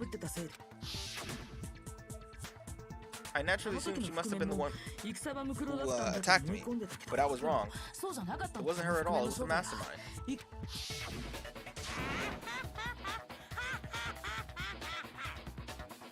Oh, I just realized this is top chat, not... Hold on. Oh no. Did I miss anything? Oh no! I'm sorry. I didn't see the message. I'm sorry! Oh god, okay. Alright. So, what actually happened was... for some reason, it was top chat, not live chat. So when I was looking, I was like, yo, why isn't it updated? And I could have sworn I switched it to live chat when I first started this. But I didn't. So... I was like, oh, I thought it was strange. Why am I not seeing any comments? Surely there's someone here. So what I'm going to do now is look back at all the stuff that I, having you on your podcast? Okay. Kyoko's dad, yes, something important was going to be shown. Either it was discussing or something, yeah, Junko's face was always covered. That's interesting, yeah. We don't know, Does. That was too fast. All we know. And no, I couldn't see the messages. No, it wasn't that because I was in the game. Did he do it? Just now. Yeah, see, she knows. I blinked just now. Yeah, 3 times. What are you laughing at? Listen, hey, listen. I'm glad you guys are here now. Because now that I know you guys are here, I don't know what happened. Because it was weird. There's no way even in just, like, top chat that suddenly I wouldn't see any messages. So, I'm assuming it got switched to, all chat, or top chat again. Somehow, I don't even know. I must have hit a hotkey or something. I don't know. That's weird. Oh, you know what? I think I know what it was. I know exactly what it was. I know when it was. Okay, that makes sense that it happened when it did. When I saw the last thing. All right, so there's so many things to keep in mind here. We'll just keep going. Just keep going. We'll see if we get there. Oh, don't mind me. I'm just getting a little impatient sitting here listening. I think I'm gonna jump in. Let's start with the nice, easy question. Your assumption that I attacked Makoto is just that, right? An assumption. You can't really know who was under that mask, can you? I mean, that's the whole point of the mask. The true identity of the masked attacker is Mukuro. At least that's what I think. Do you have any evidence that might convince me otherwise? No, there's no way Mukuro is the one that attacked me, even if I didn't see their face. Mukuro had a very obvious Fenrir tattoo. Comparing that to the masked attacker, it should be obvious. Yeah, see, it's because I blinked 3 times, that's how you know. Alright, so I'm taking something, so... They're gonna contradict something. But what is the file? What exactly is the file? They don't talk about the height of the character, right? So you have no idea who the murder... I'm telling you, it's Mukuro. You're wrong, even without seeing their face. There's another part of the attacker you can use to prove it wasn't her. Oh, what's this other part? Oh shit. It was one of these, right? Hold on. Just to make sure. it. Brother, oh no, did they take it off? Brother, no, not like this. Do they have it in here?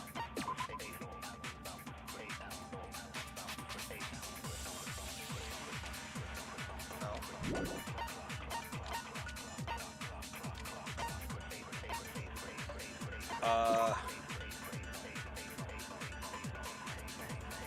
Shit, it was one of the... Was it on either hand?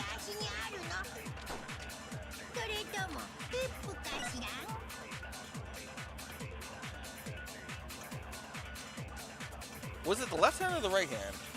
Was it right hand? Oh, I have right foot. Why do I have foot there? Okay, hold on. I saw right and was like, okay, it's gotta be that. Hold on. Let me go back. Yeah, this is what I was trying to do. How did I get right foot?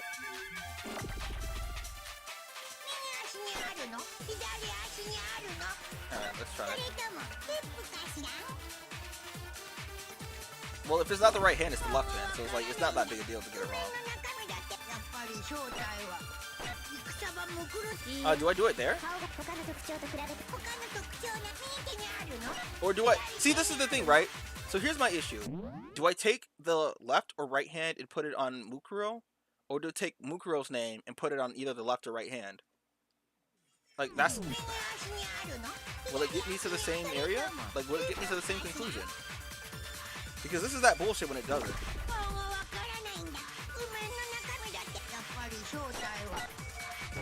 Oh, okay. Sheesh! So she got...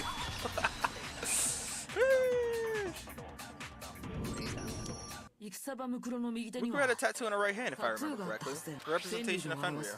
In other words, a wolf tattoo. But I saw the right hand of the person who attacked me. And there was no such tattoo. So there's no way the person behind the mask was Mukuro. Yeah, well, okay, you got me. Guess it wasn't her. But that still doesn't prove it was me. It could have been, you know, someone else, right? Hiro, Toko, Hina, and I have solid allies for the entire night. Yeah, we were in the gym tearing you apart, so it couldn't have been any of us. Okay, sure, it couldn't have been any of you. But what about you, Kyoko? It totally could have been her. She's gonna show her hand. Uh-oh. No snappy comeback? Did I score a bullseye? If you insist, I don't mind showing you. Huh? Show me what? What do you think I'll show you? The one thing that proves beyond a shadow of doubt it wasn't me. Before anyone could say anything.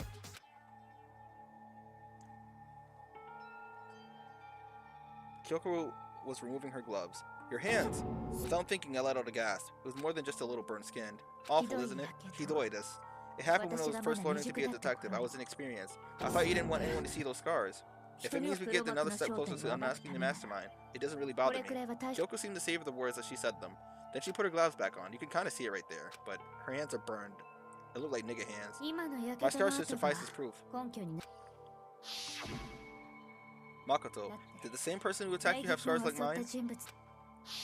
No, not at all, I'm positive. Then this much has been made clear. There could be no doubt that the one who attacked Makoto is the true mastermind. This is just awful. On top of my secret being revealed, I had to look through those positively grotesque scars of yours. Ah, did I say that out loud? I hope I didn't hurt your feelings. No, not at all. You can say whatever you want. Sure, as long as it means pushing me farther into the corner, right? But I'm not cornered just yet. Because if you haven't noticed, the circumstances surrounding Mukuro's death are totally unknown. That's true. All we know is that she was killed a good while before this morning. On the contrary, we don't know anything other than that. You're not going to tell us she was already dead before we arrived or something, are you? In that regard, you have nothing to worry about. I promise you, without a doubt, she died after our little killing game began here. Then somehow she was killed in secret without any of us knowing. After she died, who knows how much time went by before we found her, right? Did the culprit stash her somewhere? She couldn't have been in the garden the whole time, could she? If she was, she would have been totally composed like your brain. Then, was she being stored somewhere? Yep. Now we gotta do the whole, refrigerator thing.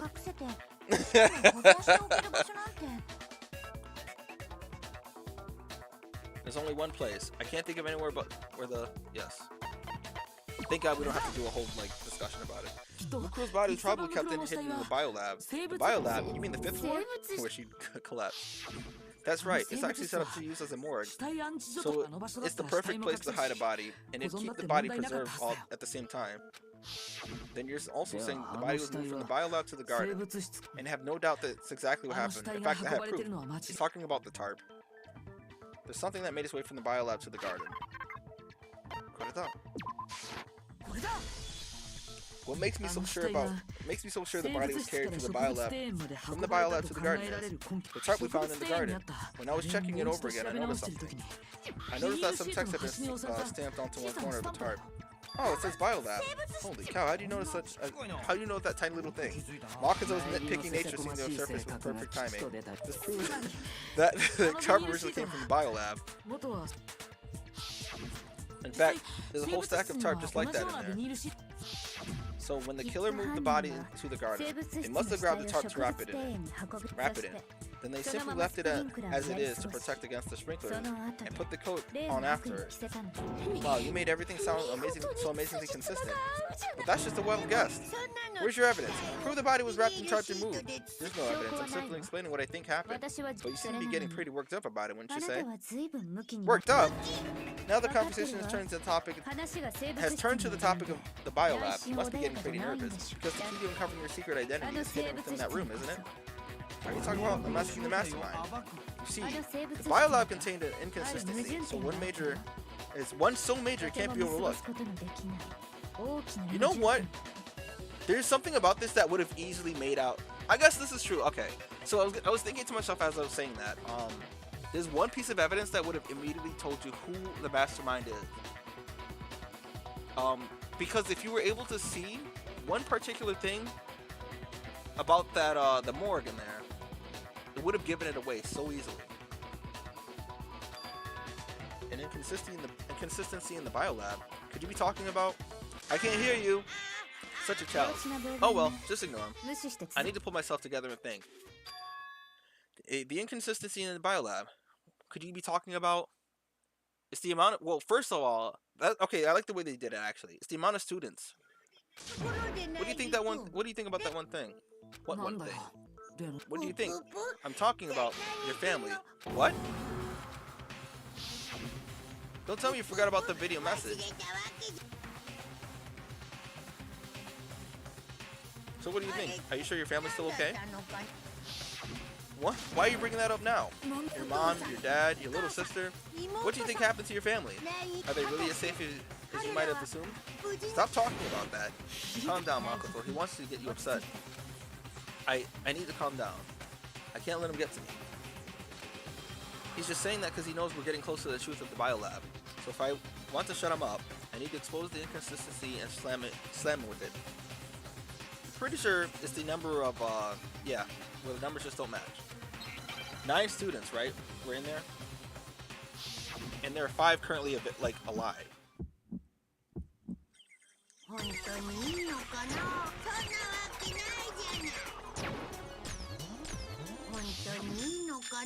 shit, what?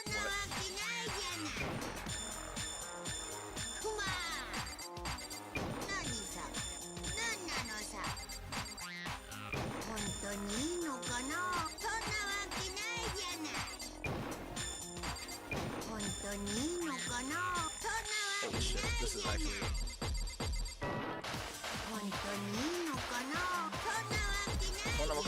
Okay, thank God. Biolab secret. Brother! Brother, no! I don't want to do this! I don't want to do this again! No! Why would they do that right then? They haven't done that shit in so long. Okay. Oh, the lights. Lights. Lights.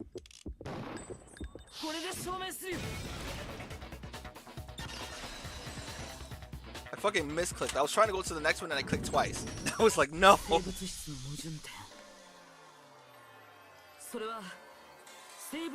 Think about it. How many students died, right? There originally were 16 students, but only 15 of them were there, right? There are 5 left, but there aren't 10 lights. There are only 9 lights. What are you talking about? What about the lights? Like I said before, the biolab also acts as a morgue. Quick math. And as a part of that, a giant refrigerator was installed in there. That's where everyone who's died is stored. And it was set up so that when the slot had a body in it, the blue light would turn on. In other words, if the blue light is on, that meant there was a body in that slot. Yes. But I counted up the number of blue lights that were on, including the one Mukuro was in, and there were only 9. Why does that matter? You gotta give me the bite-sized version here, man. 9 lights doesn't make sense. The number of lights that should be on is 10. 10 of the lights should have been on. Any other number is incredibly suspicious. Suspicious? Why? That's simple. Recall who's died here so far, and that should become clear. That's right, the key to solving this mystery. Sayaka died first. Junko was second. Leon was third. Chihiro was fourth. Mondo was fifth. Taka was sixth, and then Hifumi was seventh. Celeste was 8th, Taiko Yasuhiro. Okay, get it right. Sakura was 9th. And the victim number 10 was Mukuro. Huh? So 10 people in all? That's right. Any other number should make you immediately suspicious. But according to that, to the lights on the biolab, only 9 people were being stored there. You're saying a dead body just up and disappeared? I got it. The mastermind destroyed one of the bodies to get rid of the evidence. But if they wanted to do that, they would have destroyed Mukuro's body since they actually killed her. And yet her body was left alone. Then whose body disappeared? It may very well be none of them disappeared. But if that's true, then why doesn't the body count match? Including Monokuma's executions, there have apparently been 10 deaths, but there were only 9 bodies. What's the point I'm trying to make? I'm completely lost. How can the number of victims be less than the number of murders? Hey Shade, you came back to the, you just came back on just in time for the absolute truth of the mastermind who's behind all of this. The reason there are less bodies than murders, the explanation for the murders being more than victims. Why is that?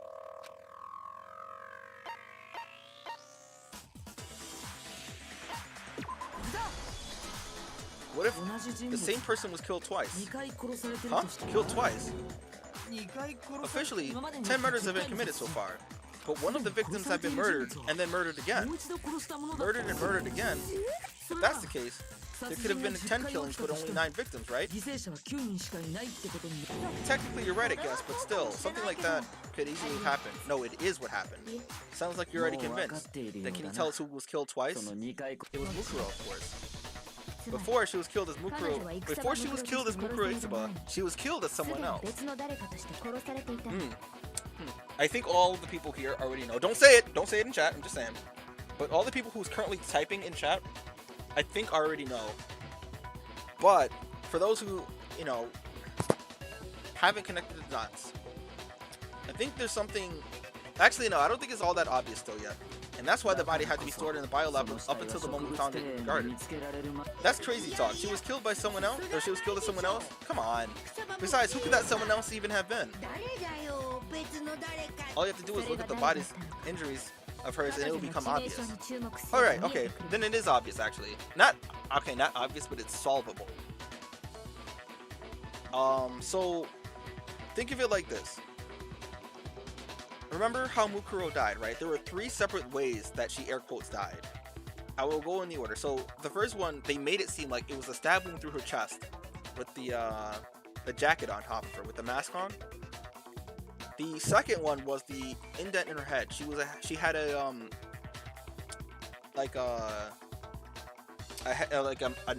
knot, not like a knot, but like an indication that she was hit in the head really hard, and that was, we already found that out. It was the arrows, the titanium arrows, all strung together. But there was also another thing. There was multiple stab wounds that was found all around her body. And if you see the picture, actually, look at the stab wounds, and then look at who also died throughout the entire game. The way that those stab wounds appear. Who was the only person who died in a way where all the stab wounds like this are consistent? There's only one person.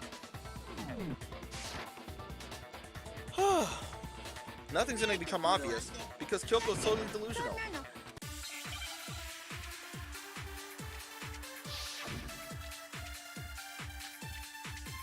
Alright, so what am I using with this file though?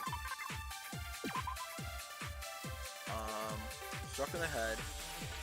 covered with other wounds. But see, they try to minimalize the issue here. The body was covered with other wounds, but these were at least several days old to make it seem like it was not a part of whatever was going on here.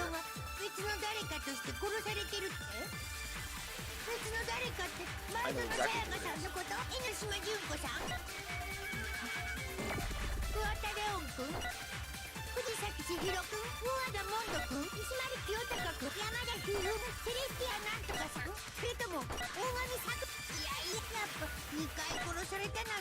is that what you said? Fuck!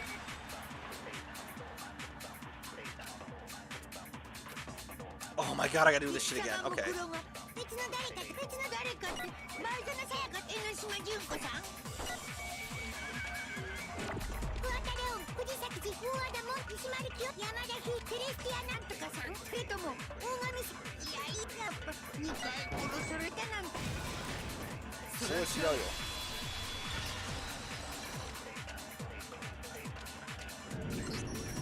Enoshima Junko.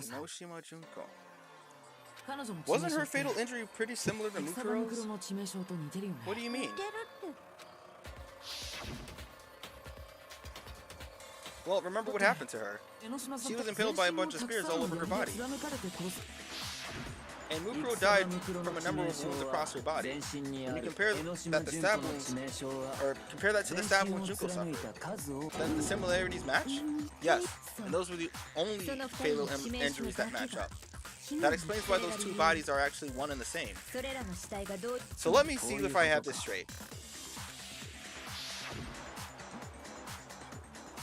Junko, or someone going by that name, was stabbed to death with multiple spears. Then her body was kept in the biolab for however long before being dragged out again. Only this time it was presented as the corpse of one Mukuro Itsaba. It all matches up, right? Those wounds Junko suffered could easily be the same injuries. Then, it's really true? Mukuro and Junko are the same person? Wait, so then, what does it all mean? It means that there haven't been 10 victims, but 9. Which also means that among the people we thought were dead, one is still alive. And that's the true identity of the mastermind. Who is it? Who's behind all of this? We already know the answer to that. It's Mukuro. She's still alive. She took Junko's body and made it look like she was the one who died. So Mukuro's still alive. She's gotta be. Total silence? Then I must be right. I'm right, aren't I? Mukuro alive? The only one that's still alive is the one that's still alive is Mukuro? But can we really believe that? No, there's no way. There's no way Mukuro is alive. Alright, what do they want me to prove here? What is it they want me to say? Her profile. Let's look at her profile. The body we found in the garden. It wasn't Mukuro. Actually, no. Does 5 even...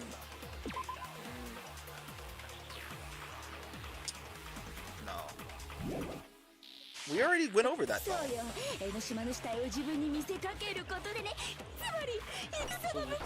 Mastermind's true identity is Mukuro.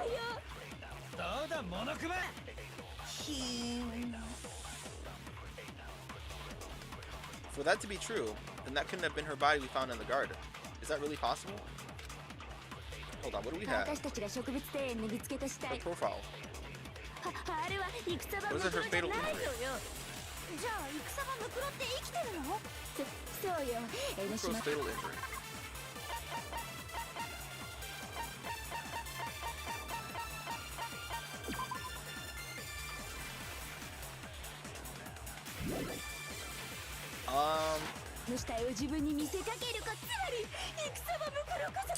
That's obviously incorrect. But what am I supposed to be shooting at, you know? For that to be true, then that couldn't have been her body we found in the garden.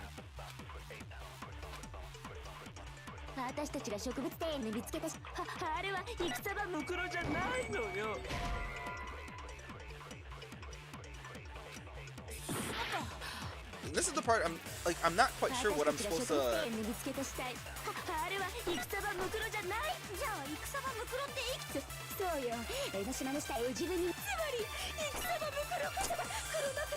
am I supposed to use here? Am I supposed to say the mastermind's true identity?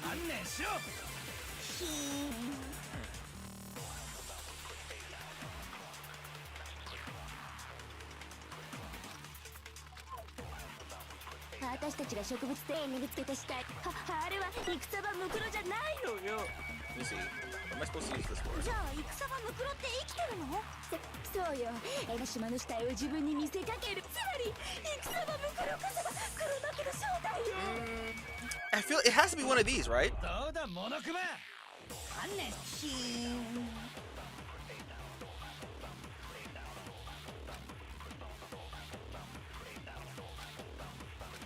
I'm trying to figure out just what exactly we're supposed to use here. あれは戦場ムクロじゃないのよ Because that is wrong. ムクロって生きてるのそうよ江ノ島の死体 But を is 自 this 分に correct 見 to せかける use? ことでね Because none of the other options. So what do we have? The Monokuma File 5. We had. Pretty sure we had that, right? And we had Mukuro's fatal injuries. Wait. Oh, that's just to go through. I see L1, L1. And then this one. Oh wait, was that it? Hold on. That's incorrect. But it has to be that. It has something to do with the profile, right?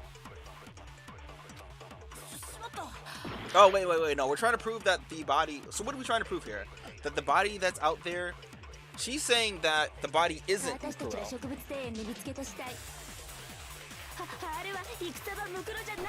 I used this here before, right? And that didn't work. Hold on, I'm gonna try that again. I'm not sure if I did use that there. どうだモノクマ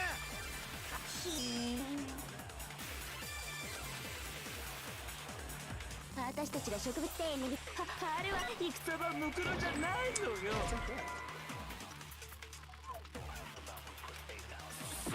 There is a contradiction in there, but it's like, 私たちが what 植 is 物 it? 庭園に What specifically do you want me to look 戦場ムクロ for? じゃないのよじゃあ戦場ムクロって生きてそうよ She made it look like Junko's body was her. So to maximize true identity, I'm gonna try this. どうだモノクマ I don't think this matters.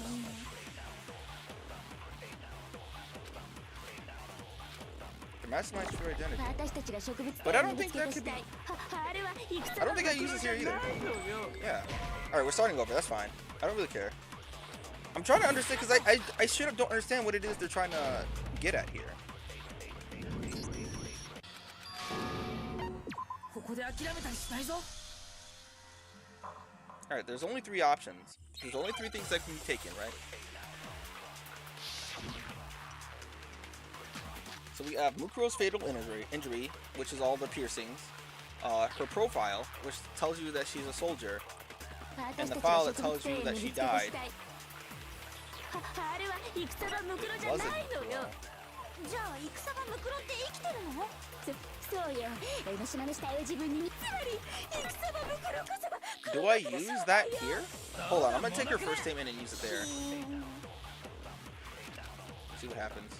私たちが植物あれは戦場ムクロじゃないのよ I don't think that makes too much sense either though. Watch it be like, oh, it makes sense. Okay, now. Alright, what do y'all think? Without looking things up. I might figure it out by then, but I'm trying to figure out right now. Because none of this makes any sense. Right? What is Mukuro's or her profile? It only proves her case. Because she's saying that the body there got lit up, right? She's saying that the body in the garden wasn't Mukuro, in fact. Oh, wait. She said it matches the characteristics, right? So that would be the profile. Did I try this? I did. I feel like it has something to do with the profile.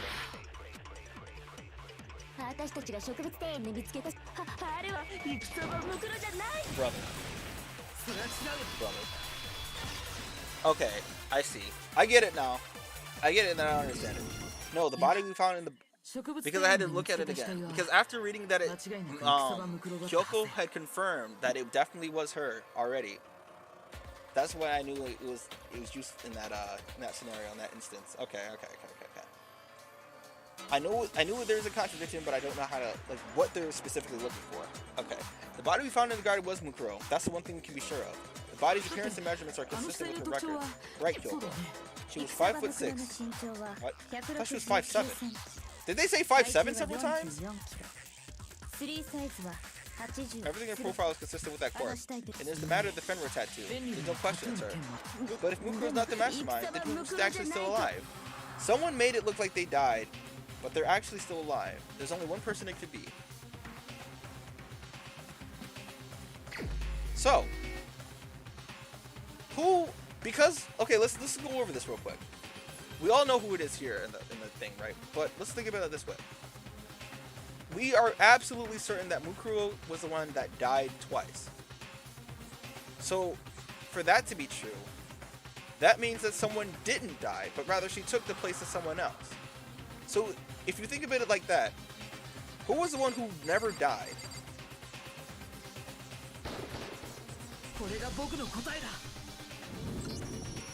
Junko is still alive. It's the only possibility. Are you sure about that? I admit, since Mukuro is undoubtedly dead, Junko does seem to be the only other explanation. But we saw her get impaled. She died right before our very eyes. Bruh, this man is not paying attention. If Junko was still alive, the death we saw would have been some kind of charade. No, it was most definitely real. But you have to understand that this wasn't Junko. There's something very obvious about it, because look at this picture right now. Look at this specific picture. I'm not gonna say look up Junko, because obviously that's like the wrong thing to do. Don't look her up. But there's a particular trait that Mukuro has that Junko does not. And it's literally on her face. It's all on her face. But you've never seen Mukuro yet. But you yourself confirmed she was dead, did you not? Now that you mention it. I gently placed my hand on Junko's lifeless body. I touched her wrist to check for a pulse, like they do a movie and stuff. She really is dead. There wasn't anything else to say. She was gone. I did check, absolutely, and I can say for sure she was dead. There's no question. Junko was dead. So the idea that she's still alive, it must be wrong. Then you was wrong in your previous statement? I know you gave it your best shot, but too bad. I guess your conclusion was a dud. Too bad. Zannen. The case hasn't been decided just yet. Oh? You haven't given up already, have you, Makoto? Huh? No, of course not. There's no way I give up that easily. That's all well and good, but how do you intend to solve the problem standing in your way? Junko absolutely died. Mukuro absolutely died. Then both of them are dead, right? There can't be any kind of survivor story. You need to look at it from the opposite direction. Huh? The opposite direction? Let's assume Junko was alive.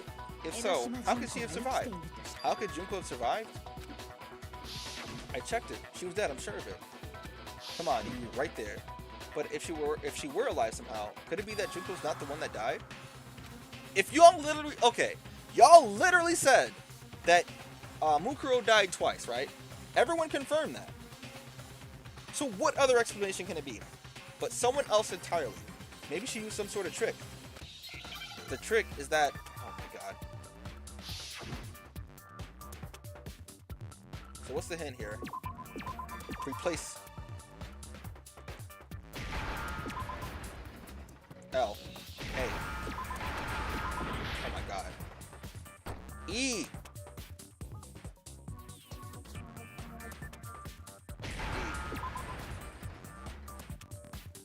Cool.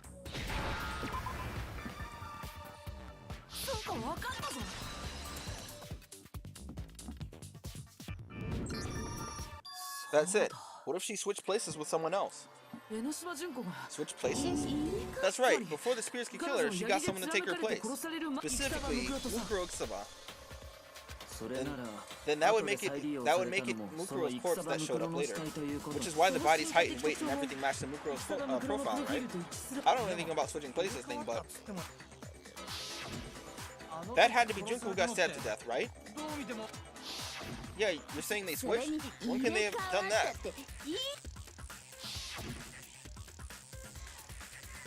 Right when she was about to die? Like she used some kind of ninja replacement technique? Good point. There's no way she could have switched like that. So maybe the whole idea is wrong. There has to be some way. I need to figure out they did that at the very beginning. The two of them. They may have switched places from the very beginning. What? From the beginning? Yes, from the moment we first met. If that's when they switched, then they wouldn't have had time to switch at the moment of death, right? After all, the one we saw at that point would have already been Mukuro. Yes. Hold on, so you're saying that Junko we first met was actually Mukuro all along? There's actually there are two very important, actually, okay, I'll say it like this. There are three, looking at this portrait right here, there are three very important things that definitely tell you that this is not Junko right now. I can technically say that anyone who's ever known or seen any picture of Junko ever before in their life can see the two big ones immediately. But there's another part of her that only Mukuro has that Junko does not. Actually, if we take a look at the pictures of Junko in the very beginning of the game on the magazines, I think that'll tell you too. Then we'd already met her? I had like a normal conversation with her. When we first met, none of us knew who anyone was. Yeah. So Mukuro could have simply told us her name was Junko. And we never would have known the difference. Yep. That would easily allow the two of them to switch places from the very beginning. Wait, but Mukuro had a tattoo in the back of her hand, right? Nothing like a little makeup wouldn't fix. Junko never had a tattoo like that, did she? She could have hidden it with foundation or something like that. If she did, it likely melted away at the explosion. Exposing that tattoo at the body after the body was extinguished. Plus, there were the fake nails around the hands of Mukuro's body. There were the same fake red nails when she was wearing when we all met for the first time. But if she really did use foundation, correct, even if there was no tattoo on her hand, I couldn't say for certain it wasn't Mukuro. I'm glad nobody noticed the glaring hole when we were trying to figure out who attacked Makoto. But too bad for you, Monokuma, you can't deny it anymore. Wait, so this whole thing was a setup from the very beginning? If that's true, that's quite an elaborate plan, to be sure, making it look like Mukuro was Junko. The reason such an elaborate plan was possible was because the two of them were working together. More than just working together. So Mukuro, the ultimate despair, teamed up with someone like her.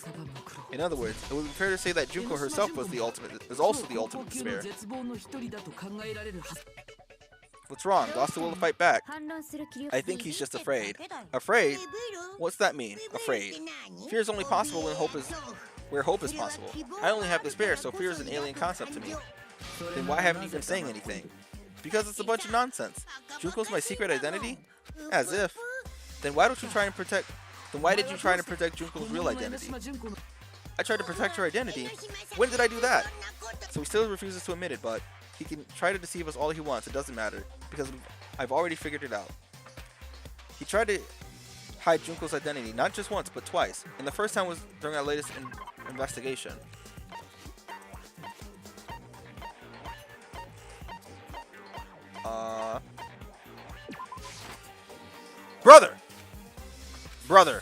Brother, are you serious? Alright, that's fine. No, that's cool. So, what did they use to hide her identity? What can be used?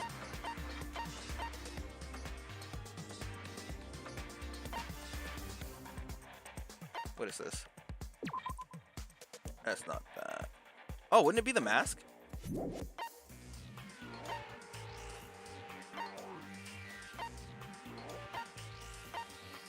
I'm thinking one would be the mask.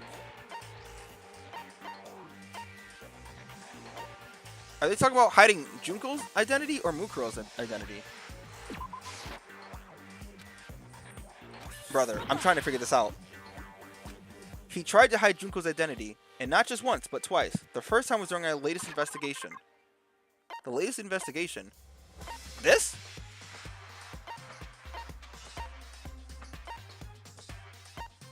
Because none of these I'm looking at. I would have figured it would be this. If anything. It's not that. And it's definitely not that.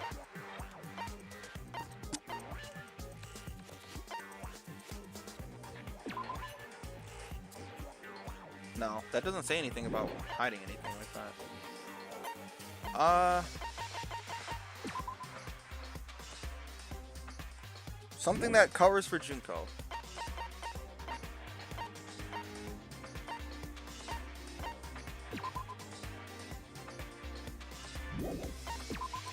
Oh, that would be one.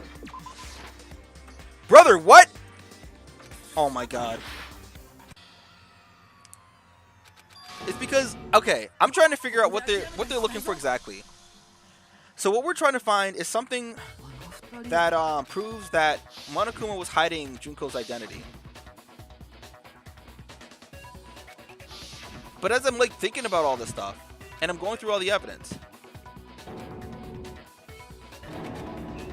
I'm trying to understand through all the stuff that we currently have, what could it be?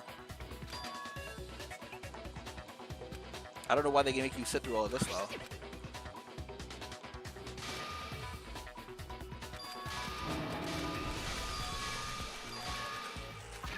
First time was during our latest investigation.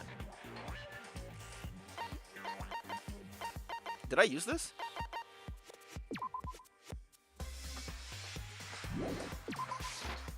No. Because like that's the only thing I can think of that could connect it. Is not this. What is this? No. Did I use this? I don't think I used this, but there's nothing in there that can okay. She didn't have a scar. Her physique, we know that. I don't see how that can prove it. That's definitely not it. That's not it. That's not it. The locker note. This doesn't make any sense. This is Kyoko's. I tried these. I tried one, right? And I tried this. Apparently that wasn't it. Okay.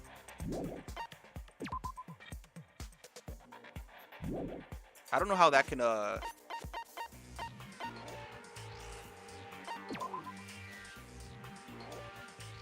So wait, I used this one first. Is it this? No. Brother, what haven't I used yet? Okay, it must be something I'm missing here. Like something I think that it looks like it has nothing to do with it, but it actually does. But what could that be? And I can't check the text to see what he said.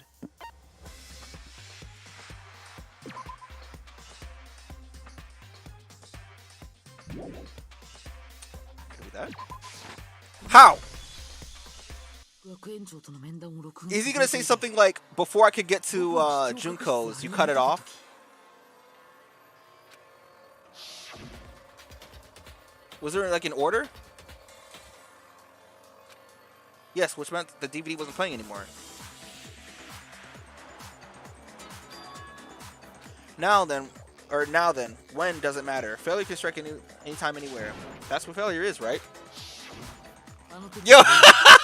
You gotta start guessing. But it's like, through process of elimination, nothing seems to connect it, right? You made sure I couldn't finish watching the video, and the reason you did that is because you didn't want me to see the real Junko, did you? Which in a way totally could have been totally obvious. But it's like, or wouldn't have showed up. Oh yeah, if everyone was in that video, of course Junko would have had to show up. And if Makoto saw the real Junko, it would have been totally obvious that the Junko we met was an imposter. That whole power outage is just a fluke. No, it wasn't a fluke. The mastermind definitely orchestrated that power outage. And that's not the only time they try to hide Junko's identity.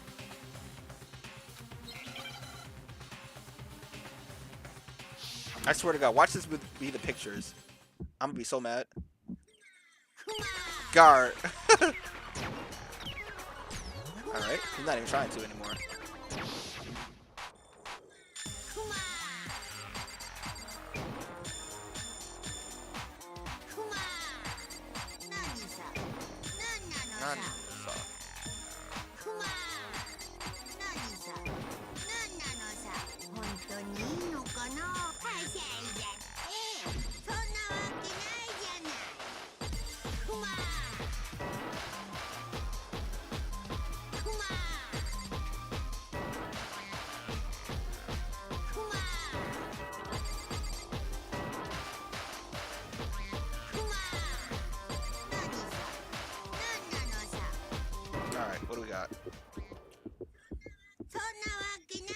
Brother.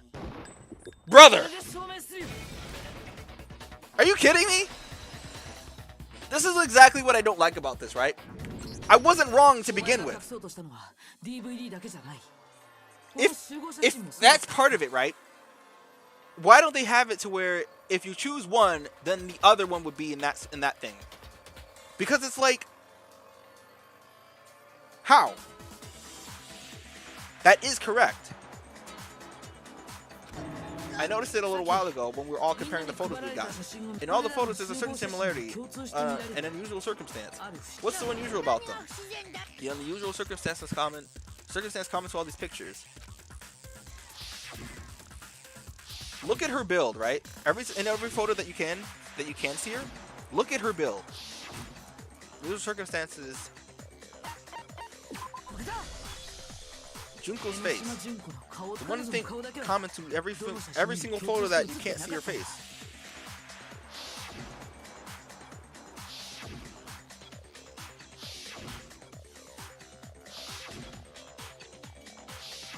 It's hard to believe her face would just happen to be hidden in every single picture, don't you think? And on top of that, in this photo you can see that Mukuro is clearly visible. In other words, at that point the two of them hadn't switched yet. With all that in mind, there's no doubt the girl whose face is hidden is the real Junko. So in this picture in particular, right? Look at both Mukuro and Junko right there. What are two very big differences between the two? And I'm not talking about her hair. It should be obvious though, but I mean, come on. Which is why you had to have the pictures that didn't show her face. Because if you could see her face, then it would have clearly revealed that the Junko in the pictures wasn't the Junko that we knew. Xanadu. I believe everything Makoto said is true. Junko and Mukuro switched places before we met either of them. So she killed Mukuro, who had taken her place, making it look like she died. And the real Junko is still alive. And she's the one behind this whole murderous situation, this killing game. She's the true mastermind and the ultimate despair. Xanadu times 2! With this, the identity and crimes of the mastermind have been exposed. No, wait, hold on. Don't bother trying to deny it. There's no room for debate. You don't have anywhere left to run. I'll prove it. I'll prove everything right now. Are we doing the closing? Here we go. Yeah. It is that for once. Yeah, yeah. Yeah. There's another part that you don't know until you actually know, like, the differences between the two. What the hell is this? Oh my god, now I gotta go through all of this. What was the identity? It was Mukuro. So it would be this one, right? Yeah. Captain Man, is this okay? Because I got hit with this shit before with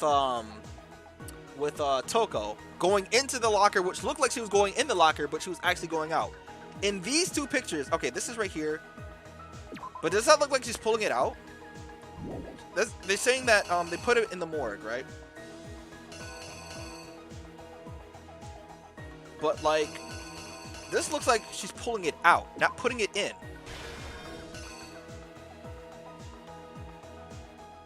Okay. The mastermind attacked me with something. When the mastermind attacked me, who was it that stopped them?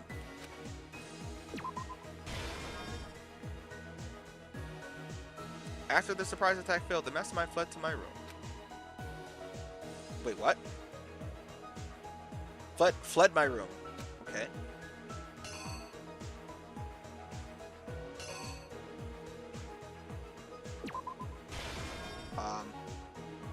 Is that correct? I don't see anything else that could be that either. Okay.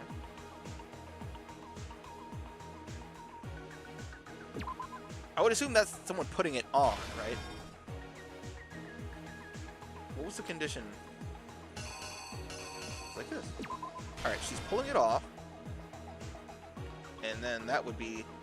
We couldn't identify it because it got blown up, yeah.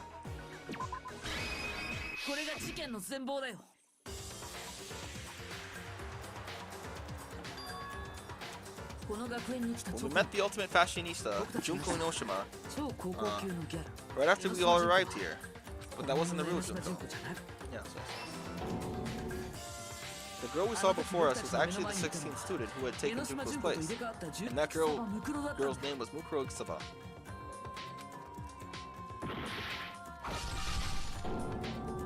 But it wasn't long before she died at the hands of Monokuma, in other words, the mastermind. Yes. Junko Inoshima. Alright, cool. Her body was kept in the biolab, which had been converted into a morgue, until Junko decided to put her body to use.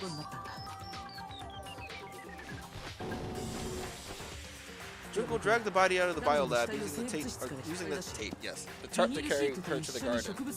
She fabricated the murder to try and frame Kyoko, who proved to be a big thorn on her side. Meanwhile, while she wanted us to think Mukuro was still alive and hiding somewhere in the school, brother, here we go with that shit again.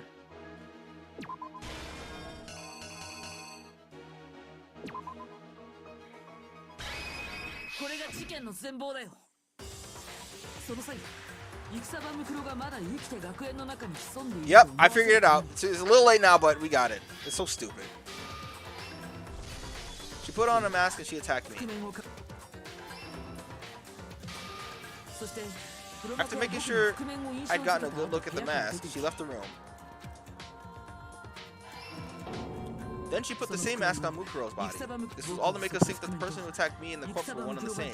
She wanted us to believe the murder had only recently taken place.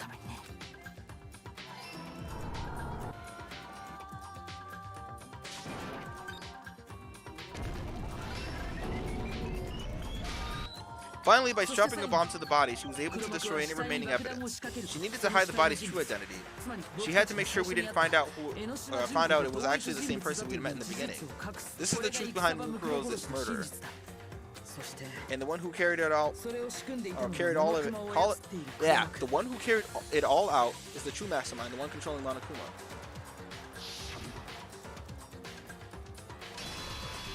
The real Junko Inoshima. That's the whole story behind this incident. Well, what do you have to say? What do you have to say to that? What, are you broken again? You can't get out of this, so don't even try. Come on, it's time you finally revealed yourself. It's not like you're an endangered species or something. How long do you plan on hiding? Give it up, Junko. The game's over. Over?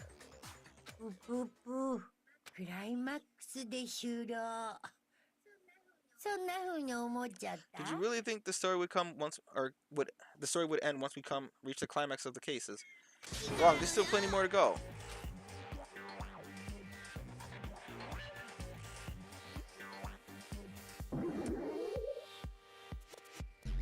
The ultimate despair.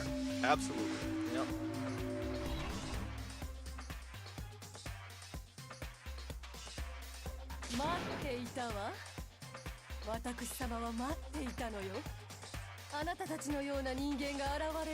We've been waiting so very long for peasants like you to appear. Alright, so now that we've established that Junko is Junko here, and everyone has probably seen her pictures on the internet, right? Let me explain to you the other difference between her and Mukuro that you probably wouldn't have noticed, obviously, until you've seen her. Mukuro has freckles. Junko does not. That should have been one red flag, obviously, unless you already knew, but you won't know until you get here, so it's like, eh. The other thing is obviously the two, other things there. But, I don't think there's anything else that's obvious about it. If you swear your fealty to us, we'll reward you with half of the entire world. We've even drawn up the deed already. We grant your honor, status, and some of our home cooking. Junko was absolutely responsible for everything. So, like, okay, Junko's voice is the one. She's the one who does Monokuma, and even the poo poo poo thing. That's something she does normally too. But that's just her. Always have been, man. Have you made your choice? Will you serve under us? Wait, can I save it? Man, I'll do the bad end another time, but... Do you think I was being serious? Sorry. Look, she's doing the JoJo. Sorry, I was just messing with you. It's been so long since I've had an audience. Even I'm not sure what kind of role I'm supposed to play. This is the mastermind? She's the real Junko Onoshima. She's also taller than Naegi. Look! Anyway, looks like I've finally been set free. Having to play Monokuma all the time, day after day, it was like I was stuck in purgatory. Or like a slow suicide. I get bored easily, you know? I get bored easily, you know? Your face! Huh? What about my face? What's wrong with my beautiful face? People have told me I'm cuter than 100 chihuahuas combined. I feel like this isn't the first time I've seen you. No, I do remember seeing it. I'm sure I've seen it her too somewhere. It was definitely before I got to the school. I don't remember. Which one of these could it be? What? Huh? That's right. It was before I ever came to school. Oh, you're talking about the magazine. I remember seeing a magazine cover. Oh, of course you've seen it. Look. So look. Like I was saying. What does this Junko have? They made it clear right here in these pictures.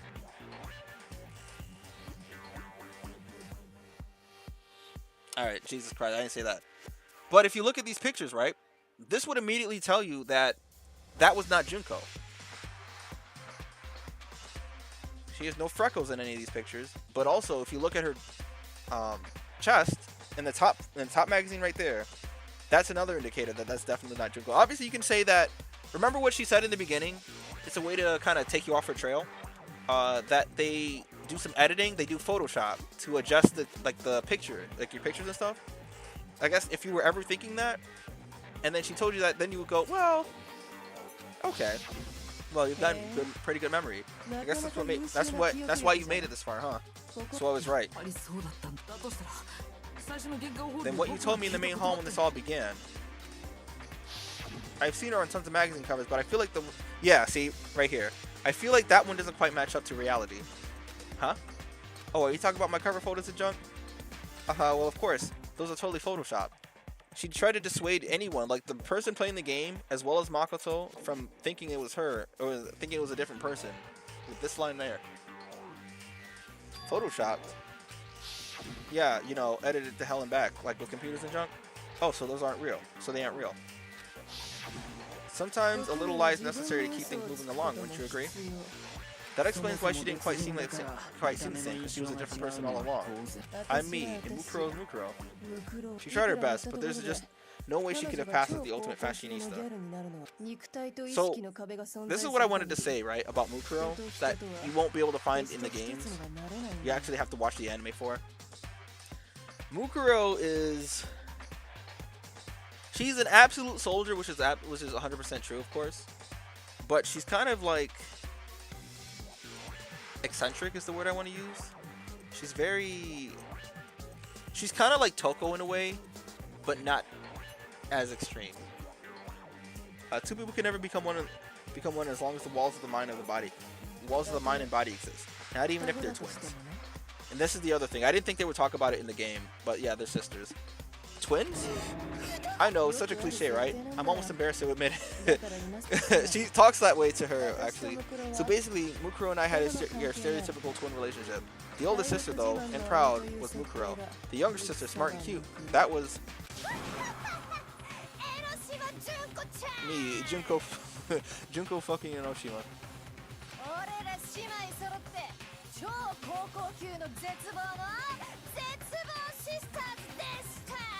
What being obvious? Or not being obvious? And together, we were the Despair Sisters, aka the Ultimate Despair. Well, she's a totally different person now. She's a totally different person now. Like I said, I get bored easy as hell. I even got fucking bored, get fucking bored with myself. But if you're twins, why did you have different last names? That again? You have any idea how many times people ask me that shit? Maybe it's due to your dumbass, but it bores me to tears, answering the same questions over and over. Just make up whatever answer you want. I don't give a shit. The truth's fucking lame anyway. But if she was your twin, that means you killed your own sister. And for reasons deeper and darker than the ocean. Ha, as if. Well, I suppose I'd better explain. For my plan to work, someone had to be in control of the killing game from the behind the scenes. The so-called mastermind had to operate Monokuma, keep an eye on everyone, things like that. But after looking at the situation, I determined it would be impossible for Mukuro to perform such duties, because naturally she turned out to be a letdown of the family, leaving me behind to run off and join some band of mercenaries. Such a disappointment. The freckles? Oh, no. So, okay, I was talking about the magazines, not so much the anime, and like I said, I realized how weird, how extreme that was to say that, especially since I already knew Mukuro because of the anime. But the other thing was the magazines. The magazines kind of told you that that wasn't Junko. The magazines did not have freckles, but like I said, she dissuaded the player playing the game as well as Makoto about that by saying that the magazines were a Photoshop version of her, which would mean that Junko has freckles here, but in the magazine she doesn't. And then you would think, oh, they were just photoshopped out. Okay. Which would be a pretty plausible explanation as well.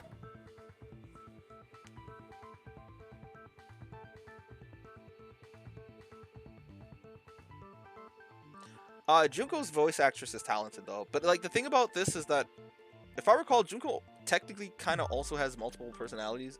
I don't know if she admits it here. I think she does. So I decided to play the role of director and have her join the rest of you in your school life. I could have let her work alongside me, but she would have been useless to me that way. Besides, 15 students sound like a solid number to start with. Of course, the fact that she was the ultimate soldier posed something of a problem. She had what I call 3 atrocities. Atrociously ranked, atrociously filthy, atrociously repulsive. It was atrociously clear just how out of touch she was with the rest of society. Think about it like this too. What she's saying is like, a soldier who goes off to war is typically not caught up with the rest of society and what's been going on. Because all you know is war, all you know is killing, and all you know is like that kind of life is completely different from the life that people within like the realm of like normal world lives. And when you're so out of touch, when you say things that seem kind of out of place, it draws attention to you because it kind of makes it seem like, huh, you didn't know this thing, you know? Meanwhile, my ultimate fashionista status has an undeniable appeal that I didn't want to go to waste. And that's why you switched identities? Sadly, her inability to match my personality was even greater than I calculated. It was a lost cause. She was nothing more than a bit player, an extra unworthy of lines. Being the utter disappointment that she was, anyone would have expected her to get killed off right away. Which is precisely why I killed her, to meet everyone's expectations. That can't be your only reason, can it? Well, no, of course not. I also did it to avoid becoming bored.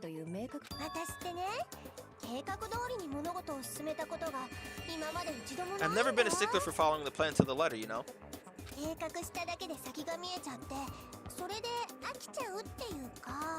Typical Gyaru, yes. If I planned everything out and knew what was going to happen, that'd be so boring. So I changed things just a bit and decided to use Mukuro to make a little point. In other words, Mukuro's death was one-sided, premeditated act of betrayal, just as I suspected. When Mukuro was killed, she must have been surprised as anyone else. What? Huh? This wasn't supposed to... Why me? So you figured it out. Well, you're right. There's no way Mukuro could have pulled off such a convincing performance.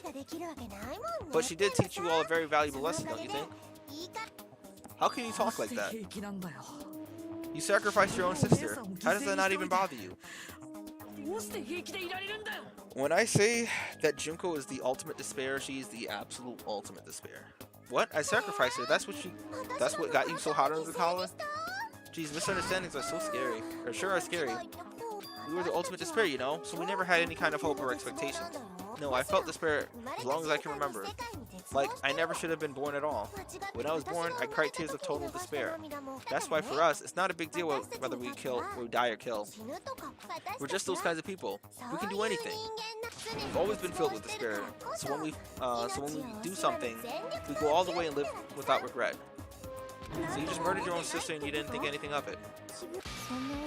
The mushroom is gonna be on her head. That's not true at all. Mushrooms, yes. We were twins. How could I not be sad? That's why it gets me so excited. Huh? Killing my precious sister with my own two hands. That act is filled with so much despair you can't help but put a super in front of it. It's like super despair. No, more than that. Okay, I'm not gonna do that. We're gonna say super times 6. There's obviously more than 6 there. Let's say about 10. Actually, let's count them all. 1, 2, 3, 4, 5, 6, 7, 8, 9, 10, 11, 12, 13, 14, 15. Like the students. It just feels so good. Nah, the way she was talking when she was talking all cute. They all talk like that. Like they drag their words out.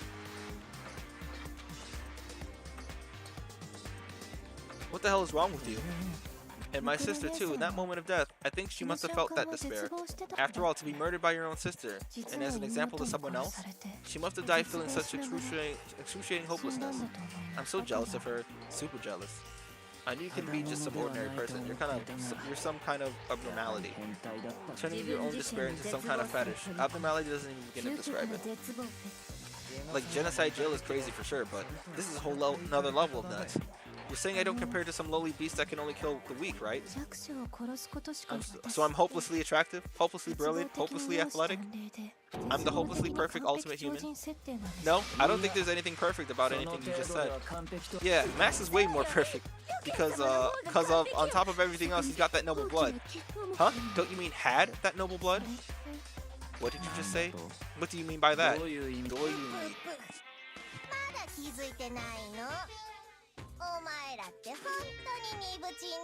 You still haven't figured that part out? Man, you guys are slow.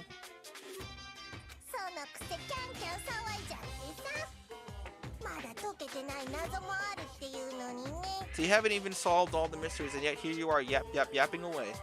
Are you talking about our memories? You've already solved this mystery, right? I'm the killer. So how about the next one? Maybe you should solve the riddle of your missing memories, then you can start gloating. Damn straight, that's exactly what we're going to do. We're going to solve all these mysteries, and then we'll have our victory. Tanoshimi. Tanoshimi dana. That's usually what I hear. Tanoshimi dane.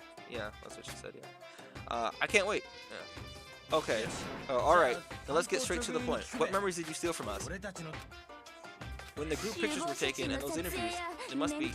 I got it. It must have something to do with our entrance exams. No fair. At least give us a hint. Your brains are like sponges, all drippy and leaky. I already gave you a hint before. All the memories you lost share something in common, with a few other things. Do you recall? Thinking back to what Monokuma told us.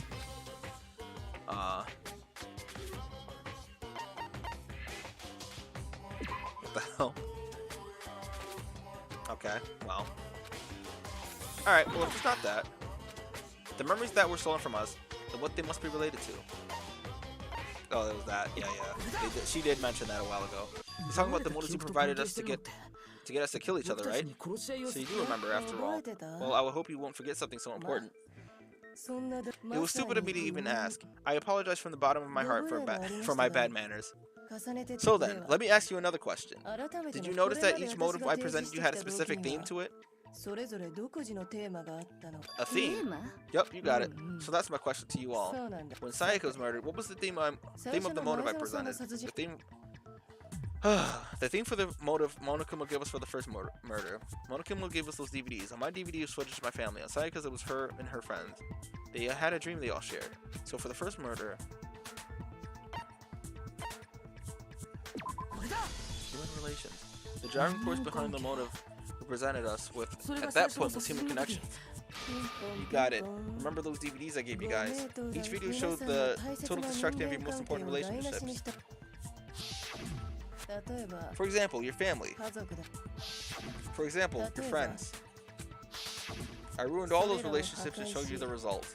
It was to motivate your desires to escape and kickstart your urge to kill. But still, what a cool thing to do. You're the one who did that.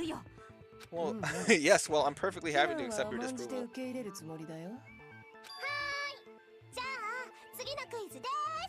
Well, that seems like more of a pop star I guess cutesy. Yeah, I guess that's fitting with the picture and all. Okay, time for the next question. So what was the theme for the second motive? For the second murder, the motive theme was, that's when we got those weird envelopes from Monokuma. Mind mention how I... What's that? The anime does not do... The anime for the first game specifically does not do the justice for this game. Now, for... Danganronpa... So the anime for the second game, though, is... It actually is integral and vital to the game. So, actually... Don't start the game... Or don't start the anime until after I finish the second game. If you haven't already. I'm going to play Ultra Despair Girls next. But when I start playing the second game, you watch the anime, if you haven't yet, because that has the rest of the story to the game, and it tells you a little bit more about some stuff. But again, don't watch the anime yet until I get there, because it spoils the entire plot. It was our past, right? Makoto got it right again. That time the theme was embarrassing memories and secrets. Yep. Nah, so there's gonna be an intermission between, like, a little bit, in a little bit, where we can save the game. At that point, I'm gonna do the good ending first. Tomorrow, I might stream, or no, whenever I decide to do Danganronpa, Ultra Despair Girls, I'll stream. I'll play this game again, and I'll get the bad ending. And the whole reason Mondo did what he did was to protect his secret. So, how long do you plan on dragging this out? Actually, yeah, because it's 10 o'clock already.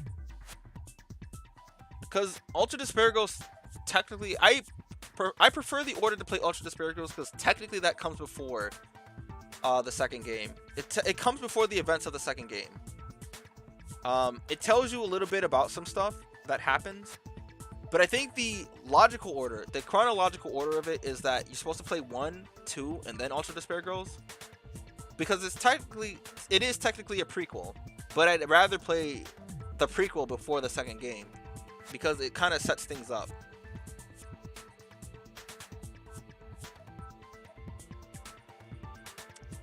No, it's cool. Like, the way they do it is interesting. Like, you'll get enough of the information from the game itself. But there are other parts that the anime goes over that the game does not.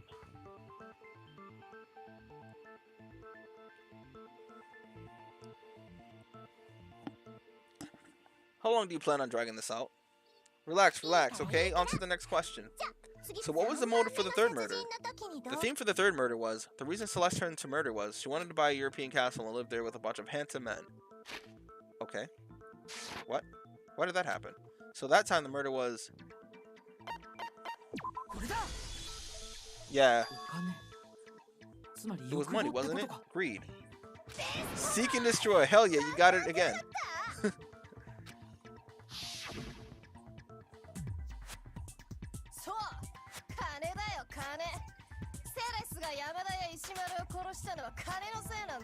Goddamn straight it was money. Celeste killed Hifumi and Taka for a little personal gain. Her greed led to all kinds of death and destruction. What's the point of all this? Why are you making us go through this case by case?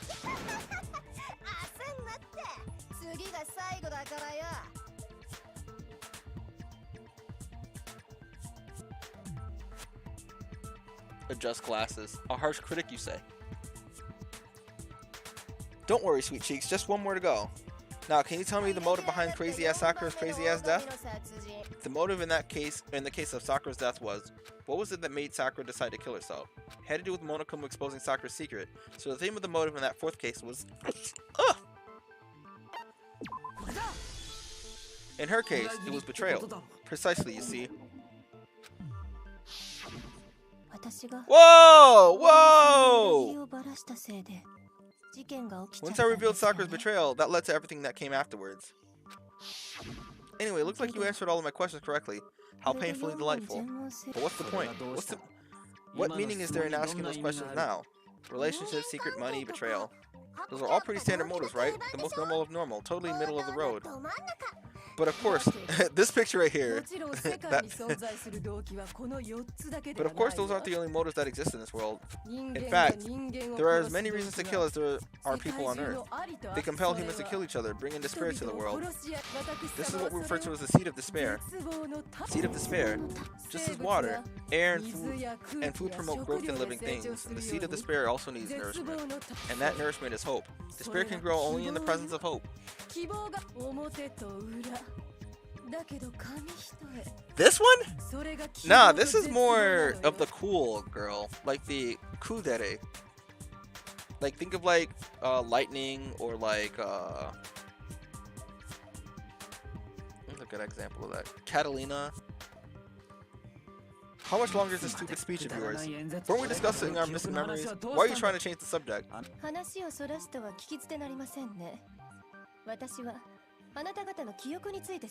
If you would listen, you would see I'm not changing the subject. We are discussing your memories. What I'm trying to say is the seed of despair is closely tied to your own memories.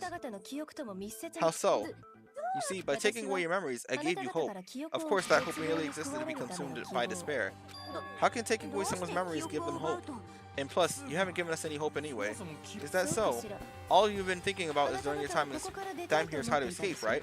The mere fact that that's what you want proves I gave you hope. Yes. Oh, I see. Unfortunate. Okay, so you heard it. You heard it then. You heard it. What are you talking about? If none of you wanted to escape this school, the killings would never have taken place. That is why we took your memories, so that you would have the desire to leave. The only reason we want to leave the school is because you took our memories. Is that what you're saying? Which means if we did have our memories, then we wouldn't want to leave. Do I understand that right? What the hell? Or why the hell would having our memories make us not want to leave? Almost troubling thought, isn't it? But it's not enough. I want more distress, more despair. So I put so much effort into creating hope in order to defeat the despair and make it grow. So, just like Crazy Eddie slashing his prices and passing the savings on to you, let me give you a hint. Huh? So no. Really? Then hurry up and tell us. Okie dokie, like they say, seeing is believing. I'd like for you to see the outside world. The outside world? You mean the world beyond the school walls? So something really did happen out there. Now, are you interested in what I have to say? You want to see what's out there? I want to see, too. See your faces sink into despair. Now then, open sesame. Behold, the world beyond the school walls. This is the outside world you've all been so anxious to claw your way back into.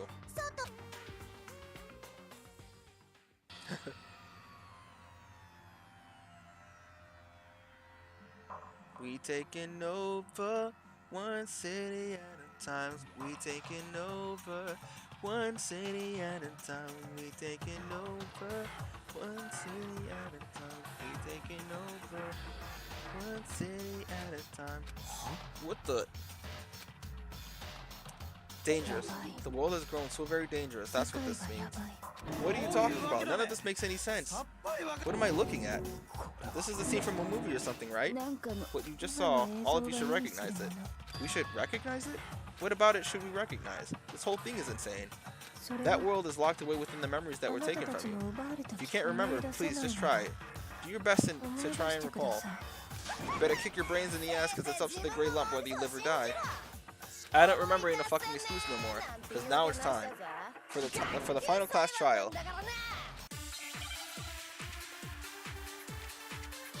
That's the best part. Which one? Yes. Photo of Kyoko and Headmaster, Genocide Jack's memories. Oh, there it is. Okay, Jesus Christ. What the fuck happened outside? You want us to remember? Or whatever, but when it comes to that crazy confusing video you showed us, I don't understand a damn thing. What's the meaning of the footage we saw? Is there another one of your practical jokes? I mean, you're telling us to remember, but what am I supposed to remember? What am I supposed to be remembering?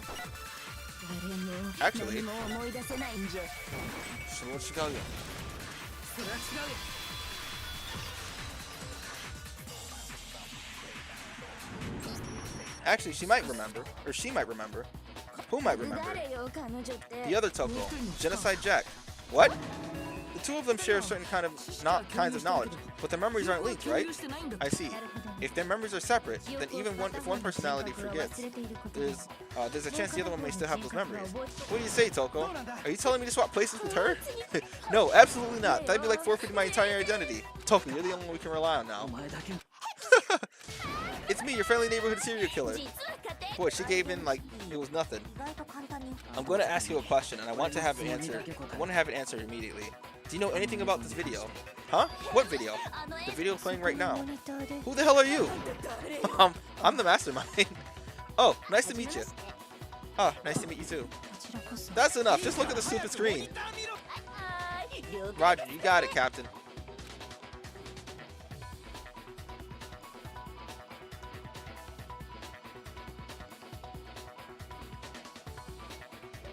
Well, does it look familiar? I don't have all the details, but of course it does. Didn't you remember all the stuff it's showing? Of course I do. So you didn't lose your memories after all. Why did you say something earlier? I only answer questions when someone bothers to ask me. I'm the quiet type, you know? Oh my god, she's the worst liar in the world! More importantly, if you really do remember, what is it? Huh? What's the matter, Master? Do you really not remember the tragedy? The tragedy? Oh no, you seriously forgot. Maybe I can help you remember. With the kiss. Just answer the question. What happened out there? Well, I can't say if it happened or if it's just still happening, but it's the biggest, most awful, most tragic event in human history. What? Why is that phrase coming up now? Because it's all because of that event. What is? Are you serious? Like I was saying, Dakara. Yeah. I'm talking about the way the world is now. Is now? The world's been destroyed, get it? Destroyed? Explain yourself. Tell us everything you know. Copy that, darling. Okay, so this big, awful, tragic event, they started just calling it the tragedy happened about a year ago. It was so big and so bad that even the murderous fiend that went pale, even this murderous fiend went pale at the sight of it. I guess you could say what happened was man-made, but it was more on the level of a worldwide national disaster. Either way, there's no doubt that it was the biggest, most awful, most tragic event in human history. Ugh. And as a result, in basically no time flat, the world turned out the way it did. And that's that. That's all there is to it. Come on, there wasn't a single concrete description in there. Well, it just so happens I don't know any of the specifics. Miss Morrow saw it all play out in real time, so why don't you ask her? We already did. She didn't know anything. That's why we're asking you. Ah, I could live up to the Master's expectation. Oh, I couldn't live up to the Master's expectations to die. This is the true tragedy. Okay, that's enough of your little lover's quarrel. Whatever happened, it doesn't matter at this exact point in time, right? The end justifies the means. Everything serves the outcome. In other words, the world has ended. That's the important thing. How can the world just end? It's the world. Calm down. It's okay. There's no need to panic. Every living person will be dead in 100 years anyways, so the world ending isn't that big a deal. Oh, come on. Now you're just being ridiculous. Well, as long as you're being ridiculous, I have another ridiculous story to tell you. As long as we're being ridiculous, yes. You're going to sleep? Alright, man. It's the story of Togami Corporation, which has given Byakuya's life all its meaning. How long have I been streaming? 3 hours? About 4 hours now? What? What did you say? I'm glad to see you take the bait. Fit into it like a middle-aged secretary at an all-you-can-eat cake buffet. Hey, so do you... No. So what do you think happened to the Togami family? Well, I'm not quite sure. It could be that the Togami family fell, but I have a feeling it could be that the Togami family fell. I'm gonna go with this one. Correct. Well done, peasant. But I didn't say anything yet. I just got so fucking bored waiting, I couldn't help it. Even if you're wrong, eventually you'll figure it out, right? Till then, you're just going in circles. So, no matter what you pick, you're getting the right answer. Pretty innovative, don't you think? But, what do you think, or do you think it might be a disease? Getting bored so easily, I mean. Do you think I might be sick? Anyway, like I was saying, Byakuya's entire lineage has been totally annihilated. What? What the hell are you talking about? I can confirm that his entire family has died, even the distant relatives. The Togami name has perished. Stop with these idiotic jokes. Stop? And said with such authority. A peasant would dare challenge us, the avatar of divine punishment. You must learn your place, peasant. You are no longer the ultimate affluent progeny. They couldn't possibly be gone. The Togami family is destined to guide the world. Hell, there is no world anymore, remember? It got fucked a full year ago. Hold on, that doesn't make any sense. Huh? I don't make any sense. There's no way that happened a year ago. I mean, we only came to the school a few weeks ago. Actually, if some kind of world-ending event happened a year ago, then how do you explain the total normal world we've been living in up until now? Have you considered the possibility that you're mistaken about that? Kanchigai? Well, if I'm understanding you right, it sounds like you think the tragedy happened a year before you arrived here. Well, yeah, I mean, like you said, you just got here a few weeks ago. Oh, I get it. You're saying what happened 2 years ago actually happened more recently, right? Huh? 2 years ago? Well, I mean, you guys all started attending Hope's Peak Academy 2 years ago. Wait, what?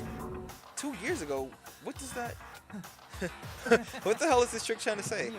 I understand why you have trouble accepting it, but in the end, you can't deny the truth.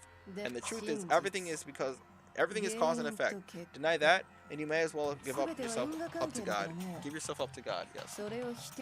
You must surely understand all the hints I've given you so far, right? What are the memories I took from you? Come on.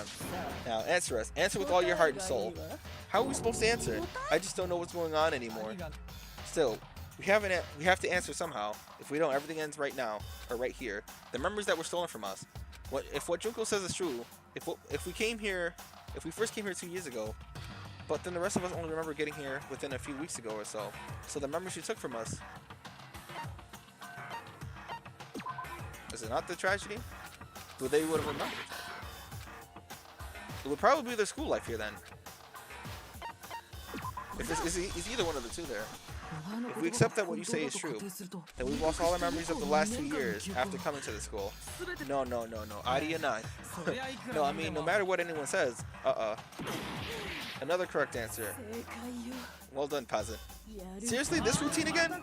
We've lost 2 years worth of memories? That's right, you've already spent 2 full years here at Hope's Peak Academy. That entire period of time is precisely what you've forgotten. I don't remember the last 2 years of my life? That's not possible. I want to think that too, but I don't want to believe it. But that's nothing but our desire. I don't want to believe it.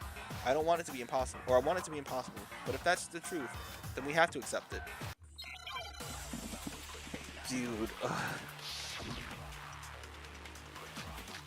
Oh my god. It'll probably be...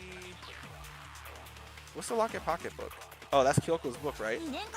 Photo of that. Locker notebook. We'll never lose. Actually. Hold on. What is a locker notebook then?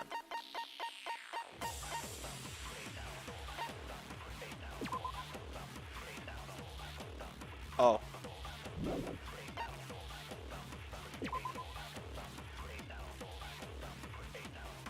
It's between these two. But I'm gonna go with his notebook.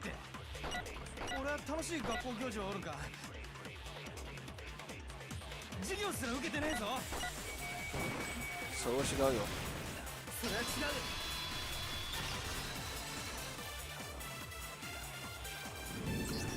Hero, there's something I'd like you to take a look at. This notebook right here. Why's my name written on it? I found it in the locker room in the second floor. If you don't mind, can you take a look inside? Sure, whatever you want, but I've never seen this notebook before in my life. What's that? Is something wrong? It's kind of similar. No, even more than that. What the? This is absolutely my handwriting without a doubt. But how is this? I don't remember ever writing this thing. No way. It looks like you actually did attend class here at Hope's Peak. But somehow you forgot all about it. Lies. It's all one big lie. I don't want to believe it either. But there's also no explanation for this pocketbook. Huh? And whose pocketbook is that? It's mine. And the handwriting inside is also mine. There's no doubt about it. But just like Hiro, I have no memory of ever writing in it. And the reason for that is the 2 years of missing memories. After seeing all the evidence, do you have any choice but to acknowledge the truth? Isn't it just so desperately dark? The mystery's solved, but it's like a goddamn funeral in here. Shit, man, I've never been to a funeral. Hell yeah. Yes! 2 years ago. 2 years of school life. How many moments of blossoming youth have you missed out on? How many fun classes? How many school events? This was your chance to build your lasting friendships, right? And on top of that, something tragically sad happened 1 year ago. Biggest, most awful, most tragic event in human history. Right before everyone's eyes, the world came crashing down. You absorbed all that despair, but then you forgot about it all. And once you've forgotten, you made the choice to subject yourselves to this killing game. Oh, and there's one other thing. To even be more precise, the memories you all lost were... Actually, never mind, I'm bored. Explaining stuff is boring. What? We are bored of this world. Everyone always talks big, declaring all the great things they'll do, but then they always fizzle out. This world is just so desperately fucking boring. What are you talking about? In a way, I'm jealous of all of you. To give yourselves over so completely to such stimulating despair. Yeah, so figure out the rest of yourselves. I'm sick of expositioning all this shit. Figure out what? Figure out where your memories come apart. That's the heart of all of this. Where our memories come apart. Is she talking about the moment where we must have lost our memories? I can only think of one time, just as I set foot in the main hall for the first time, and that was the moment I lost my memories. I couldn't think of any other, I can't think of any other time than that day. Any time other than that day. Yes, words. When I first came to the gates of the school and stepped foot in the main hall, when I passed out, I was overcome with a strange sensation. Wow, you still have enough spirit to keep on talking, huh? So, I don't know much about the details, but it seems like everyone remembers passing out, right? And your sense of time got all messed up because of the memory loss after that. I guess it must have been something like that. After I passed out, I woke up in a classroom with my head on the desk. I assumed not much time had passed since I collapsed in the main hall. But instead, 2 whole years had gone by. The reason it felt so short was because our memories of the time in between had been completely removed. You got it, honey. 2 years of memories, poof, gone, which means, of course, when everyone met for the first time, it wasn't actually for the first time. Unaware of this fact, you took the time to introduce yourselves to each other, but by that point, we'd already spent 2 years together at the school. That's what those photos reveal, isn't it? Yep, that's what they reveal. You were all such close friends. You spent 2 years together, and then you started killing each other. And there's also you can escape into a world that's already been annihilated. What a terrible, tragic tale. Even if you're left now, there's nothing you can do to fix it. You're the one who set up things like, or to be like this. I love you all so much. Huh? Once your school life here began, I thought about you constantly. It's only natural that I would fall in love. So since I love you guys so much, I'll tell you all about it. All about the idea we came up as the ultimate despair. Our plan to bring despair to all mankind. The ultimate despair? All mankind? Let's go back in time 2 years, okay? Back to when everyone first came to the school. My man is swagged out. Let's talk about that. School life during the first year overflowed with hope and happiness. Oh boy, it was just the worst. Exciting. Everyone was enjoying themselves so much. You were all having the time of your lives. But that couldn't last forever, of course. The peacefulness only made it through the first year. Because after that, an event unfolded that hammered a soul-crushing despair into all of humanity. The biggest, most awful, most tragic event in human history. The tragedy. All too soon, the world's days of peace came to a bloody end. And as you can imagine, the school was no exception. The tragedy even made its way here, leading to the extermination of most of the students. What are you... What do you mean? The most tragic event in human history and the ultimate despair that caused it. I can't believe it's all because of you and Mukuro. Was it some kind of organization? An angry mob? An incredibly motivated family? You have a point. If I had to describe it, I'd say... It was none of those. How can I put it? It was more an ideological thing. Despair is contagious, you know. It's almost like a natural phenomenon. Everyone is capable of it. And now the entire world has fallen into despair. In other words, if you see despair as the enemy, then your enemy is the world itself. I just don't understand why. We didn't ask you to try and understand. This was a tangent anyway, unrelated to the matter at hand. Okay, let's get back to the story. Hope's Peak had taken so much damage. You guys were the only survivors. The members of the 78th class of Hope's Peak Academy were the only ones left. And then something super neat happened. Now pay attention because this is important and I'm only going to say it once. So guess what? To protect everyone who had survived, Hope's Peak was transferred into a shelter. That's right, it was transformed into a shelter. Ah, I said it twice. Now, someone was responsible for the transformation for creating what would eventually become your prison. Do any of you know who that might have been? The one who turned as the headmaster. Koreda. I could only have been the headmaster of Hope's Peak Academy. He wanted to turn the school into a shelter and try and protect us. To protect us from the despair and tragedy taking place outside. That's why he asked us to make that promise. To say we were willing to live in the school forever. We believe he had something like that in mind, yes. If you, the collective hope of the new generation, could survive, then maybe the world could have a fresh start. Yeah, the headmaster put that much faith in you. And because we had the same hope, that's why we agreed to live here forever. But creating the shelter was also the single biggest mistake.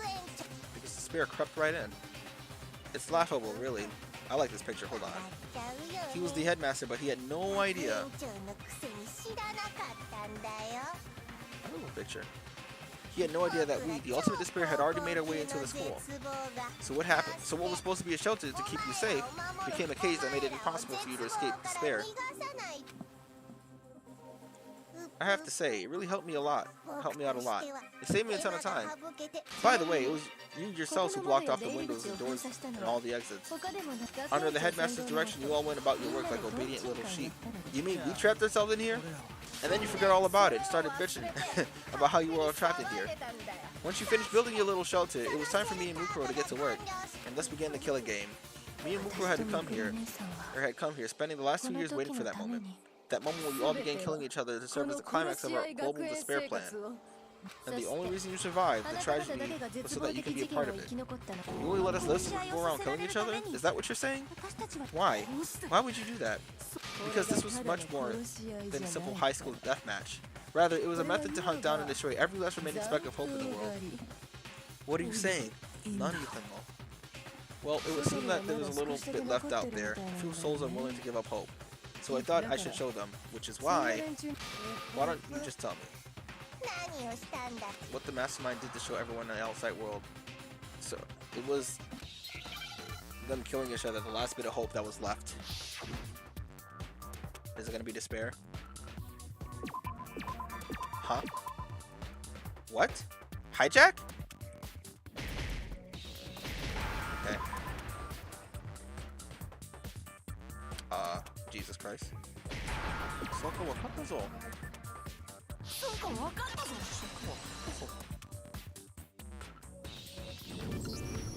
You're talking about you hijacking the airways, aren't you?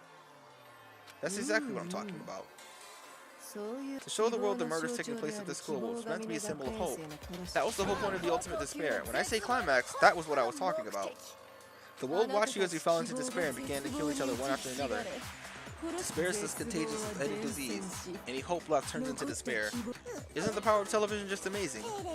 By the way, since we started broadcasting, a whole bunch of people have tried to come and rescue you. Are you serious? But utilizing the heavy weaponry I installed around the school grounds, I had no problem expelling them. You expelled them? I have to thank you all. They were a relentless bunch, refusing to give up on hope and trying to force their beliefs on the world. But in the end, I was able to give them the final despair, death. So you just used us to bring despair to everyone on the outside world. Well, sure, but I also gave you a second chance at life, right? So it's like give and take. Give and take? You're so full of shit. And there's a reason I chose you guys to survive when all the other students were dropping like flies. I mean, we built up 2 years of memories together. You were all my treasured classmates. Sorry, that's a lie. I figured you'd despair even more if you found a friend had betrayed you. And that's the truth, which is what you wanted, right?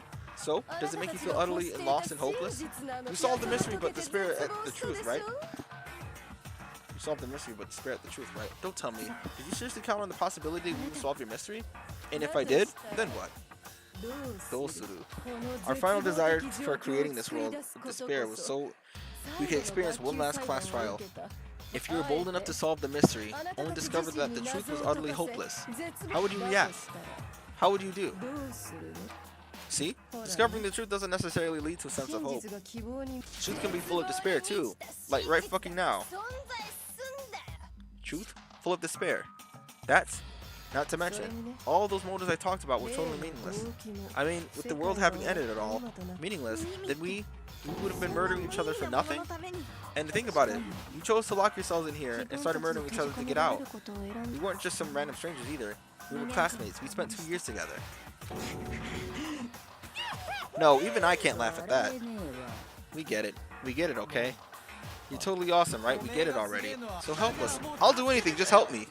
A peasant begging for his life? How delightful. We've never witnessed such a travesty firsthand. But I'm sorry for saying, begging doesn't work on me. All I want is despair, and there's no reason for it. And since there's no reason, there's no argument against it. There's just no understanding it. No argument, no understanding. What better definition of ultimate despair could there be? Wait, hold on. You've just been going about however you feel like. There's no reason for us to believe anything you have to say. Huh? You say the world's falling apart, but I haven't seen it for myself, so I don't acknowledge it. I don't accept it as the truth. Until you see it with your own eyes, the truth and falsehood overlap one another. In other words, you're unlike Schrodinger's cat right now. Is that what you're saying? If so, what then? Are you saying you won't accept the truth until you can go outside and see for yourself? Well, you better not. You go out into that world, and you're all goners for sure. Trust me, I'm not lying about any of this. Well, even if it's all true, I refuse to give in. I refuse to lose to you. For the sake of everyone you've killed. Huh? Everyone I've killed? What are you talking about? You're the ones who killed them. I didn't kill anyone. I simply gave you a nudge in the right direction. And that's all it took for you to start killing each other. You're nothing but bloodthirsty animals. That's why anyone was murdered here, peasant. Say what you want about hope, but we're all creatures of instinct, right? Despair comes naturally. Hell yes, it's funny as shit. No, this isn't just some game to us. It's a murder, plain and simple. You stole our memories, invented reasons for us to do it. You pushed us all into a corner. Oh boy. Wow. It's all your fault. You certainly have a talent for passing the buck, don't you? That must be your hope, huh? But we don't have much time left to keep up this banner. We have to draw things to a close soon. What do you mean? I'm talking about the vote, of course. You didn't forget about that little rule, did you? Oh, and also, since this will be the last vote, I decided to change the rules. What? You guys so full of hope, and me full of despair. I decided you have to vote for which one of us gets punished. Can I save right now? Hey, yo! Hold on. I'm gonna save it right here, right? I have an idea. Even if one of you votes to punish Hope, well then, I'll consider it one for me, and punish everyone on the side of Hope. Even if it's just one person? Ah, but don't worry, I won't be voting, of course. Even if you don't, you still got the upper hand in all this. So, technically I could do the bad end right now. Since I didn't realize I could save it mid-trial like that. It's okay, nobody would actually vote to kill themselves, right? Oh, let me mention one more thing. When I win, to punish you guys, you'll have to stay in here till you grow old and die. No fighting, no killing, that's your punishment. What? You mean we just have to live here? She's saying she'll let us live. If you're not happy with that, then go ahead and punish me. And make your way into the outside world. Enter a world fallen from grace where only despair exists. We'll likely be dead within a day. What are you saying? So no matter what we're doomed? Wait a second. I just got hit with an inspiration bomb. Dying of old age is boring as shit, right? The audience at home isn't going to dig that at all. So here's what will happen. One of you will get the experience an instant super impressive punishment. What? You can't just... So do you mean you'll execute one of us? And I get to decide who's going to have to suck it down. Makoto, you're up. Me? Yeah, you've been acting up, causing all kinds of trouble. I hate you. Daikidai.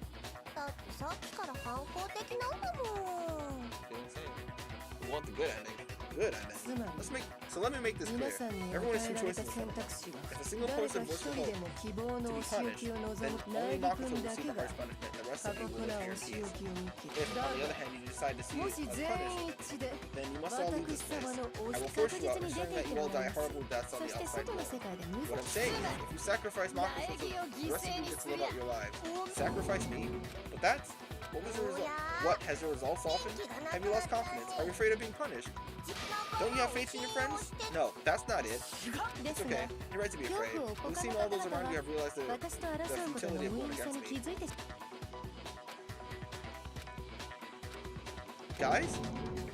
Me? It's so beautiful. Your lovely faces, eroded by despair, have come together as one. Besides, Kyoko, you could never betray your father, could you? What? I mean, the headmaster's only wish was that all of you would survive, right? That's why he tried to trap you all here, after all. The least you can do is try to honor your dead father's wishes. Kyoko? One person's despair is enough to seal your fate. Isn't that the most hopeless outcome ever? So who do you think's gonna give in? Whose despair is gonna sign your death warrant? No one. No one's gonna give in to despair. We're not going to lose to you. I'm gonna just go ahead and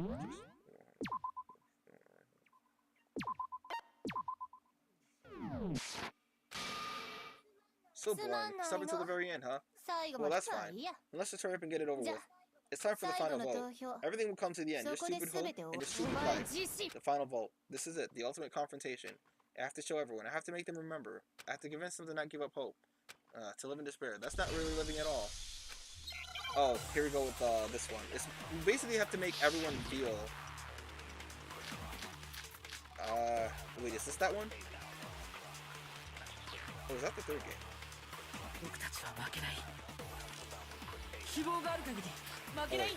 No, wait, go back.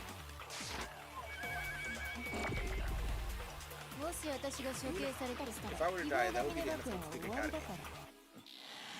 Do I use it there?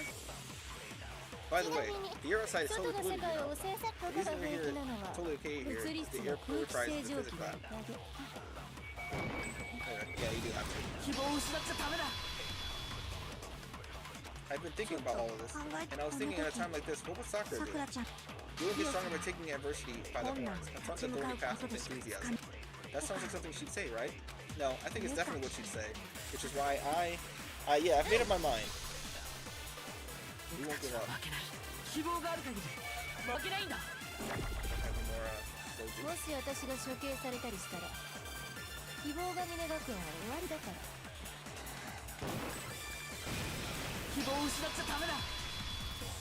All my fortune telling senses are telling me not to leave this place. But to live means moving forward, right? So even if it's hard, even if we're scared, we don't have any other choice, do we? I want to keep going. I want to keep on moving. I want to open the next door, and it's got to be something new waiting for me. There must be something new waiting for me. That's why, no matter what, I need to get out of here. The whole fortune telling thing doesn't matter anymore. What matters is my own gut feeling. I gotta do this with all the characters.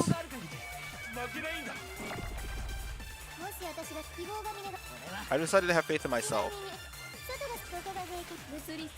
Say whatever you want, I've made it my decision. In other words, as soon as I die, the new life you all have been living here will come to an end.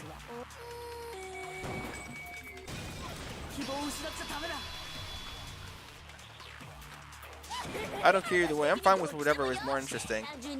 Actually, I may not look it, but I've always hated school.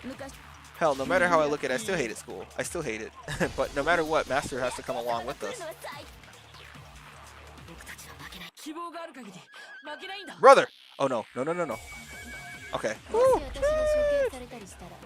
Alright, we're just gonna skip over all this. Naturally.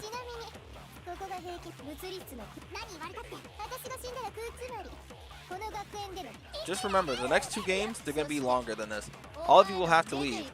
You'll have to go through the world outside where only death and despair is waiting. Like, y'all think this is long? The last one, V3, is some shit. I am definitely not doing that shit in the same day. I am saving that for a whole different session. You're not actually trying to encourage me, are you?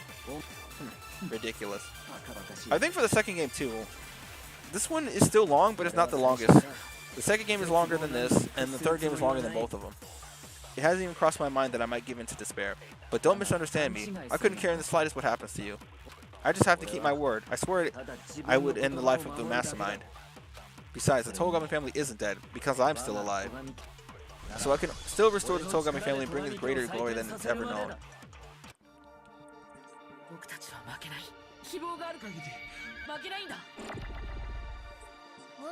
Okay, yep. I've decided to have faith in myself. Say whatever you want, I've made my decision. I can keep on living as long as I have my master's love. Okay. You hear what's playing in the background now. I already said I wouldn't claim the mastermind, or I would claim the mastermind's life by whatever means necessary. So, what are you gonna do? Will you just die? Is that what you want?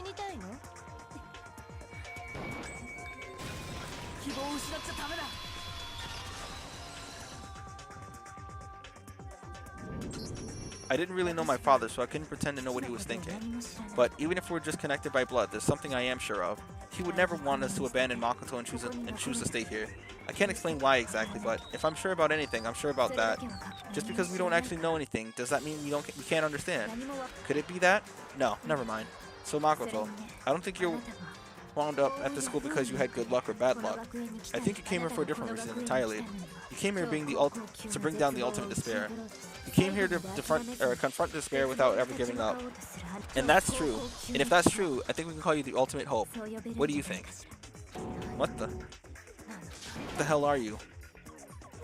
No. The ultimate hope has been added to the truth book section of your handbook, yes. So uncool. Your stupid faces, the stupid little things you've said, the stupid way you treat each other. You all treat each other. It's so uncool, so unhip. Shut up. Do a sigh. A sigh. I'm not any kind of elite or anything. Hope isn't the talent you develop, but I still. Okay. We finally here. Oh boy, this is gonna be some shit, ain't it?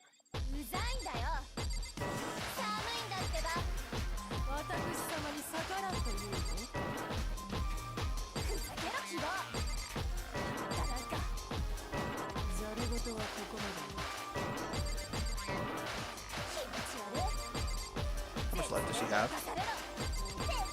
A lot. Jesus Christ.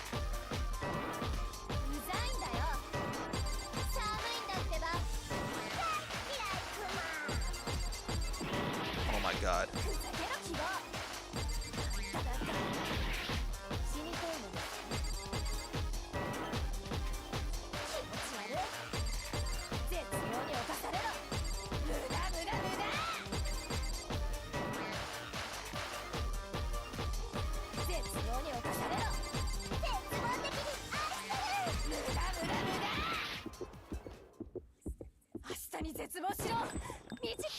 So stupid. Why was that the way it was? I refuse to give up. I refuse to get bored. I refuse to throw it all away. Okay, what's 1044? Holy shit. I refuse to despair. Because all I have going for me is the desire to keep moving forward. What's going on? What's happening?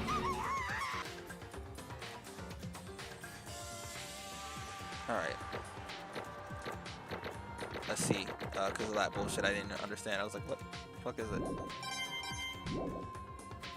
It looks like we've reached the end. I think it may be time to vote. We just gotta pull the lever, right? Good, I'm ready to go. Let's put an end to these trials. Put an end to the killing. With our own hands. Alright. Alright. We finally...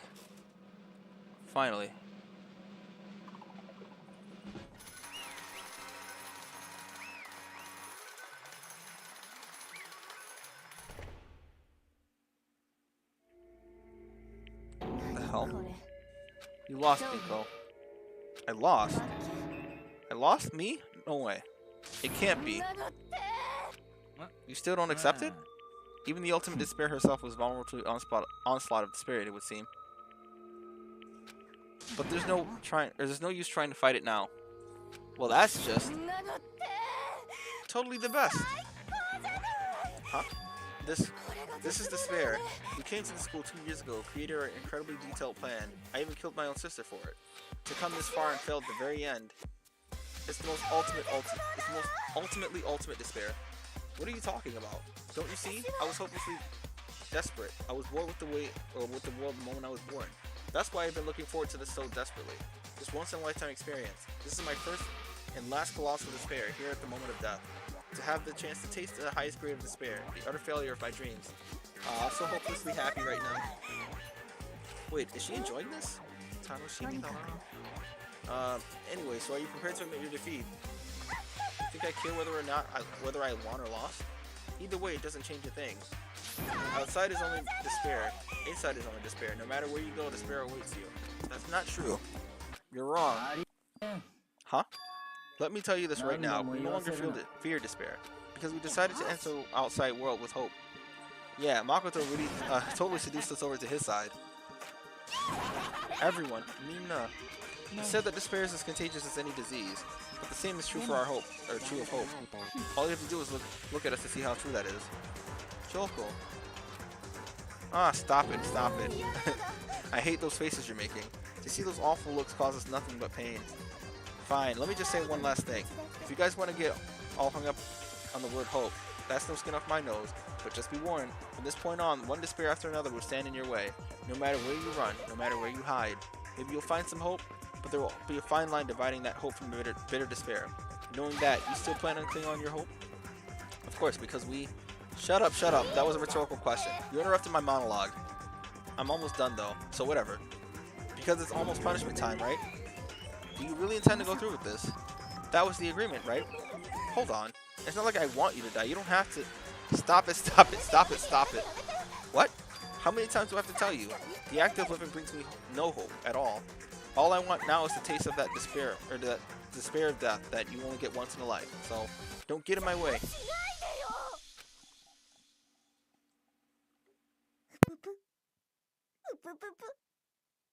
ああ、素敵だわ。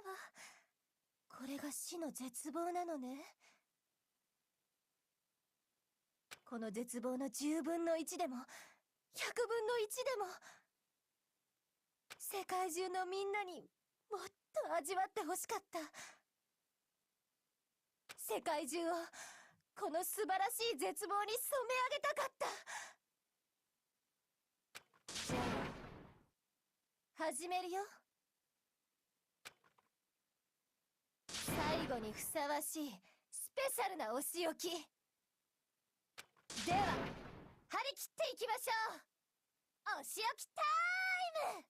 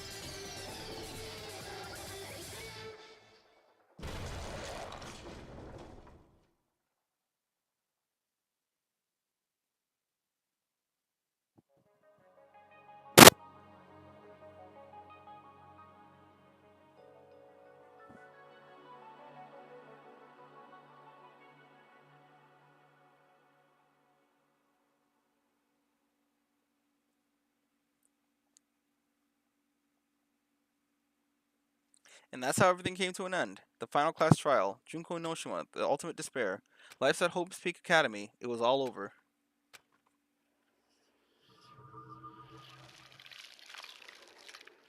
Warida.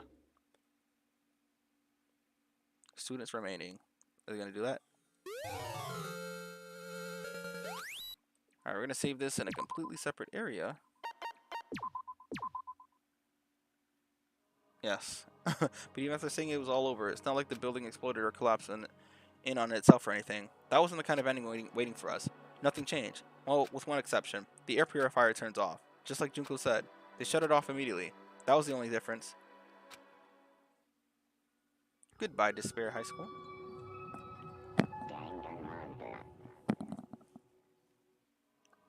We left the courtroom and made our way to the main hall. We stood in front of the door. Nobody made a sound. I felt almost absent-minded. This was our epilogue before the final ending. We were stuck there in limbo, unmoving, unsure. But in the end,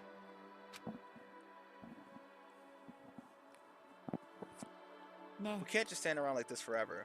At some point, we need to leave. To nobody's surprise, it was Kyoko who broke the silence. Makoto, would you do the honors? Okay. As if awakened by Kyoko's words, I took out the object we'd gotten. Up until the moment of her death, it had belonged to Junko, and in the end, she dropped it before us. But is that really it?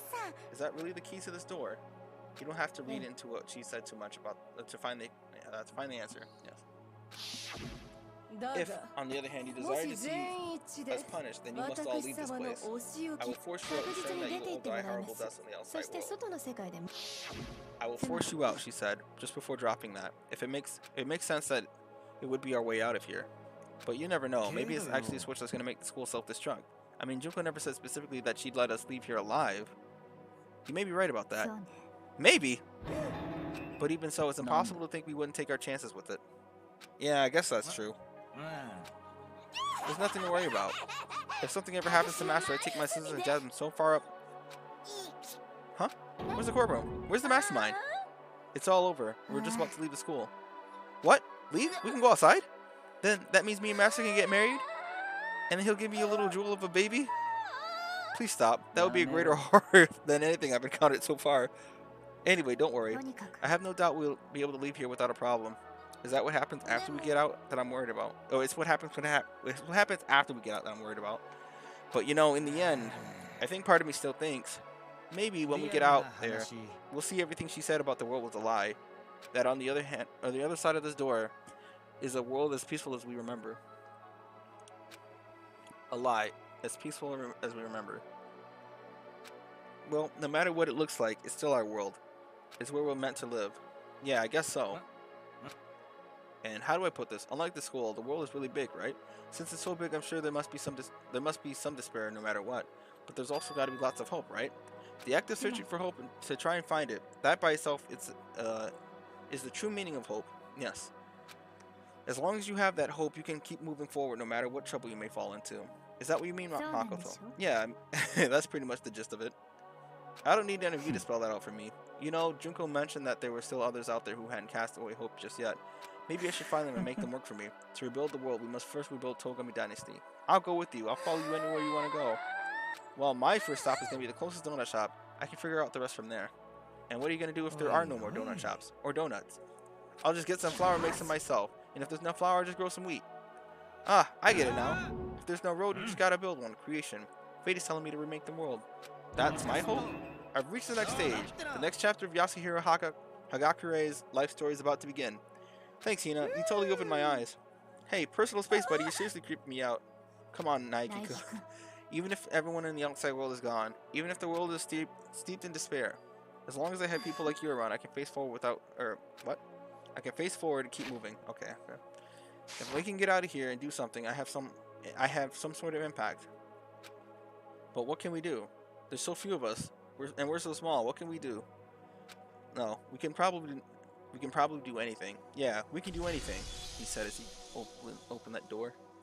Well, I guess this is a goodbye, and goodbye to Sakura. But hey, if I gotta say goodbye, we may as well do it with a smile on our face. Hey guys, you want your fortunes told? Anywhere, anytime, just let me know. I'll be there. You know how much I hate being annoyed. But if something does come up, you may as well let me know. I can't guarantee I'll actually bother listening, but, you know. I don't know why, but I have a burning desire to start writing. I may be able to pull it off. A story about Master Me, and the others, I guess. I can't say I'm sorry about what happened, but still. It does feel kind of strange. I really don't know what to say. I guess we graduated? Open that door, go ahead. You earned it. It looks like hope is really spreading. As long as I never give up, I have to push even harder. I'm going to keep moving forward with my hope in my heart. With hope in my heart. Since I have hope, I can show courage. Since I have hope, I can move ahead. The world can move forward, or the world can move ahead. Move forward too. The door began to open, with my hands, with our hands. Hope and despair mingled together, opening the door to the future.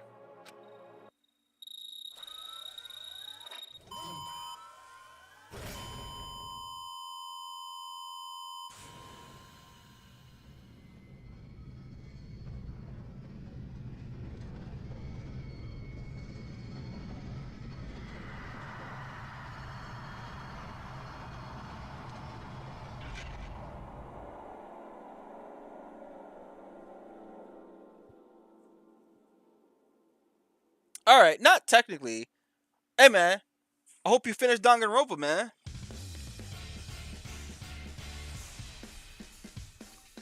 All right, that's it.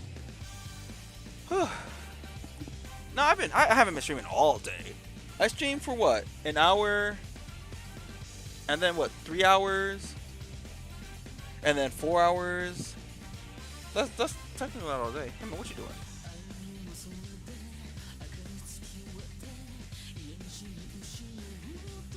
Shoko, Yoko Hikasa, Aoi, Shiwa Saito. Oh, she was in Genshin, I think. Sakura Kujira. Okay, nice. Taiko Yasuhiro's. Megami Toyoguchi. Okay. Koki Miyata. Nobuya Oyama. Usami. That's funny. Takako Sasuga. Sasuga. Can I skip this actually? I can. Alright, no need for that.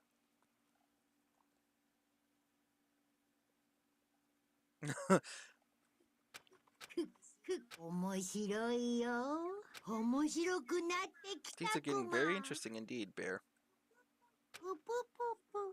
うぷぷぷぷぷぷ。 Like I said at the beginning, ぬいぐるみじゃ I'm な not a い teddy んだ bear. よ。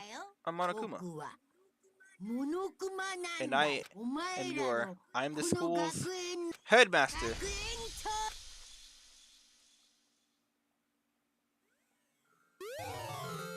Neat. Yep. I'll save it here, just in case. All's well that ends. Alright. So, with that being said,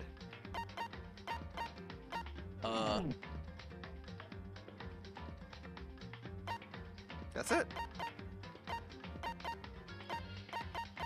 Well, that was Dangan. Yeah, ain't no way in hell I'd do the bad ending now. It's 11 o'clock. I want to eat some more, and I kind of want to relax, lay down so I can go sleep. So that's that. I may stream. I honestly may do it before Ultra Despair Girls because I kind of want to make Ultra Despair Girls like its own thing. So I'm not gonna do the bad ending today. I will do it, but I'm tired, man. And it won't be tomorrow, but it'll be sometime next week that I'll go ahead and do the other parts, or I'll do the bad ending. I'll do the bad ending, and then I'll start Ultra Despair Girls. Ultra Despair Girls is, like I said, it's set up differently. It's not. It's like it's a shooter of sorts, and I can talk more about it once I get there. But that'll be the stream. That's just the first Danganronpa game. There are 3 more games to go through. 3 is gonna take a long time. I'm just saying now. Whenever we get there, Jesus Christ, it's just gonna take a long ass time for the last trials. Like the trials in that game are much more convoluted and they take so much longer because there's so many more elements to them. Like think of it like this. Like this game only had the bullet, like you had to take the statement that was a contradiction and then use it in another thing. And you see it had I don't think that was about it. And Hangman's the Hangman game. The second game has the Hangman thing, like it has everything the first game has on top of like a couple more things. And then the third game has everything the first 2 games have on top of extra stuff. And in between the cases, and it's just like, oh my god. They take a long time. Alright, but like I said, that's gonna be that. I'll let that marinate for a bit. If you want to watch the first Danganronpa anime, I'm gonna advise don't watch that one. The first one isn't that great. It's the second game's anime and the one after that. That's interesting and actually pretty good.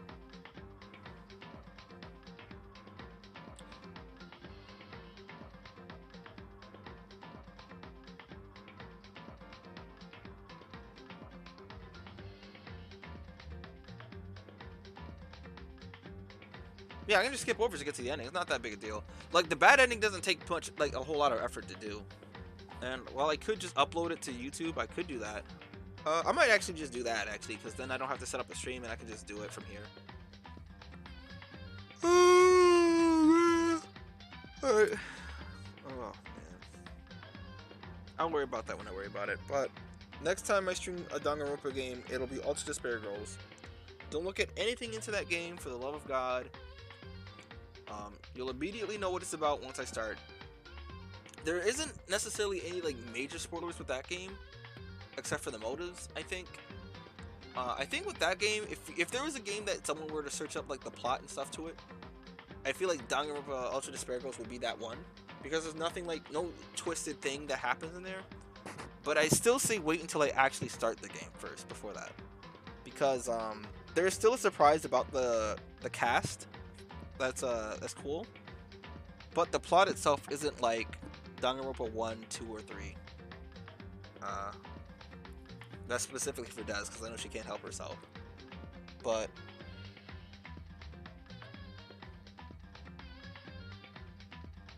no, what do you mean bad ending, huh? Well, no, because like I said, I'd do it in the same day if it wasn't so late, but it's definitely late for me. So that's what I mean. Like, I'm gonna get off and then live my life. It is almost 5 hours this took. I've been streaming for 4 hours and 46 minutes. And like I said, the ending case for 2 is longer than this, and 3, by Jesus Christ, I'm taking 2 days for that last case for Danganronpa 3, man. Ain't no fucking way I'm doing that in a single day. But alright.